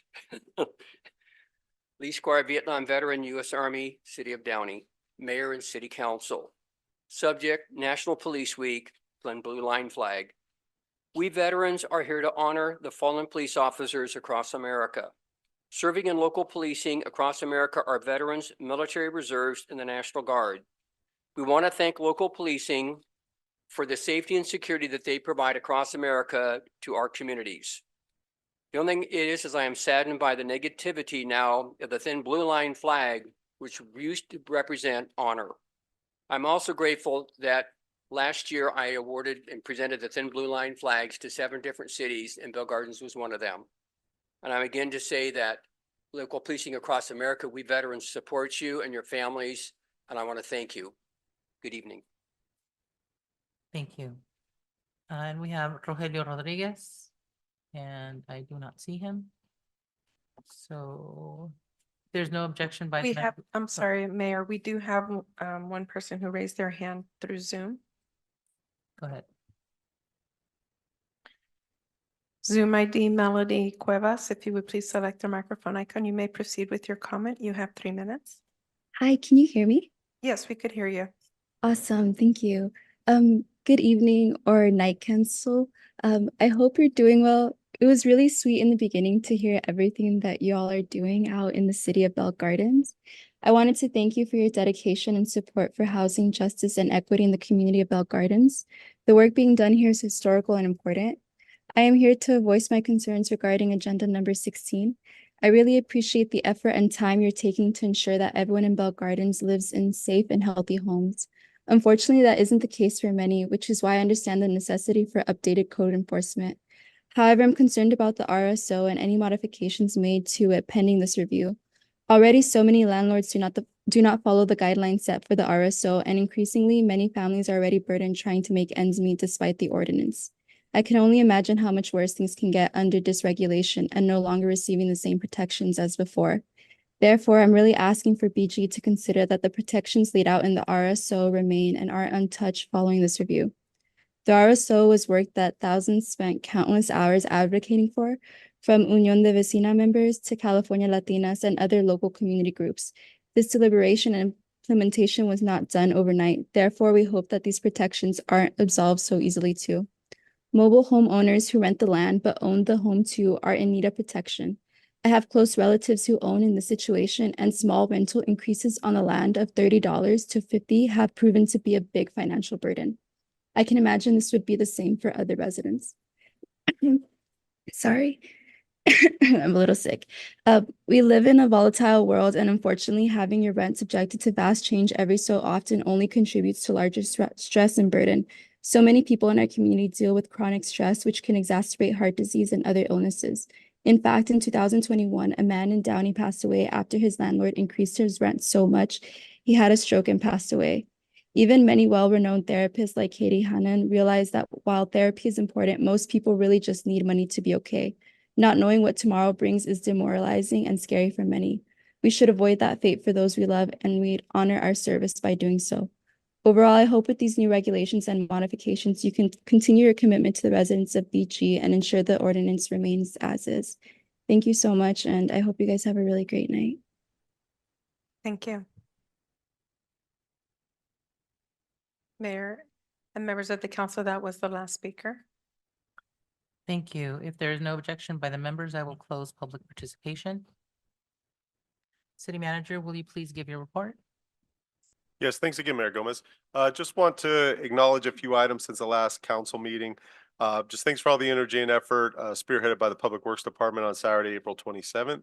There was a spring cleaning at Hannon Park, Asmus Park. Just as a reminder, both of those parks are currently being prepped and or having new playground equipment installed, and also with new artwork in the works as well. Also want to thank the police department. April 28th, we had a bike safety workshop conducted by the police department. Also mention our deadlines passed for the high school banner program, as well as the scholars deadline have passed as the school year starting to wrap up. On May 5th, we had our Bell Gardens Community Ride and Bike Rodeo hosted by the police department with support from Recreation Community Services and the Public Works Department. So thanks to everybody for all the work on that. Last week, we had the council held an illumination ceremony for the new LED lights at Ford Park. So that's been multi-years in coming. So I think everybody is excited about that project. Also want to mention relating to that project, our Public Works Department, I think just today had poured the concrete to connect Ford Park Sports Complex back with the Ford Park walking paths. So there'll be a contiguous loop around the park again while the aquatic center is being built. Just a reminder for anybody that maybe listening online or for council members, next Wednesday at 4 p.m., we have our tenant workshop here at City Hall. The following Tuesday on May 21st, we have the workshop for property owners. We have Memorial Day coming up on May 27th. On June 8th, going out a little bit in advance, is our spring summer curbside cleanup for large items. And just want to mention a couple big ticket items that are going on. A couple of these departments we had recognized Public Works recently, so they're really out there busy, turning over soil and pouring concrete at the Aquatic Center. All the construction going on there. The concrete path I mentioned over at Ford Park. The LED lights, the planters, as Mayor Pro Tem mentioned, the driveways at Ford Park as well. So thanks for all the work there. And just want to make sure I don't miss anything else here. And that's all I have, Mayor. Thank you. Thank you. We will now move to the consent calendar. Does any member of the council successor agency wish to pull an item for separate discussion? Hearing none, I will now call for a motion to approve item numbers 4 through 13 of the consent calendar. May I have a motion? I move to approve items 4 through 13. Yep. I'll second. Clerk, please conduct a roll call vote. Yes, thank you, Mayor. Members of the council and successor agency, Chavez, Yes. Councilmember Pulido, Yes. Councilmember Sanchez, Yes. Mayor Pro Tem Barcena, Yes. and Mayor Gomez. Yes.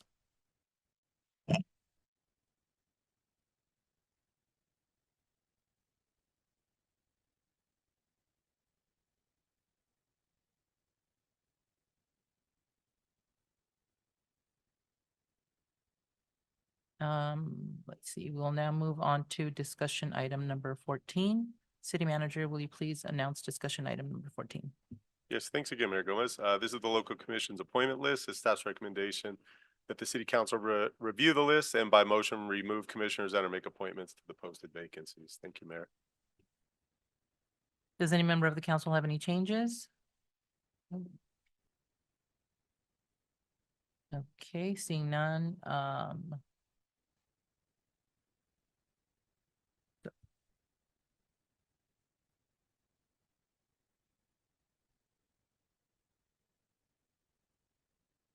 okay, so we will move on to item number 15. City Manager, will you please announce discussion item number 15? Thank you, Mayor Gomez. This item is a approval of plans and specifications authorization to solicit bids for what we refer to as the SHAROs. So this will be part of a multi-step process where we solicit bids, receive the bids, review them, bring them back to council for award, and then the work will get done and we'll come back again to accept the work. At this time, I'll turn it over to our Public Works Director, Bernie Iniguez, to provide some additional background information on this item. Thank you, Mayor. Thank you, Mr. O'Kelly. Good evening, Honorable Mayor, members of the City Council. On February 26th, staff presented an item to the City Council outlining a series of events, activities, and also capital improvements for National Ride a Bike Day. The purpose of these activities was to educate the public on the benefits of cycling, to provide driver and cyclist road sharing awareness, provide bicycle safety, and also to promote bicycling overall. On April 21st and 28th, the Bell Gardens Police Department hosted the Shero and Bike Safety Workshops, as was mentioned by the City Manager, at Ross Hall. The purpose of the workshops was to provide bicycle safety tips, to educate riders on the purpose of the Sheros, and also to prepare participants for the May 5th National Ride a Bike Day events. Then on May 5th, the Bell Gardens Police Department and the Recreation and Community Services Department hosted the BG Community Ride and Bike Rodeo event at Veterans Park. This included bike checks and inspections, information booths, the community bike ride and bike rodeo, and also music, food, and activities. This slide shows some of the photographs from the event, which was highly attended. And again, a great job by the Police Department and Recreation and Community Services. The item before you tonight is to consider the citywide shared bike lane or Shero restriping improvements. Engineering staff has prepared the plans and specs for the project. And the scope will include the removal of the existing sharrows and the restriping of sharrow legends citywide with new thermoplastic white paint over lime green background that will provide higher visibility. In all, a total of 243 sharrows will be restriped. The slide before you shows the current sharrows on the left and what they're gonna look like on the right once the project is completed. It's hard to see, and I apologize, but you know, the dots on this map show the location of all the sharrows, basically running through our arterials here in town. And again, there's a total of 243. The tentative project schedule, if approved by council tonight, the notice inviting sealed bids will be published on May 14th. Bids will be due on June 11th. The anticipated award of contract will be on June 24th. A pre-con meeting will be held on July 8th. And then the project will start on July 15th and then be completed by August 2nd. The estimated project cost is $108,000, but that includes design, project management, the actual construction itself, and also a little bit of contingency. The funding sources would be $85,000 in the Measure R&M. And keep in mind, this is leftover money from the recently completed alley improvements, and also $23,000 in general funds, which are currently available in the operating budget. Staff recommends that the city council approve the plans and specs for the sharrow restriping project, authorize staff to solicit competitive bids and publish the notice inviting sealed bids, find that the project is categorically exempt from CEQA, and appropriate $85,000 in Measure R&M funds. That concludes my presentation, and I would be happy to answer any questions. Thank you. Does any member of the council have any questions or comments? Yes, I have a question. I know that we're using Measure R and M funds to fund this project. And you said that that was some leftover money from the alley improvements. I know that there's still some alleys that need improvements because there's potholes and things like that. So when are those alleys going to be allocated funds to be improved?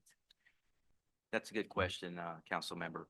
So the pavement management system, that's done every 3 years. Infrastructure engineers just recently completed the 3-year update. I will be bringing that to council for receive and file. And at that point, we're going to identify the next batch of alley improvements that are going to be called out. And that's going to be based on the condition of the actual alleyways, what's known as an index, PCI index. And that will determine which ones are going to be coming up next. We do get local returns every year and Measure R&M. So we'll for sure be bringing that before the city council for consideration. Yeah. Anyone else? Go ahead. Thank you so much for that presentation, Director Bernie. Quick question in regards to, on the topic of biking. I'm glad to see that we're looking into, restriping the sharrows and whatnot, but I would want to see if maybe we could take it up a notch and say, have we explored doing bike lanes, full bike lanes, and maybe protected bike lanes? And I know in the past there's been ideas with complete streets. Recently, Metro passed East LA to Long Beach corridor, and there was some funding that was allocated for our city here in Bell Garden. So I wanted to know if what's the status on that at this moment. That's another excellent question, council member. So we do have a project, Complete Streets project, that's going to be coming up. We were awarded $6 million in ATP Cycle 6 and roughly $3 million in ATP Cycle 5. Unfortunately, we do not have the right of way to do like a Class 1 bike lane, right? So we're stuck almost with the Class 3s, right? Sharrows. That Complete Streets plan that's going to be coming before you here fairly soon does include some multimodal improvements. Again, not to the extent that we would like, but nevertheless, it's just a matter of exploring where can we take on right away. ATP Cycle 7 call for projects is coming up, and that will be one opportunity that we could look at to gain right away so that we can actually do a specific standalone bike lane if feasible. Thank you so much for that, Director. Bike lanes is something that I know the council would want maybe to proceed, and that's the ultimate goal. Obviously, the sharrows are a great step forward, but there's nothing like having a protected bike lane. Yeah, thank you so much. And thank you for that question, Councilmember Chavez. That was kind of on my mind too, what's going on with the Complete Streets plan. And I know that this is a design question. Perhaps you can filter that up to whomever is selected.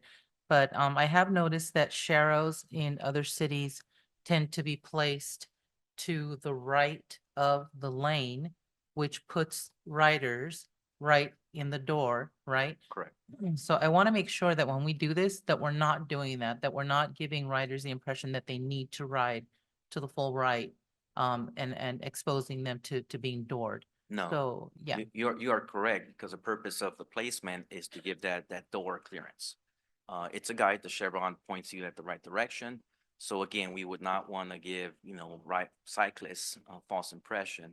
We don't want them running into folks exiting their vehicles. So we'll for sure make sure that those are placed in the center of the road, clear from any door space. great, thank you. Anyone else have any questions or comments? Okay. May I have a motion to approve the plans and specifications, solicit competitive bids, and publish the notice inviting bids, find that the project is categorically exempt from CEQA, and appropriate measure R&M funds? I'll move. Second. The city clerk, please conduct a roll call vote. Yes, thank you. Members of the council and successor agency, Chavez. Aye. Councilmember Pulido, Yes. Councilmember Sanchez, Yes. Mayor Pro Tem Barcina, Yes. and Mayor Gomez. Motion passes 5-0. City manager, will you please announce discussion item number 16? Yes, thank you, Mayor Gomez. This was an item that was requested by Councilmember Chavez, I think it was 2 meetings ago, regarding the applicability of the city's rent stabilization and tenant eviction protections ordinance on mobile home parks, and also to discuss the code enforcement responsibility regarding conditions that exist within these mobile home parks. So at this time, I'll turn it over to our Deputy City Manager, Community Development Director, Gus. Thank you, Mayor. Thank you, Mr. City Manager and members of the City Council, Mayor. I'll go ahead and go through this presentation quickly. But ultimately, I want to make sure that everybody has a clear indication of what's being requested here. So on April 8th, 2024, as our city manager indicated, Councilmember Chavez had requested this item to come forward. And it actually, I believe, started with some issues at a particular mobile home park. It's had some sewer complaints about an open sewer and so forth. We had to get the health department involved, and also HCD, the Housing and Community Development Department of the state, and the state inspector. But we also took this opportunity, of course, to look at the applicability of the city's rent stabilization ordinance on mobile home parks. So ultimately, we know that the ordinance, the rent stabilization and tenant eviction protection ordinance, became effective on October 12, 2022. And since then, the city has been having standing workshops, trying to educate the public, trying to reach out, make sure that people know about this resource. So right now, it still stands that the R-step ordinance is at 1.9% increase that they can do. And that's based on the CPI, 50% of the CPI, or 4%, whichever is less. That is going to be changing based on the end of April CPI, which is going to be applied on November 1st. So this ordinance also established protections for tenants to prevent no-cause evictions, including anti-harassment protections. So regardless of whether a unit is exempt or not in terms of the rent increase, all rental units in the city, including single-family homes, condominiums, are subject to the tenant protections. So when you look at our ordinance, like I stated, it applies to all residential dwelling units unless exempted by the R-step ordinance. And by exempted, we're looking at 3 units or less would be, in other words, included in multifamily property. Now, if a unit is 3 units or less and are owner occupied, then they're exempted from the rent increases as well. If the unit is 4 units or less and are owner occupied, they get to waive the rental registry fee. But there's some confusion about whether mobile home parks were applied in the same manner. And for that reason, at one point, our city attorney who was helping us with the rent stabilization, Ms. Norma Tavares, had indicated that it would be a good thing to come back and revisit this whole ordinance by looking at a separate mobile home park ordinance. We do have a housing advisor right now too, that's been contracted to look at any challenges to our rent stabilization ordinance. So when you look at a mobile home park and mobile home spaces, you have the spaces that are rented in the mobile home park. And if an owner of a park, they own, of course, all the spaces, those spaces are also limited to the increase. So they're subject to our rent increase cap. The mobile home itself, though, you have to look at it as if the owner of the park also owns the mobile home units, then those are considered multifamily. So yes, they are subject. The question that's come up, what happens if you have one owner that owns one unit? Let's say all of a sudden, as an example, we had an elderly couple decides they now need to move in with their kids because they can't live alone anymore. So now they want to rent out their mobile unit. Are they subject to the rent cap, or are they going to be looked at like owning a single family home and be exempted from that? So what we looked at is that those units themselves would be exempted from the mobile home as a single family unit. But if they're multi-units that are owned, then those would be subject as multifamily. And so our housing advisor is still looking into that, and we really want to clarify whether it's one or the other. Because again, we see the unfairness of somebody that owns a unit and they're a low-income family. All of a sudden, if they want to rent out their unit, if they're capped, then they're not able to raise it. And we're looking at that unit as affordable housing as it is. So we're going to have to get back to you on that determination. So again, all the mobile homes and mobile home spaces are subject to the city's rent stabilization ordinance. The maintenance and health and safety regulations are regulated by the state. Unless the city owns the park and decides to keep those to themselves. And an example is the city of Bell. They own 2 mobile home parks, and they are regulated and enforced by the city's code enforcement and housing division.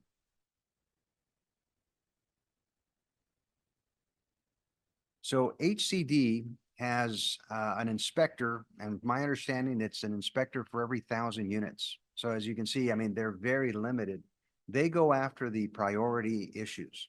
So when they see something like what we had with an open sewer issue, they're going to go ahead and put that as priority on top of their list. However, knowing how busy these inspectors are, city staff is the one to push. We can become a resource to that resident. If we see an issue, we're able to tell them, look, we're going to help you. We're going to handhold you. We're going to make sure that the state inspector is addressing your concern. We're also going to bring in the county health department to help us with that, because at the end of the day, an issue like this that had happened with an open sewer, that affects everybody, not just that owner. So it becomes more of a regional issue, or I should say a community issue. So at the end of the day, the inspector that was dealing with the sewer issue did address it. We had the county health department come out as well. And then again, I'm giving you just an example. And the repair was done. However, in this particular case, the tenant wanted the area covered. But it could not be covered until the state inspector were to come back out and approve it, because they had to look at it before the cement was put on there. So that's just an example of, it can take some time before they actually get to it. But as long as it's not a life and safety issue, the inspector is going to kind of put it aside until something else can be scheduled.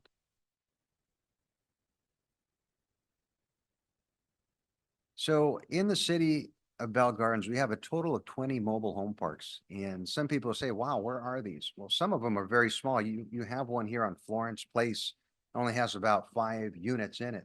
So sometimes they don't appear to be mobile home parks, but they are. And some of them are in better condition than others. And we've gone ahead and gone out there to talk to the owners, not just the park owners, but also the individual owners of the units and also the tenants. Because the Cal Home program that we have right now, it actually has money for residential rehab for those mobile homes. So somebody can come in and say, I want to apply to fix my unit. There's been times where they've even gotten a new unit replaced because the existing unit was in such bad shape that it couldn't be fixed. So we're going to continue to promote that. We're going to continue doing walks to the mobile home parks, make sure that these residents know. But of course, if somebody is renting the unit, then they have to get approval from the unit owner to be able to apply for that program.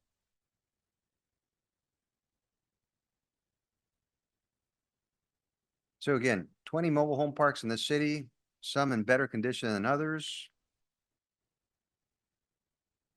You go around, you see that a lot of times people will have storage within their parking space too, which again, it's something we have to refer over to HCD. Because sometimes all that storage will cause a rat infestation. And those are the type of calls we get. There's some areas where people keep a lot of cats and all of a sudden it becomes an animal control issue.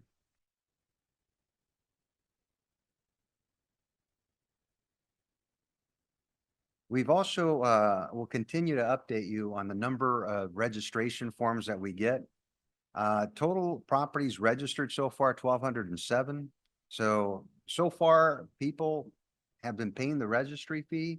We really don't have an issue with enforcing that. There might be a handful of people that are still in denial about it. The tenant rent increase contest forms where tenants are saying they've gone beyond what the ordinance allows.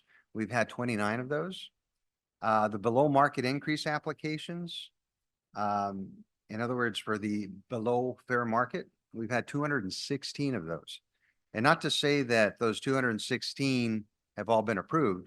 I can tell you that about half of those have been approved. The other ones have been denied, but people will try. And sometimes, let's say they have 10 units, maybe 5 of them will qualify for it. The other 5 will not.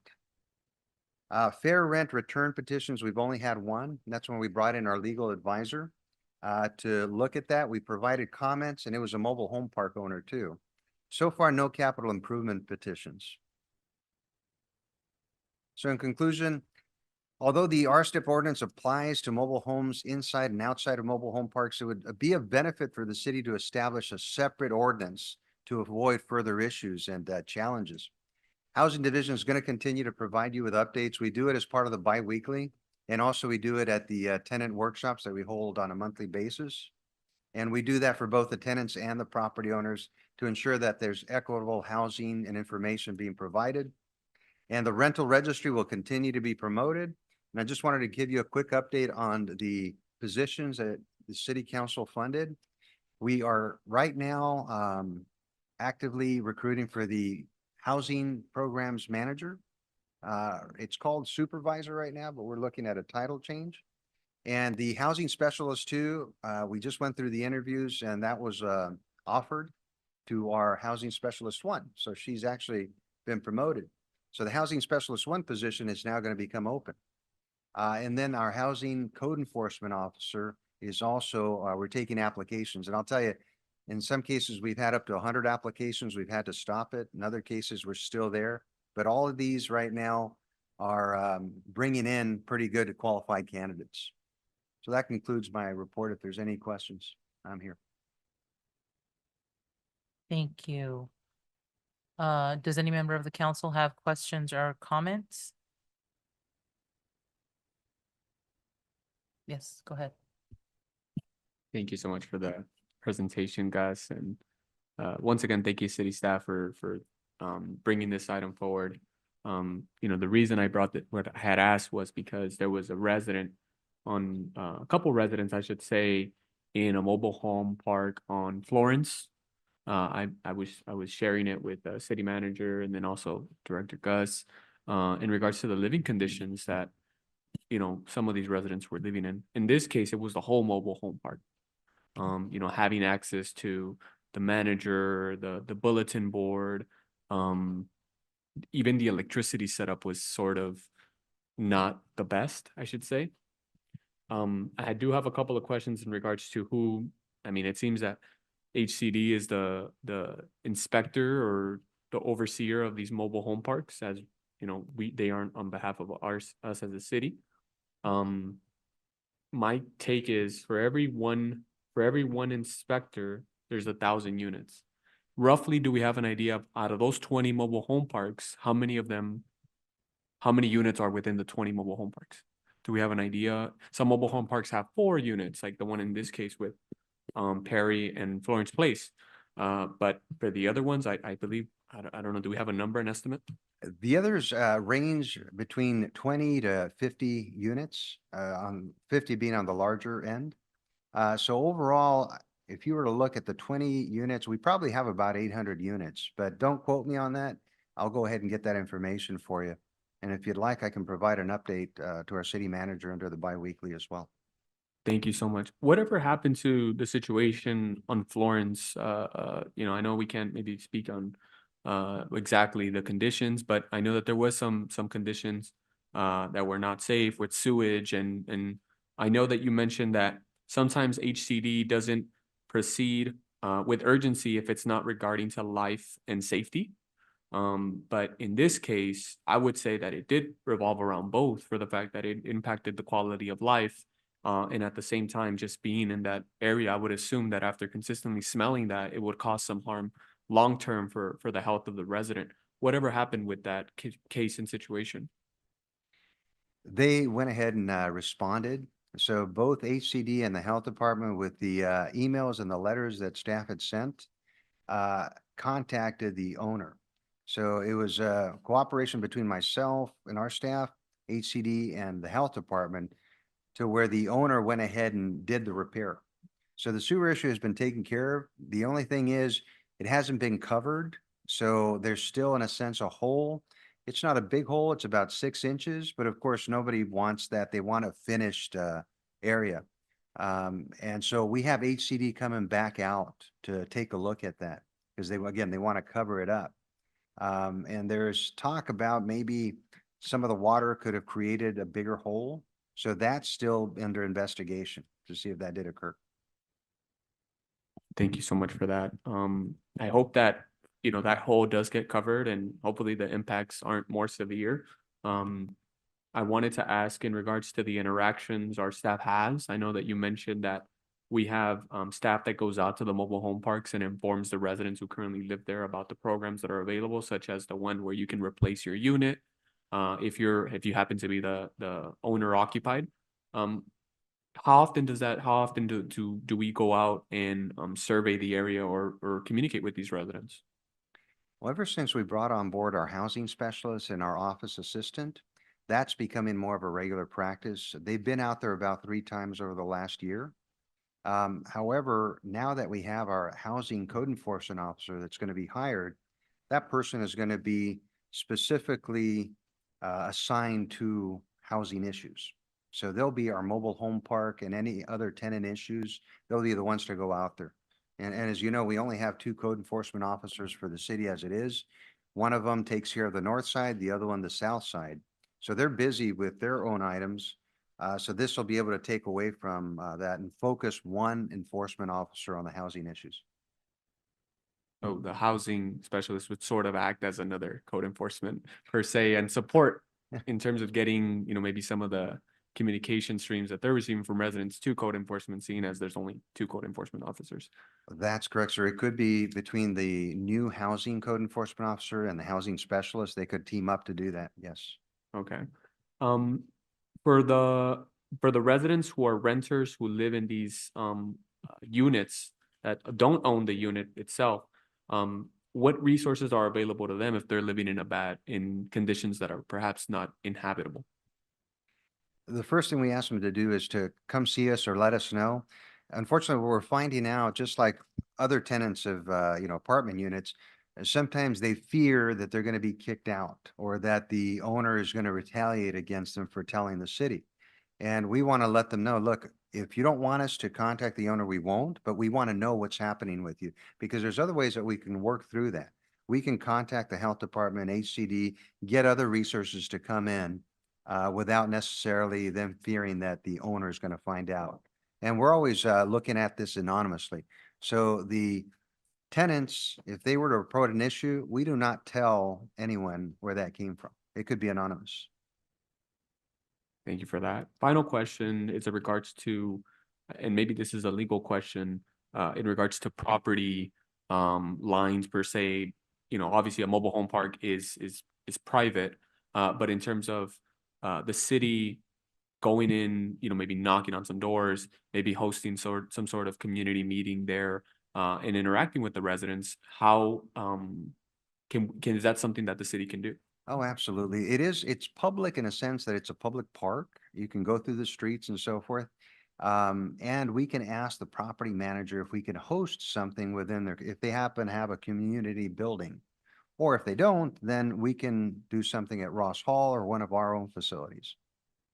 Thank you for that. I think that this is a great opportunity to perhaps maybe in the future, you know, once we do have this vacant, these positions opening up, with staff, to host some sort of, or we can have a schedule per se of the 20 mobile home parks and maybe start identifying key dates that we can go out and survey, and maybe have informative meetings in terms of the resources that the city could offer. And a lot of the units are owner occupied, from my understanding. I feel like the mobile home park on Gage heading towards Commerce, where the Gage mansion is, I know most of those units are owner occupied. There's been residents who've lived there for 20, 30 plus years. So seeing this opportunity available for them, I think in the future, and maybe city manager, if we can maybe look into this, maybe have a schedule per se, once these staff members are filled, where we can target these 20 mobile home parks and start aiming landing key dates where we'll be there every other day. And in some scenarios, if the park manager chooses not to allow us in, maybe we can host it at a nearby park. For the mobile home parks that are located on Shoal Street, maybe we could do it at Julia Asmus Park. I mean, we happen to have a lot of little small pocket parks. So with that said, that concludes all my comments. Thank you so much, Director. Happy to, sir. Thank you. Any other comments? Okay, may I have a motion to receive and file reports or to provide staff direction? I'll move to receive and file. Second. We have a motion by by Mayor Pro Tem Barcena and a second by Councilmember Chavez. City Clerk, please conduct a roll call vote.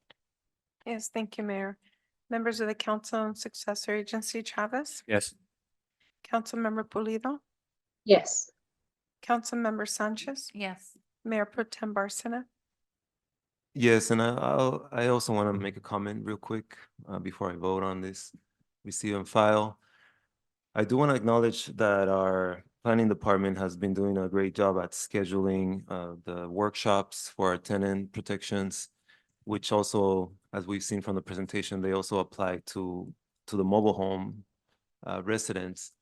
I want to encourage maybe increasing the outreach rather than doing a lot more arrangements for more workshops, which I'm always for more workshops, but I do get concerned when we have a low turnout to the workshops that we already have in place. So in order to maintain our priorities in a way that makes sense, I would rather try to increase attendance to those workshops by doing better outreach. And that would just be my 2 cents about this, because while I do value additional resources being allocated to these efforts, I do feel like we need to maximize turnout to what's currently in place. So any efforts going into increasing turnout to those that are already programmed will be highly appreciated. Thank you. And the vote is yes. And Mayor Gomez. Yes, and I do echo the sentiments of greater engagement and outreach. Thank you. If I may, Mayor, can I make a quick comment as well? I agree with Mayor Barcena, Mayor Pro Tem Barcena on this point.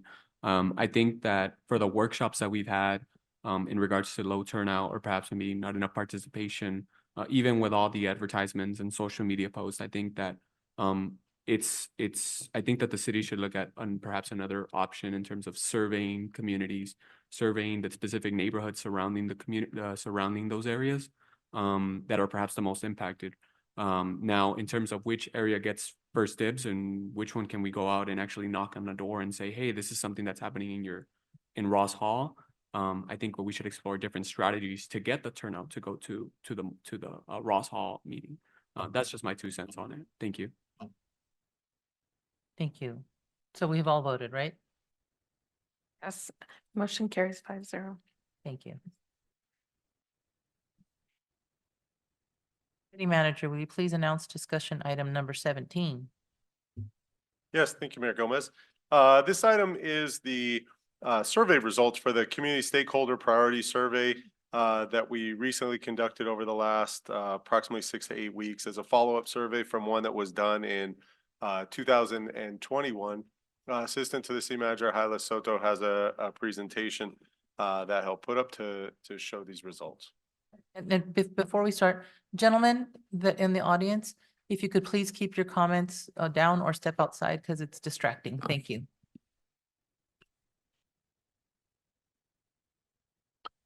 Good evening, Mayor, Mayor Pro Tem, and council members.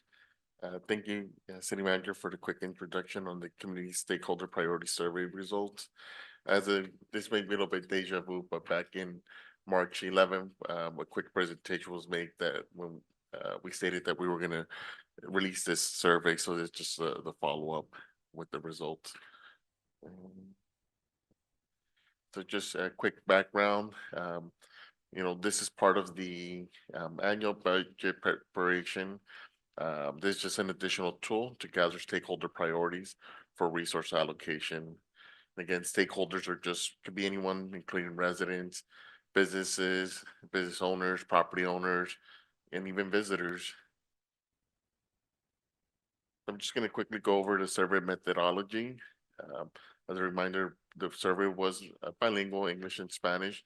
And it was an online survey through SurveyMonkey, and hard copies were available at city facilities.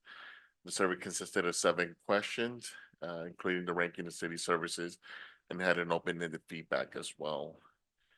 Mailed surveys with QR codes were sent to a random sample of 200 stakeholders, and the survey period was from March 21st through April 28th.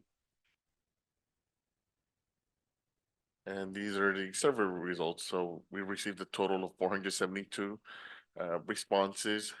It is an increase, 106% increase from the 2021 survey. And out of those 472 surveys, 446 were online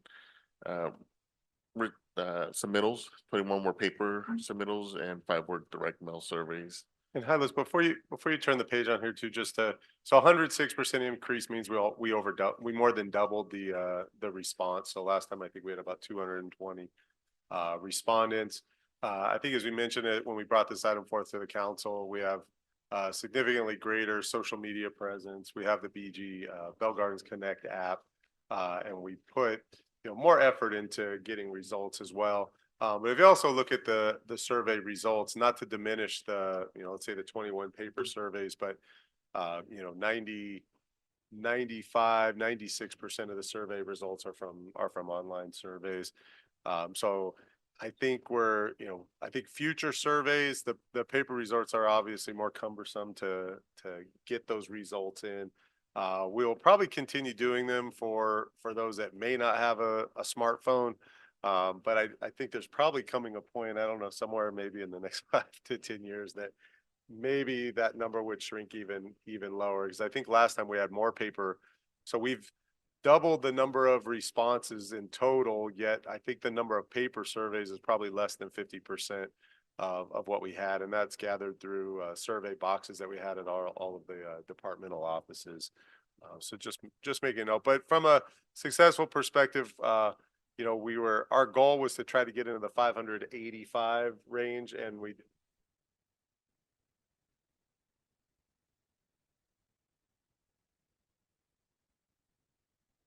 Great, thank you. So I'm just going to go over some of the demographic data. So I'm just going to go over the generational cohort.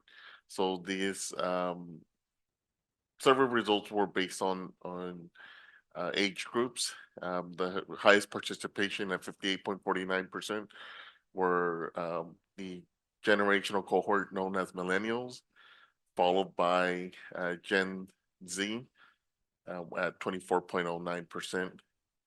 And third were the Gen X recipients at 13.33%. And then baby boomers at 3.23%. We did not have any of the silent generation submittals this time, but we did get some of the up and coming generation known as, I believe, Gen Alpha, if I'm correct. So, and I think that group is still expanding, maybe for a few more years. So, for the gender makeup for responses, 69.37% were female and 29.98% were male, and the remaining were did not specify. And Hylas, before you move on from that one, just in relationship to the survey we did in 2021, it seemed like the ratio was similar to this as well in those responses. Yes, so it was definitely skewed higher with a higher response rate from female. And now in terms of stakeholders, so we had different categories. The highest response rate were from our resident renters at 54.45% and resident property owners at 24.79%. Tallying both of them up, you're approaching about like the 80% marker, which roughly marks with our residential renter population in the city.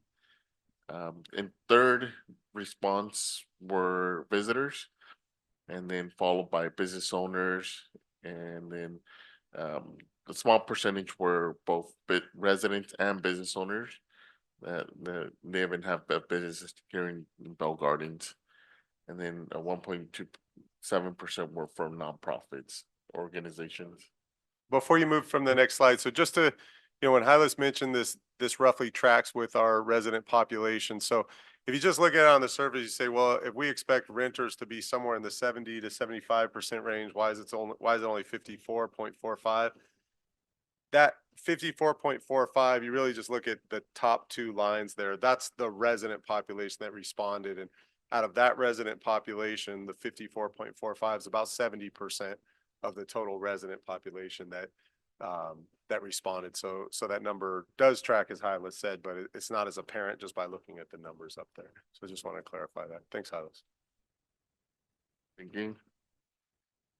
So this is not a great slide, but this just shows all of the categories for the priority. So this one just kind of sums it up. It's not ideal to show on a tall graph that's presented in a wide format. So the next two slides will kind of break them up so it's a little bit easier to read. So this chart is the top part of the community priorities. And in first place, or the highest response rate on the weighted response was affordable housing, followed by crime prevention, policing, followed by homelessness, and then traffic, pedestrian safety, and then rounding out the top five, water quality. After that, we have the categories of rent control, street road conditions, community recreational services, financial stability, community social services, senior services, and then parking. And I'm going over to the next slide. So this is a continuation of government transparency, sidewalk repair, aquatic center, graffiti removal, trash recycling, code enforcement, followed by disaster preparedness, commercial development, tree trimming, sidewalk, street vending, and golf course. And then the last three categories were for additional input, as people had an option to add additional services or priorities that they would like to see. And just as for comparison purposes, in 2021, the top priority based on the survey results was affordable housing, and this lines up with the 2024 results, which also is affordable housing. And shortly, we were really close both in 2021 and in 2024. Followed in second place was crime prevention, public safety, police. The third category was city financial stability, followed by community recreational services, and then code enforcement, meaning noise, business and residential.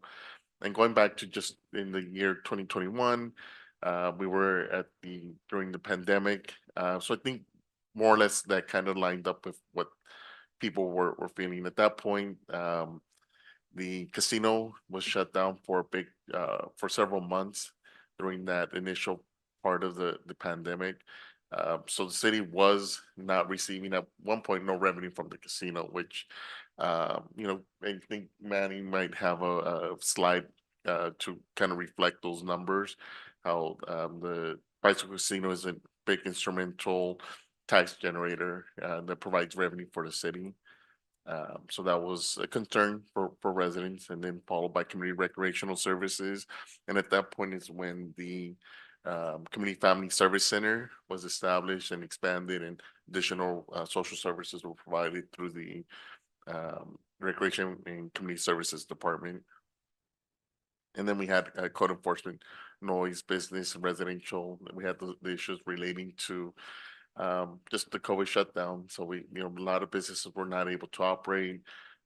Some of them were essential, some of the restaurants, but some of them were not able to operate. So I think that more or less lines up with what was happening in 2021. Now, fast forward to 2024, the top priorities again, affordable housing, crime prevention, public safety, police. Third, homelessness. Fourth, traffic, pedestrian safety.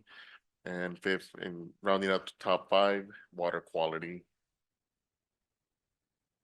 So I'm just going to go quickly over maybe some of the items out of the top 5 categories and what the city council through since then, from 2021 through even present, even from this meeting, city council has taken action either through reports or approvals for additional to address some of these items. First off, just a reminder that the Cal Home first time home buyer program with the $100,000 down payment assistance under the affordable housing category. The Cal Home program also offers the owner occupied rehab program with a $75,000 loan. There is the Shoal Street housing project for 100-unit affordable housing project.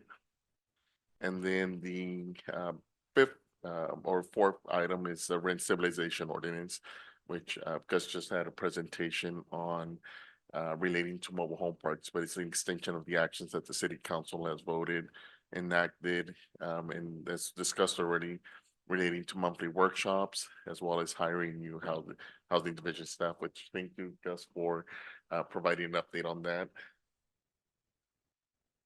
Before you move on, so what we try to do is look at these top priorities.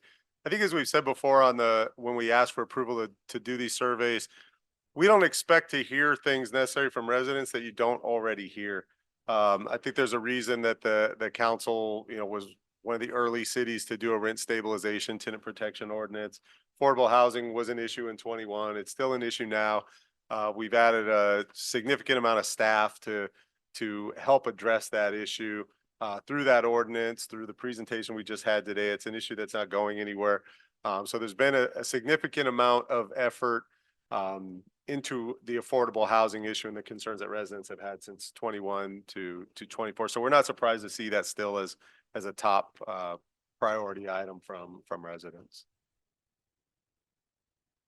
Thank you. The second item was crime prevention, public safety, police. So I'll just go through some items that the city council has approved. First time MOU with the Montebello Unified School District, where there are 2 fully funded school resource officers, which adds additional capacity to the Bell Gardens Police Department during non-school calendar time, as well as it also provides more direct and regular BGPD interaction with their youth and teens. Just as a reminder, there's a new neighborhood watch coordinator, and there's been a renewed business watch program. Equipment replacement, new police vehicles have been approved, traffic office space, as well as the renewal of the body-worn camera contract. And then advanced officer training. there was 21st century training for BGPD personnel relating to de-escalation and pursuit training. And the third item, as discussed in the survey results, was homelessness.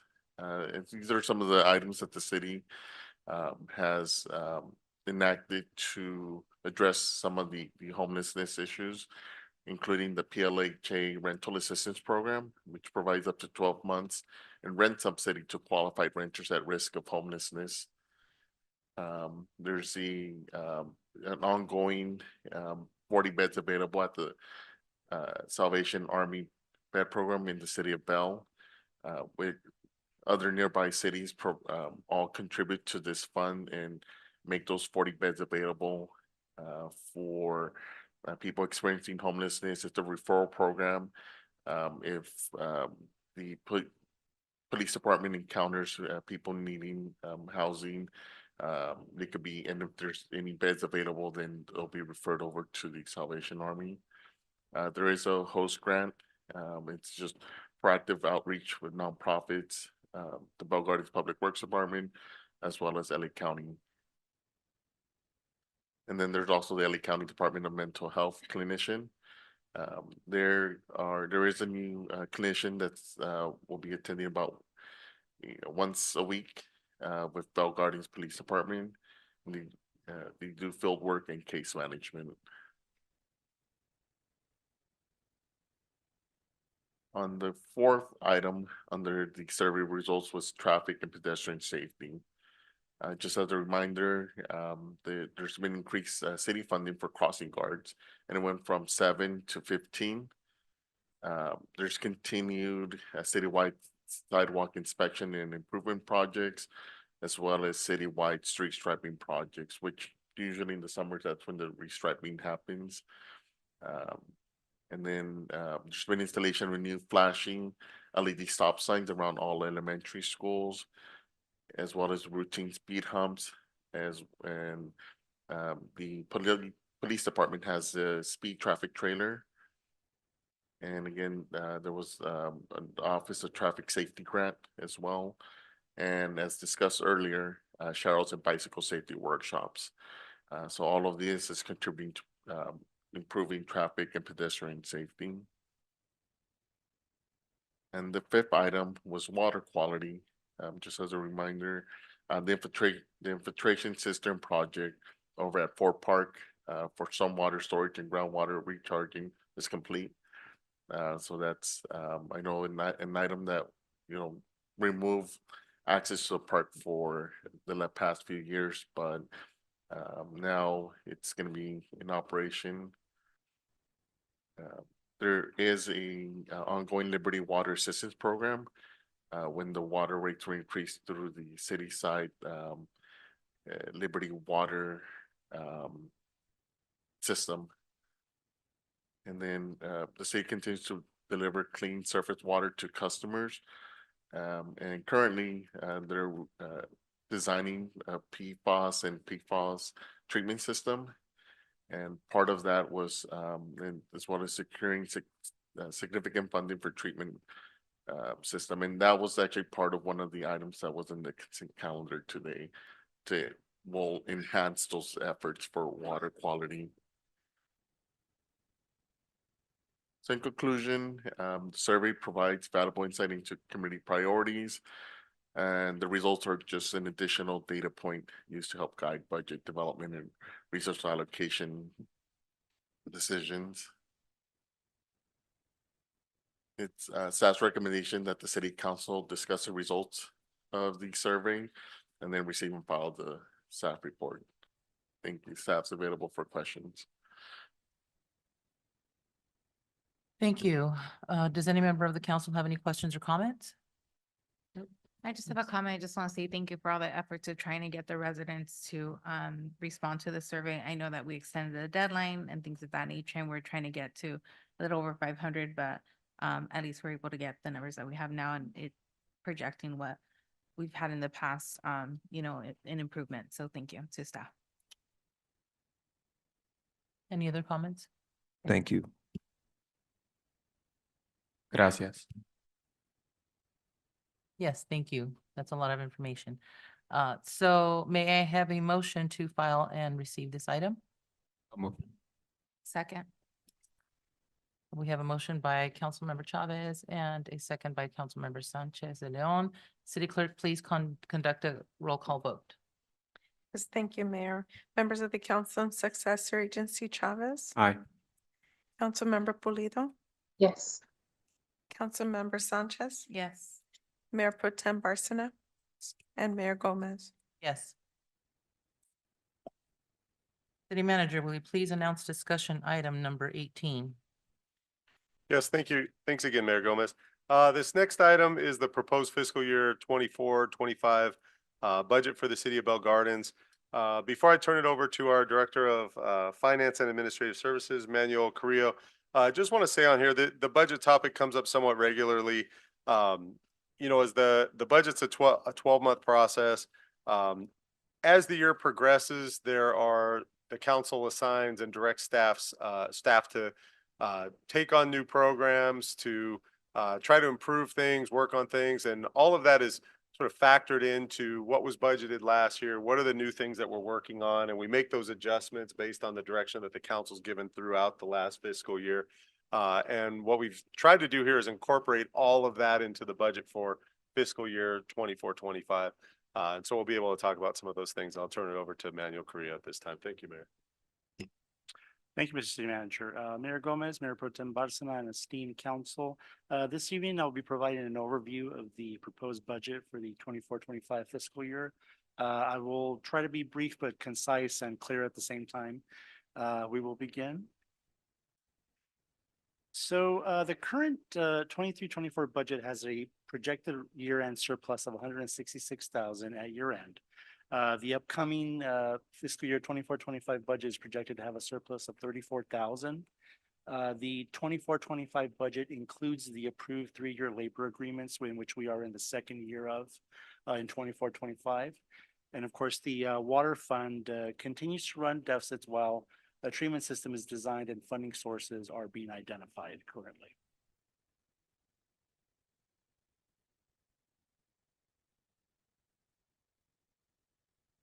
Okay, here we have an overview of the current 23-24 general fund projection.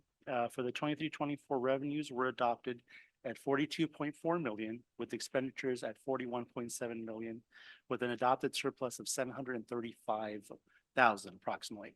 At mid-year, revenues were projected to increase to 44.2, along with expenditures increasing to 44 million. Resulting in a projected surplus of 187,000. Furthermore, we project the final general fund surplus to come in at approximately 166. As part of its year-end closeout process, finance staff will closely monitor revenues and expenditures during these last 2 months of the fiscal year, assuring for accuracy in reporting and recording of any outstanding receivables and payables to the city. And Manuel, if you just leave it on the slide for a minute, just for the council, whenever the budget's adopted, there are amendments that are made throughout the fiscal year. So there'll be, let's say, the LED light project will obligate some general fund revenues. If we can find some other grant revenues, we'll include those. So as the year goes on and items come to the council, the budget's modified throughout the fiscal year. So it'll always be common for you to see the adopted budget look, 5 to 10% different than the end of the year budget. What we're always striving for is ideally to not have a deficit on the actual results. There's really nothing wrong with having a deficit if you're purposefully spending some of your fund balance. It'd be like saving up money in a savings account and then you go on a vacation 2 years later. Your budget will be at a deficit in your personal life that year, but it's planned for. But ideally, the goal, if things work out well enough, is we're always shooting to still end with a surplus budget where we're adding to the general fund. Especially if we know we have large expenditures like an aquatic center that we need to close some of the funding gap. Thanks, Manuel. No problem.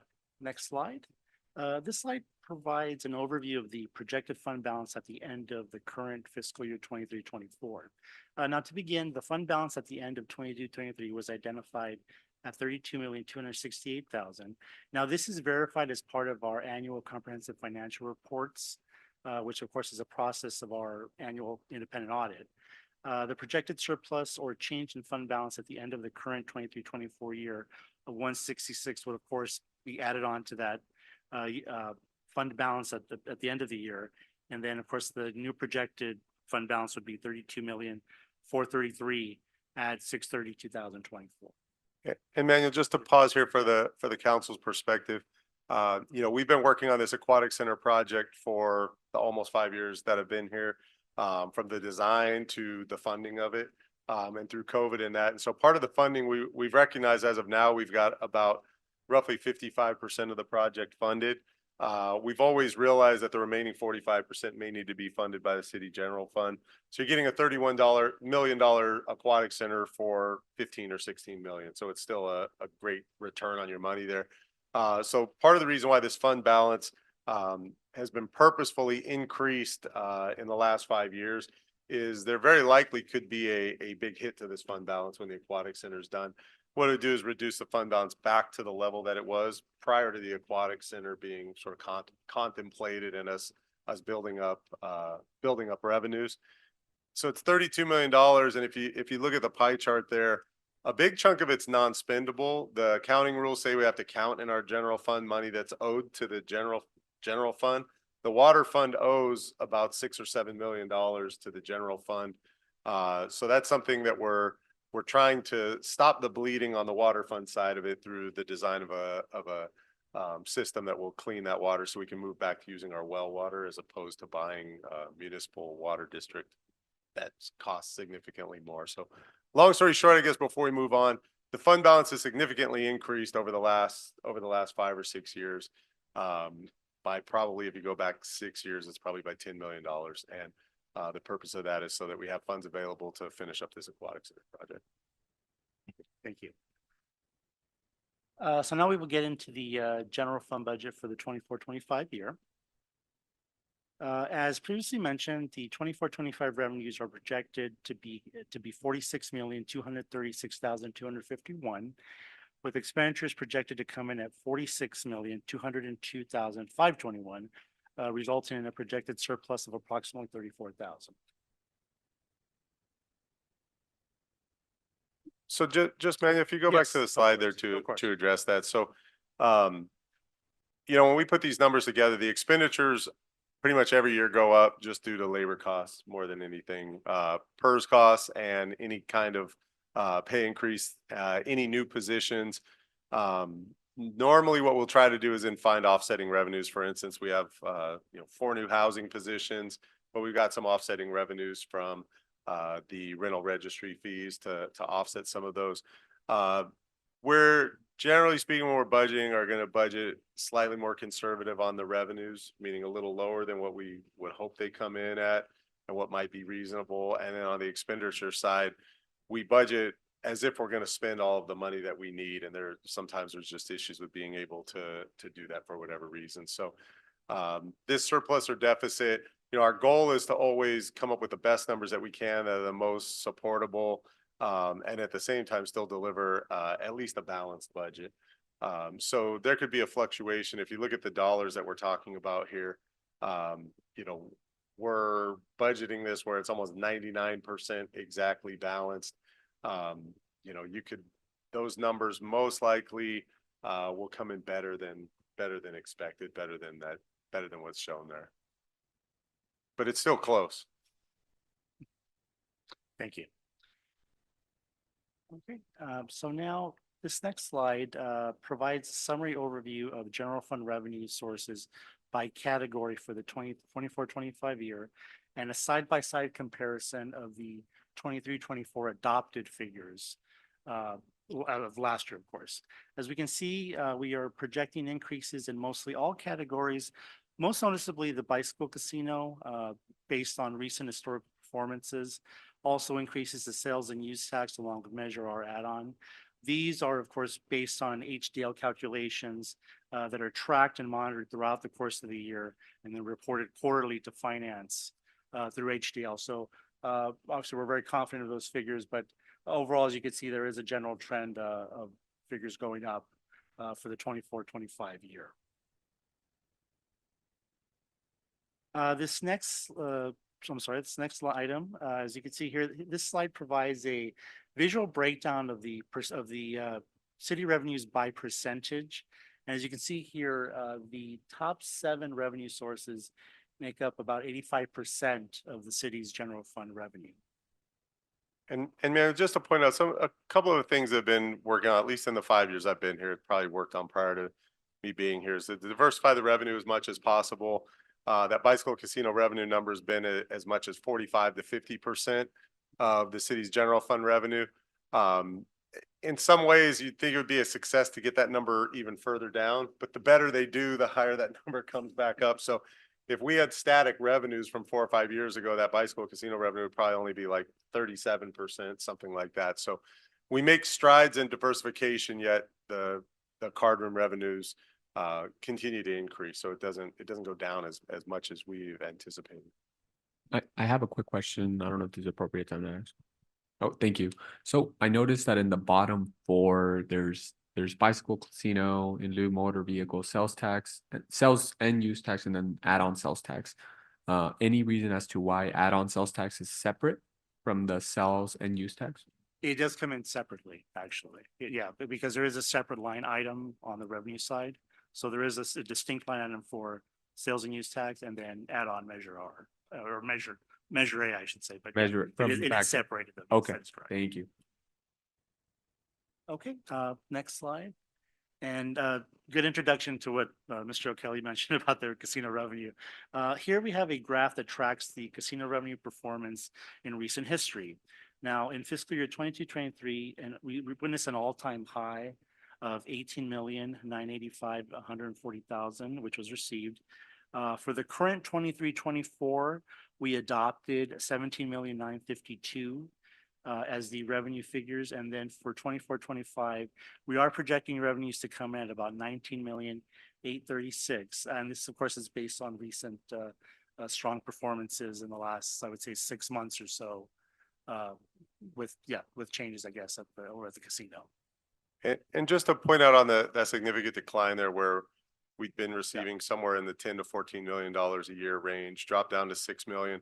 So there was a hole that year of about $11 million. The federal government provided ARPA funds. We received about $10.5 million. A lot of other cities didn't have a big drop like that because they don't have a single revenue source. And so there was a lot of money being spent on kind of cool projects, infrastructure projects and things that you would hear people talk about in other cities. And we have the benefit of having a large single source of revenue, but then we also have the lack of benefit in that the money the federal government gave us, we actually had to use to fill in a hole. Other cities didn't necessarily have that same revenue hole like that, and we're able to use that money for other one-time things. Okay, next slide. So this slide provides a breakdown of the general fund expenditures by category, providing a side-by-side comparison of the adopted 23-24 from last year, and of course the proposed 24-25 for the upcoming year. The most noticeable increases are in the categories of personnel services, contractual services, and capital outlays. Now, just to provide a summary, personnel and contractual services make up about 88% of the city's general fund expenditures. And we will go into a little more detail of some of these categories in some of the next slides. Now, here we have a breakdown of expenditures under the personnel category.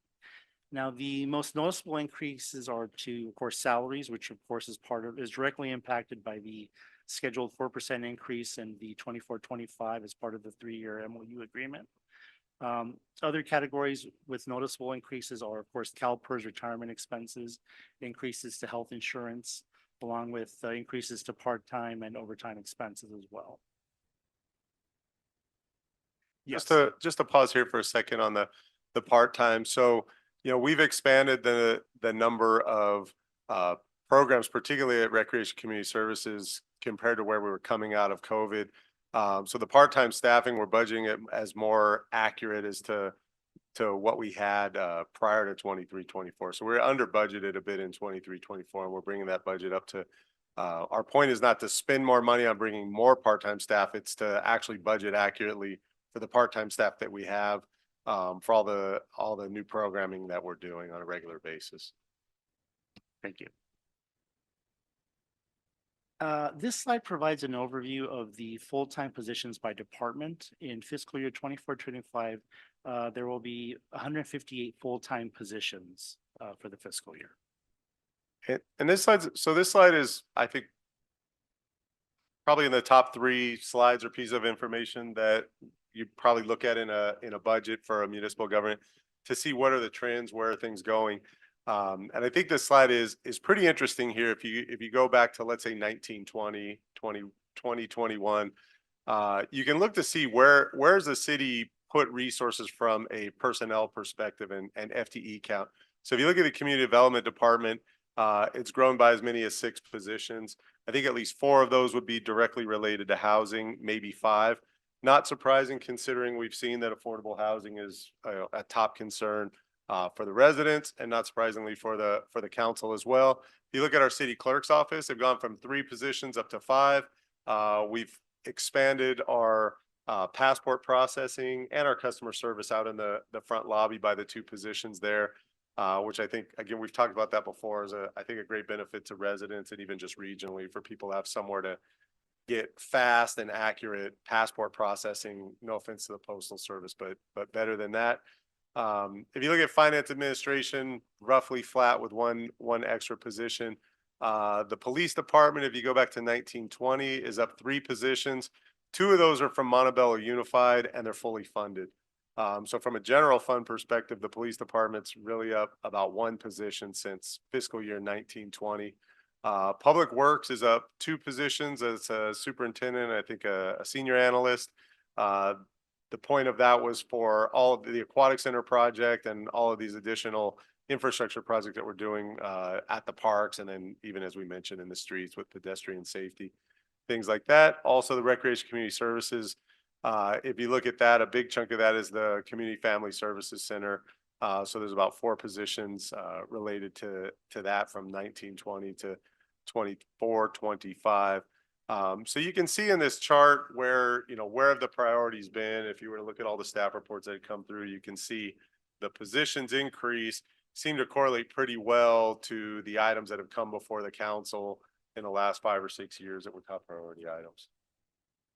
Quick follow-up question on this slide, and I really appreciate seeing all the full-time staff. This is more so towards the chief. Out of those 77 office staff that we have in that department, how many of those are sworn officers? So I'm budgeted for 53 sworn police officers out of the 77. Then you have professional staff as well. Thank you for that. So moving on to the next slide. This is the proposed salary adjustments and reclassifications for fiscal year 24-25. Of course, as part of the budget process, we reach out to departments, identifying their operational needs as well as any personnel adjustments they would like to make at the time for the proposed budget. Just to provide a brief overview of this, for example, HR, we have a request for a reclass and a salary adjustment for an HR technician to an admin specialist. There are a few requests in recreation, primarily that of a clerk typist to secretary for 3 positions. Recreation as well, salary adjustment only for 3 recreational supervisors. Same thing, recreation, salary adjustment only for 6 recreation coordinators. There is a request also for community development to reclass and a salary adjustment for an economic development specialist.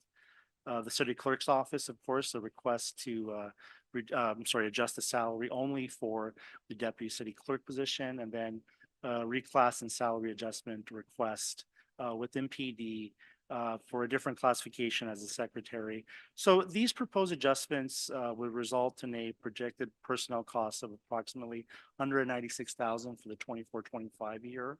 Of course, we will, as part of the process, once we get to the final budget, of course, we'll review these again to make sure for accuracy, making sure that the proper steps that are requested are being implemented. But it is a continuous review process as well.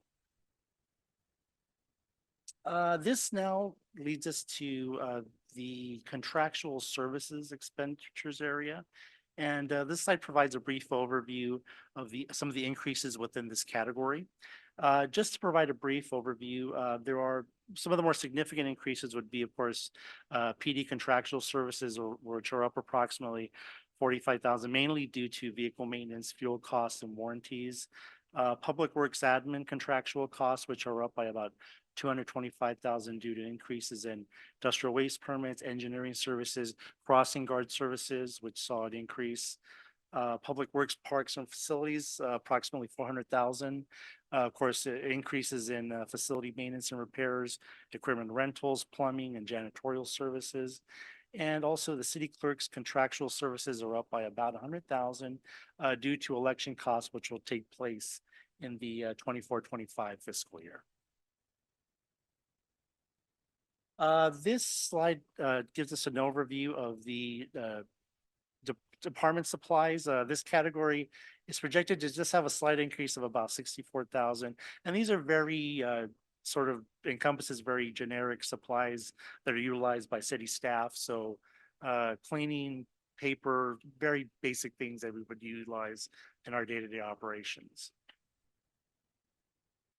The next item is an overview of the capital outlay.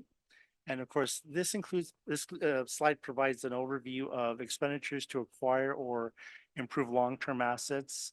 And some of the more noticeable category increases within this category would be about 184,000 for Public Works admin vehicles, about 50,000 in police IT hardware and software infrastructure, about 200,000 in police field patrol service vehicle investments, and about 65,000 in rec and community services vehicles and other equipment that's utilized. And Manuel, just to Yes. remind the council on, when Manuel shows salaries, benefits, things of that nature, those are approved by the council through the employee MOUs. We only raise the rate, the amount we pay people based on what's been approved by the council. Contracts have 98% of them have come to council for review, whether that's for tree maintenance, street sweeping, things of that nature. The capital outlay items, which are the larger one-time items, these items all come back to council for approval as well. So what we're doing is making sure there's resources available. If at a later time, when these items come to council, or if even from a staff perspective, we realize there's resource issues or something like that, then these items just won't come to fruition, or the council says, no, we don't want to approve those. So this is just a plan, make sure there's resource available. This will all come back to the council throughout the fiscal year. So I just want to remind the council of that and make that point. Thanks, Manuel. Thank you. So this next slide provides an overview of the transfers out to other funds, in which we are projecting a net increase of about 300,000 from the previous year. Now this includes some subsidy reductions for Ford Park and the golf course operations, while we are seeing some increases to transfers to gas tax, Prop A, and Measure R as well. This next slide provides an overview of the debt service payments for the city in fiscal year 24-25. These are principal and interest payments for bonds and loans received by the city in fiscal year 24-25. The debt service budget is about 610,000.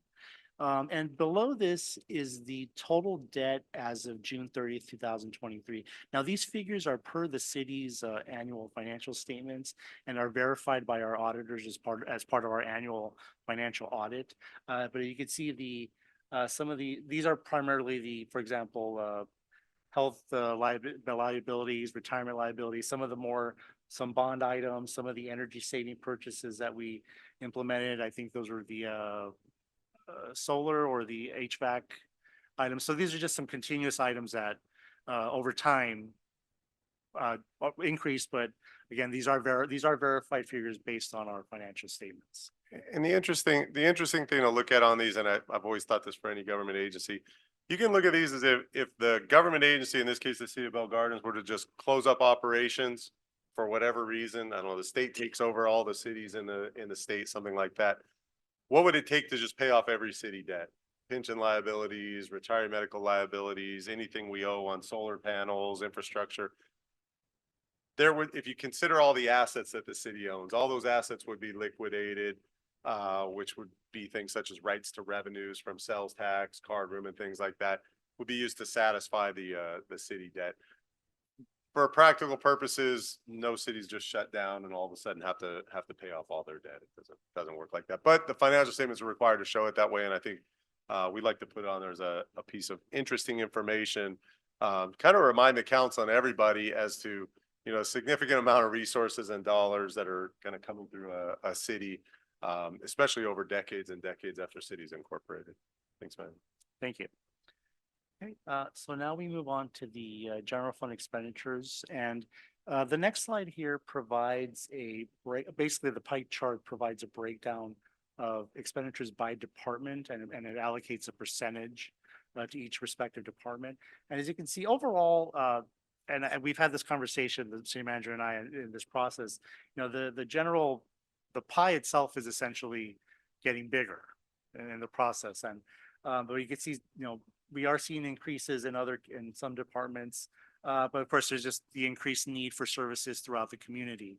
But as you can see, some of the more noticeable ones, for example, PD is 42.3% in 24-25. Just the prior year before that, it was 45.7.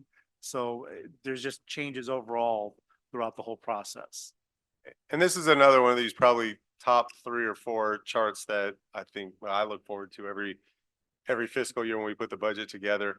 You know, we talked about the revenue diversification to see some of the reliance on the bicycle casino come down. Obviously, the police department's, you know, the largest department in the city. That number's been, I think, closer or at 50% in the time that I've been here. The overall pie of resources has gotten larger. We spend more on the police department than we did probably 6 years ago, yet we spend relatively even more in public works, recreation, community development, relative to the police department. So it shows that, I don't say it's a shift. I'd say it's just maybe a more of an emphasis of focus on new resources going to non-police services is what the reality that shows here. And this does line up with the chart that we showed earlier with the full-time equivalent positions as well. Yes, so these are just general funds. It doesn't count any special revenue funds. So next slide is just to point of clarification, the percentage totals here, that's exactly where we utilize to populate that pie chart. But this is essentially a side-by-side comparison of the proposed 24-25 expenditures by department compared to the 23-24 adopted, and just shows the overall increases across the board. Of course, most of those increases are, of course, because of the MOU cost, personnel expenses. But the trend is, you know, essentially everyone, there's more resources in terms of going to the 24-25 budget compared to the prior year. So now that leads us to the breakdown of the all city funds. Now, this is, of course, this slide provides an overview of the all city funds, which encompasses all 35 active funds, which of course includes the general fund, but also includes special revenue funds, you know, gas tax, Cal Home, Prop A, Prop C, as well as Measure R&M, capital project funds, enterprise funds such as water and golf, as well as successor agency funds, which of course are associated with the former redevelopment. Now, the total projected all funds budget for 24-25 is $79,389,384. And so just to kind of point out, I think when we had the Student Leadership Day, you know, the general fund budget, if there's 2 numbers to remember when people want to know the size of the city of Bell Gardens, if you're being asked at a conference, you know, general funds, $46 million proposed, but on any given year, it can be as much as $80 million, in this case, $79 million. In the capital projects fund, as Manuel mentioned, we have part of the aquatic center funding that's in there. Once the aquatic center is done, that number would go down. Special revenue funds, as the Mayor Pro Tem mentioned, are the less discretionary funds. They're there for a special purpose. It's in the title of the fund. It's some kind of grant funding, as Manuel mentioned, gas tax money that has restrictions. The general fund is generally considered to be what the council has discretion over spending. And then, of course, that's subject to limitations based on contracts and agreements that the council has approved. Thanks, Ben. Thank you. And now that leads us to our final slide, which is, of course, the water utility fund, which is expected to have an operating deficit at the end of the 23-24 year of about $1.1 million. In 24-25, staff is projecting an overall loss for that year of about 1.2 million. So by the end of 24-25, the water fund utility fund is expected to owe the general fund about 8.6 million, as Mr. O'Kelly had indicated previously. So that does conclude our presentation. I'll be more than Emmanuel, real happy- quick, Oh, yeah, I'm sorry. just sorry, interrupt on Yes, this item. of So course, if of course. if there's a financial issue that's ongoing, that's becoming accumulative, $8.6 million, it's this water fund. This is not a surprise to staff. I think to council, it's a surprise just when you're reminded of it. We had a consent item earlier today that was adding a $1.2 million grant that we got to help pay for the cost of the design of the treatment system. The reason that there is such a deficit is because we're not pumping water from our well. We're buying water from municipal water district, that's surface water with no PFAS, no PFAS contamination. You could almost eliminate this annual deficit by providing water from the well, and you just have to tell the recipients of the water that it may be unhealthy depending on 8 different circumstances, which was a decision that the council decided not to make. So we're working on, as I mentioned, the design, $1.2 million more money. We're also working on a $12 million earmark that ultimately would be used to actually build the system that would treat the water. So the goal here is to minimize that deficit as much as possible. There's really not much we can do here. Get the system up and running so that we can provide the cheaper water that's clean. And then over time, it may take 10 years, it may take 20 years for the water fund to pay back the general fund. But ultimately, it does have to pay back the general fund.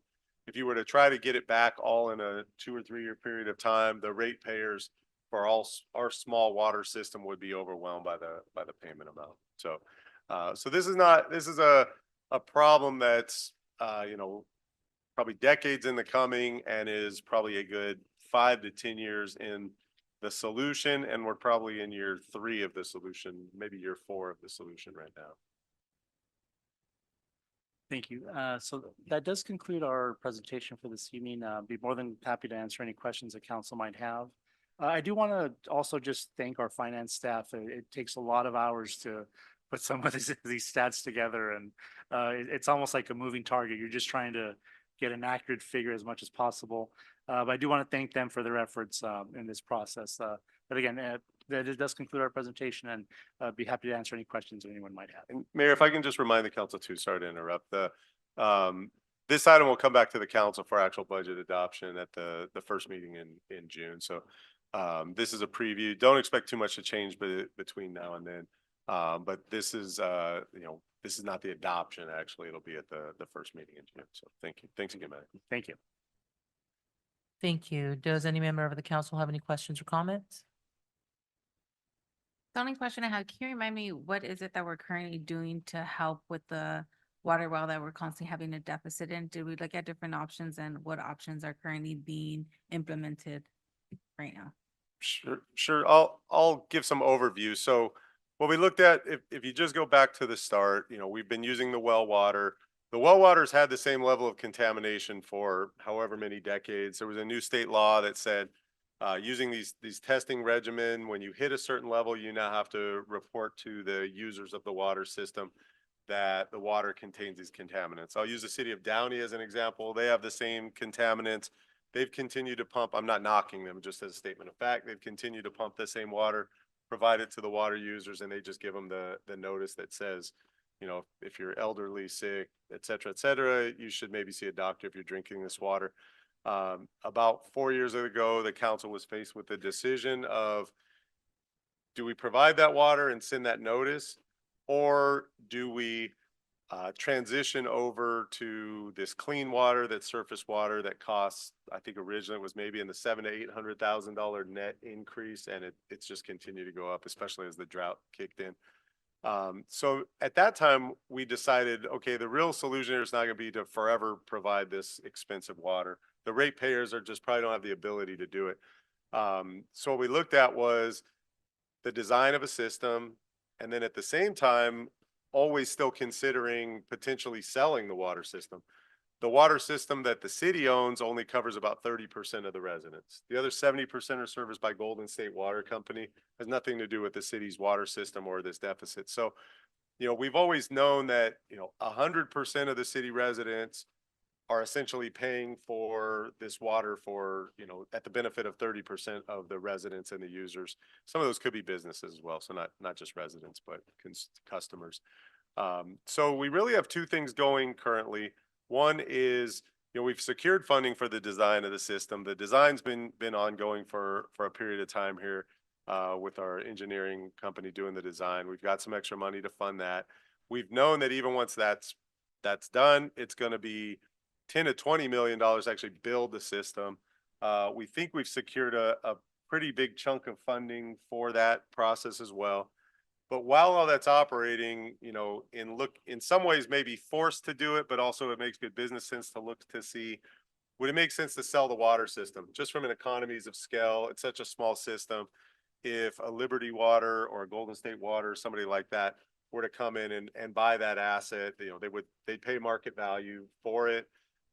Those revenues would go to probably first case satisfying all this debt that the water fund has to the general fund to make the general fund whole. And then if there were any funds left over, you could potentially look at those to help offset the water costs for residents, something like that. Our take from a staff perspective has been, as we're committing resources, whether grant monies or general fund, to designing a cleanup, it's not wasted money. If you were to design a cleanup system, spend the money to actually build it and implement it, the water system only just goes up in value because now you've got a water well that has clean water. So they're running concurrently and they're congruent with each other. They don't run separate from each other. You could still potentially sell the water system, and any money that you put into a design or build is not wasted money. It just made your asset more valuable, and we would expect you to recoup that money. So that's what's been going on for about 3 years, and we continue moving forward with those steps. So much. Any other questions or comments? May I have a motion to receive and file the item? So move. Second. We have a motion by Councilmember Chavez and a second by Mayor Pro Tem Barcena. City Clerk, please conduct a roll call vote. Yes, thank you, Mayor. Councilmember Chavez? Aye. Councilmember Pulido? Yes. Councilmember Sanchez? Yes. Mayor Pro Tem Barcena? Yes. And Mayor Gomez. Yes. We will now move to member comments. Councilmember Chavez. Thank you so much for this meeting, everybody. I really appreciate it.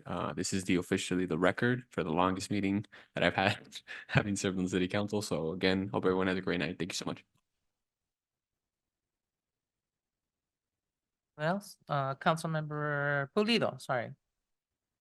No comments from me. Thank you. Councilmember Sanchez.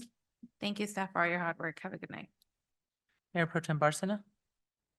Thank you, everyone, and have a good night. For myself, thank you. It's late. Let's go home. Thank you. Good night. And if there is no objection by the members, I will now adjourn the City Council Successor Agency Joint Meeting at 11:50 p.m. Thank you.